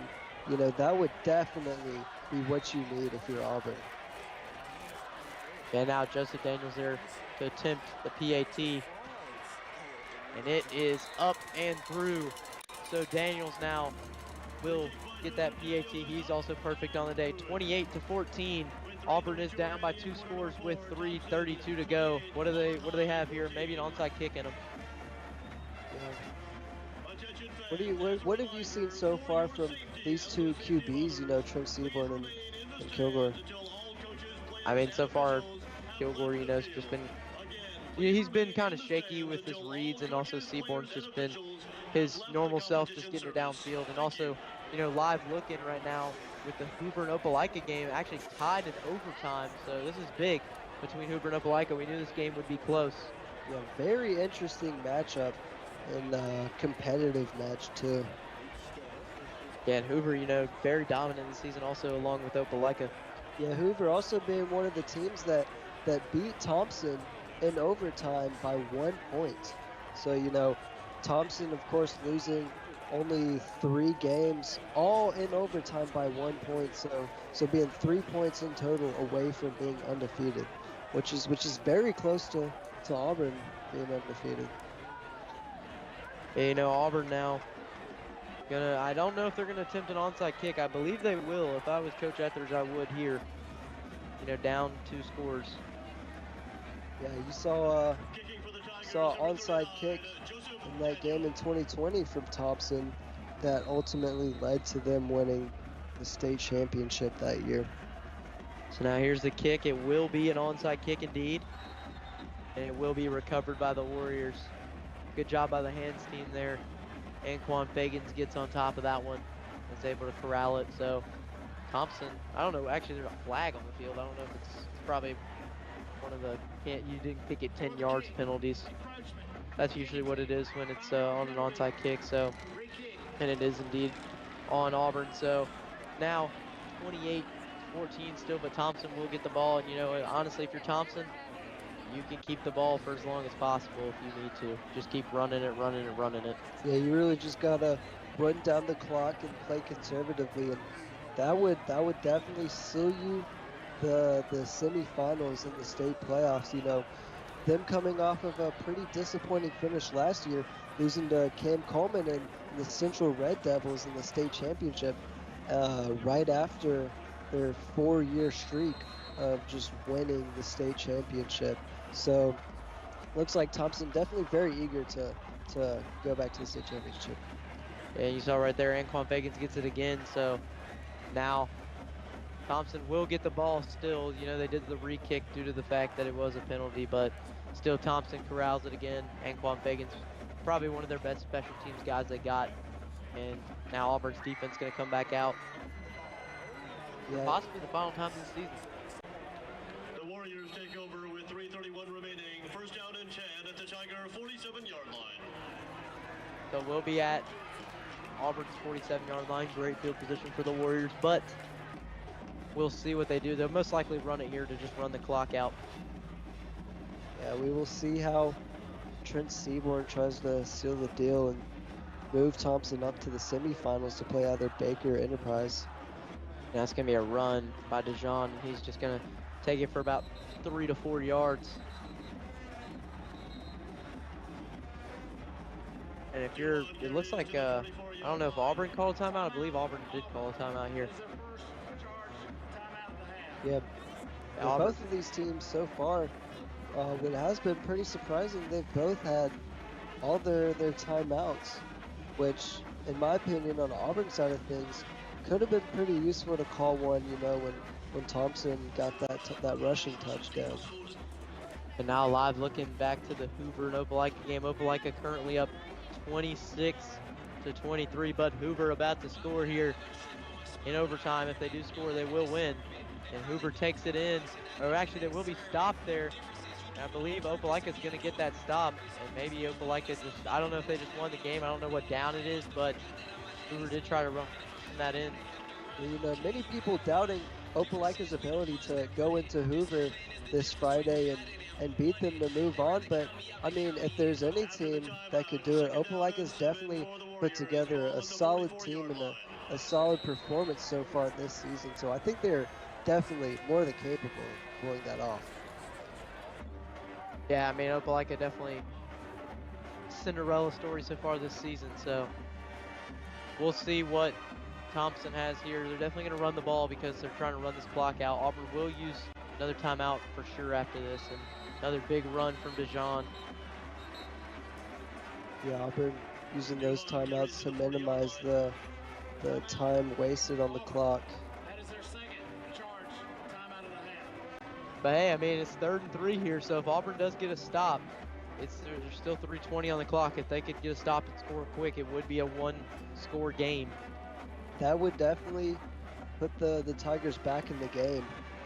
If they got a stop, or even better, interception or any kind of defensive play. That's what they really need right now. Yeah, I mean, we'll see what happens on this 3rd and 3, because it's definitely going to be interesting. Because, you know, McGuire did miss a kick earlier from about the 35-yard line, so I don't think Thompson would trust the kicker to boot this one and possibly try to make a field goal.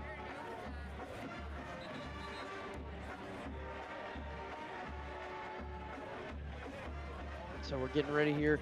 It was 3rd and short for the Warriors. if Thompson makes it, they will continue this drive, and Auburn will still call their timeout.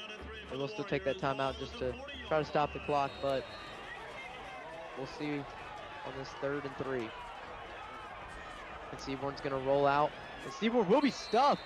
So Auburn does get the stop, and Coach Etheridge's gonna take the timeout. And will this end up working? I don't know if Thompson's gonna punt it or they're gonna still go for it and try to get the first down. We'll see. Yeah, even with the circumstances here, with it being fairly late in the 4th quarter, Auburn being down by 2 touchdowns, you can still feel the energy coming from the Auburn student section and the fans, which is ultimately a great part of the Auburn Tigers culture here in Auburn.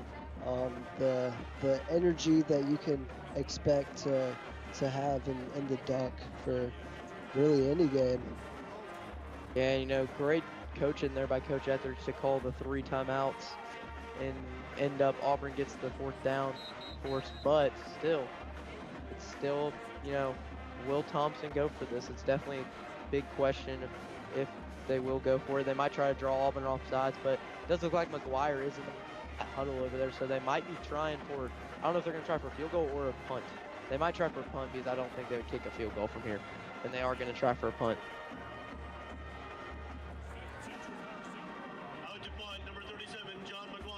Another look back into the last time the Thompson Warriors played the Auburn Tigers was the first time Trent Seaborn won a state championship, took over as an 8th grader. Yeah, that was an incredible state championship. Almost blocked there, and McGuire is going to punt this one in the end zone. So Auburn's going to get good field position here at about their own 20. So can Auburn do something? There's 3:07 left. Can they get down there and score? I think they are, like I've been saying, more than capable of pulling off a spectacular play, which probably will either have to be a long pass from Kilgore to either Plot or Askew, or a long rushing drive from Mabson. But the real question is how is Thompson gonna keep Auburn, and are they gonna apply that pressure, or are they just gonna try to stop that play from happening? Yeah, and right now, obviously if this Auburn, there is an injury on the field, but if this Auburn team can, get back out there and Kilgore can find some open guys and be able to get down the field quick enough, then it's going to be really interesting. Personal foul, roughing the kicker on the defense. 15-yard penalty results in an automatic. So actually there is a flag on the play, and it turns out to be roughing the kicker, so Auburn will not get the ball back now, and Trent Seaborn and his offense will come back out after the roughing the kicker penalty. That is a very costly mistake for the Auburn Tigers right here, getting setting Thompson back to first down. Now DeJohn's just going to run this one here, and now if you're Thompson, you can continue to run this clock out because Auburn doesn't have any timeouts left.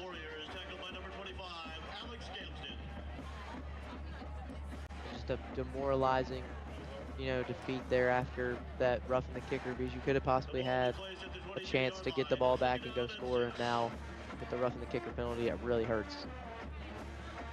Yeah, coming into this game, hopes from the fans and the players and expectations were definitely high. What do you think Thompson did to kind of kill that confidence so far in this game? I feel like they came in here and just, as usual, handled business. They just usually do it, and DeJohn's gonna find a hole, and he gets in the end zone, and that's just gonna do it here, and that's gonna make it 34-14 after Michael DeJohn gets in the end zone and kind of just puts the seal on this one, and Thompson will be headed to the semifinals. And I mean, just a great job. This Thompson team, 2020, 2021, and 2022 won the state championship. They have been just incredible so far in their run, and they're just continuing it here in 2024. Yeah, they definitely have been incredible so far in this game. And McGuire, I believe he missed that, and yes he did, so that will just stay 34-14, but Thompson puts the seal on this one and just comes comes into Duck Sanford Stadium and asserts dominance, basically. Yeah, you know, like I was talking about how expectations were high for Auburn, well, there were also a lot of doubts placed on Thompson. You know, people saying, well, you know, they might be a shell of their former self, and they had three losses this season, but also one with players like Trent Seaborn and Anquan Fagans. I mean, you're obviously going to be a great team.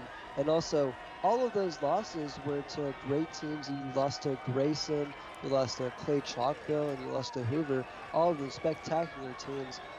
And they were all also overtime losses by 1 point, which was very interesting. Yeah, I mean, like, you know, a lot of people come to this game and were like, oh, well, Thompson's, you know, 3 losses. You know, it's like, oh, yeah, they've lost 3 games. They're not the same Thompson. And what happens? They end up proving to you that they're still the same Thompson. And it doesn't matter, like, what the record is. I mean, this Thompson team came in here, battled, and they got the job done. McGuire's going to kick this one away here. And, you know, this one's not even going to be returnable. Don't even question that. He always kicks it to the back of the end zone. So another great kick by McGuire. And that's going to set up the Auburn offense again to come back out. Yeah, McGuire, the Auburn commit, definitely not letting Auburn see any chances of making a kick 6 or anything like that, like a long punt recovery. So now we'll see Jackson Kilgore in the offense come back out again.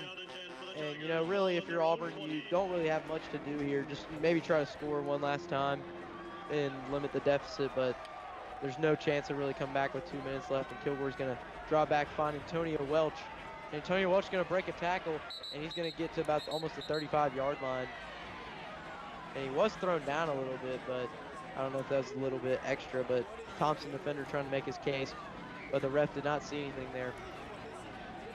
So now it will be a 1st and 10 again, but the clock will continue to roll once the ball is set down.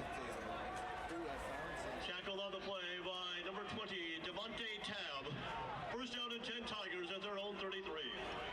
So now Jackson Kilgore back there again, and he's going to drop back. Sees a bit of pressure here, and Kilgore's going to throw this one deep, and he will find a man, Charlie Ward, with a hard hit. Just Fleming with the hit. The Auburn Tigers advancing down the field so far in this drive pretty quickly. And that's just what comes when you have a great QB that's able to pass it long with Jackson Kilgore, and you also have a really good receiving room with Payne Plott and Antonio Welch and all the receivers. And Kilgore's going to find a man, Bazell, and Bazell's going to get about to the 40-yard line. So clock's going to continue to roll here, getting down towards the 1 minute mark almost.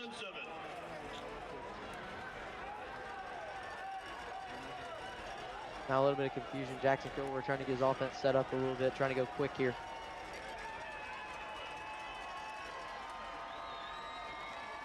Kilgore's going to drop back. He's trying to point for a man downfield. Kilgore's going to run it himself. Yeah, Kilgore's going to take it here. Hurdles a man and almost gets a 1st down. But Jackson Kilgore will be a little short. Yeah, you heard him, number 17 right there, Zamir Wirt for Thompson, the DB.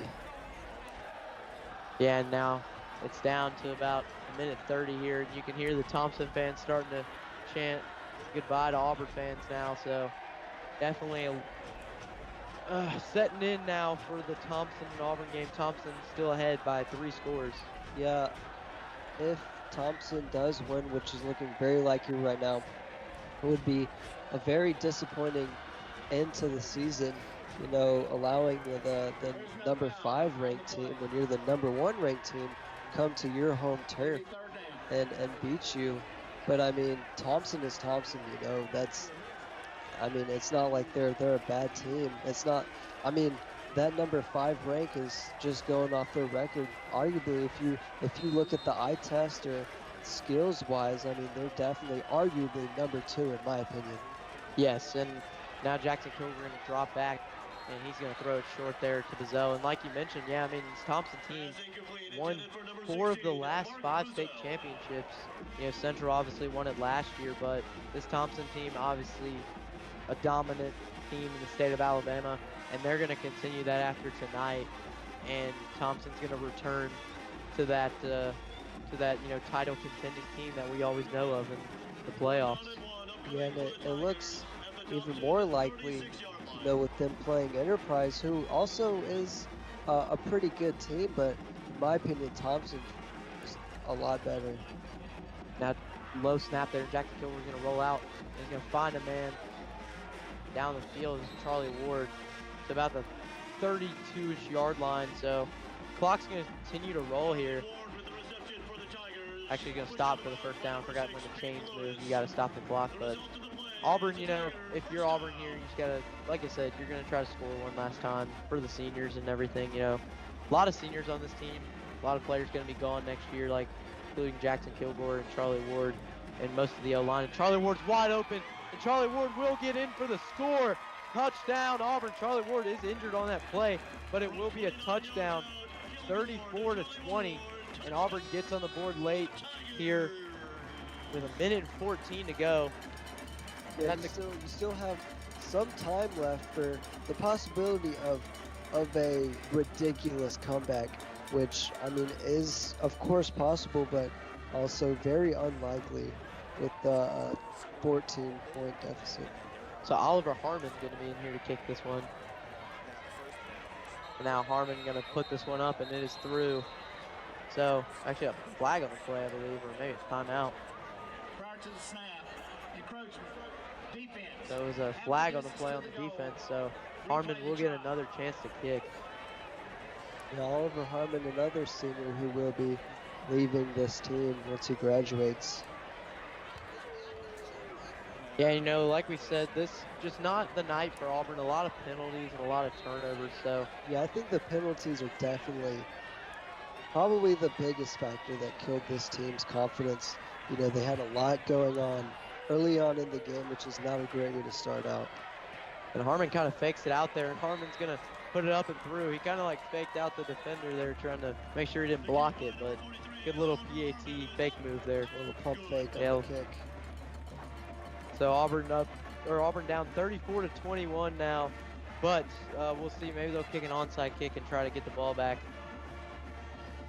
And the Enterprise and Baker game, I believe, has gone final now, so Enterprise has officially won 30-14. And we'll also take a look into the Hoover and Opelika game, arguably the most competitive game so far tonight in these playoffs. Yeah, Hoover just put through a field goal there, but looks like a flag maybe on the field. But this Opelika Hoover game definitely very entertaining with 3 overtimes. So looks like Harmon will be out there to do the onside kick. And once Thompson gets the ball, it's going to be 2 kneels and the game is over.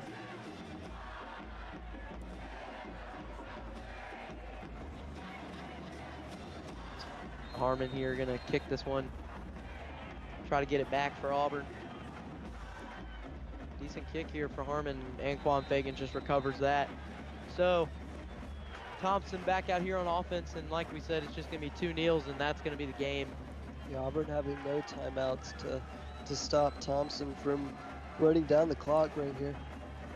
And now live looking back to the Opelika Hoover game, and Hoover going to attempt a field goal again, and it is up and through. And I believe Hoover's just won the game. They have. Hoover wins in 3 overtimes against Opelika, so Opelika is out of the playoffs, and Hoover will advance to the semifinals. Yeah, Hoover, the last team that Thompson lost to in their regular season. And like they say, it's very hard to beat a team twice. So Thompson kind of probably a little fearful to play them in Hoover probably a little fearful to play Thompson in the state championship if they meet there. Yeah, you saw Trent Seaborn kneel this one, and he's just he'll take one more knee here in a second and let the play clock run out a little bit. But this game tonight, obviously not what the Tigers wanted, and these seniors going to be defeated with their last season here at Auburn High School. But great season from Auburn, going to be 10-1 and finish 7-0 in the region. Just a great job by Auburn, and that's going to do it for the final kneel. And the Thompson Warriors are back, and they're moving on to the state semifinals now. and they're looking good. Just a great win overall for Thompson. And I mean, Trent Seaborn, what a game. Just came out, performed exceptionally well, and was able to, find his men downfield. And, once that second quarter hit, Trent Seaborn was hitting on all cylinders. And I mean, a great job by Auburn as well. Great season, but this Thompson team came in here with mentality that they were going to move on, and they definitely sure did. So they will be facing the Enterprise Wildcats next week on Friday. So great job, though, by the Auburn Tigers, but Thompson comes out on top 34-21. And from us here at AHS Mass Media, we hope you guys enjoy your night.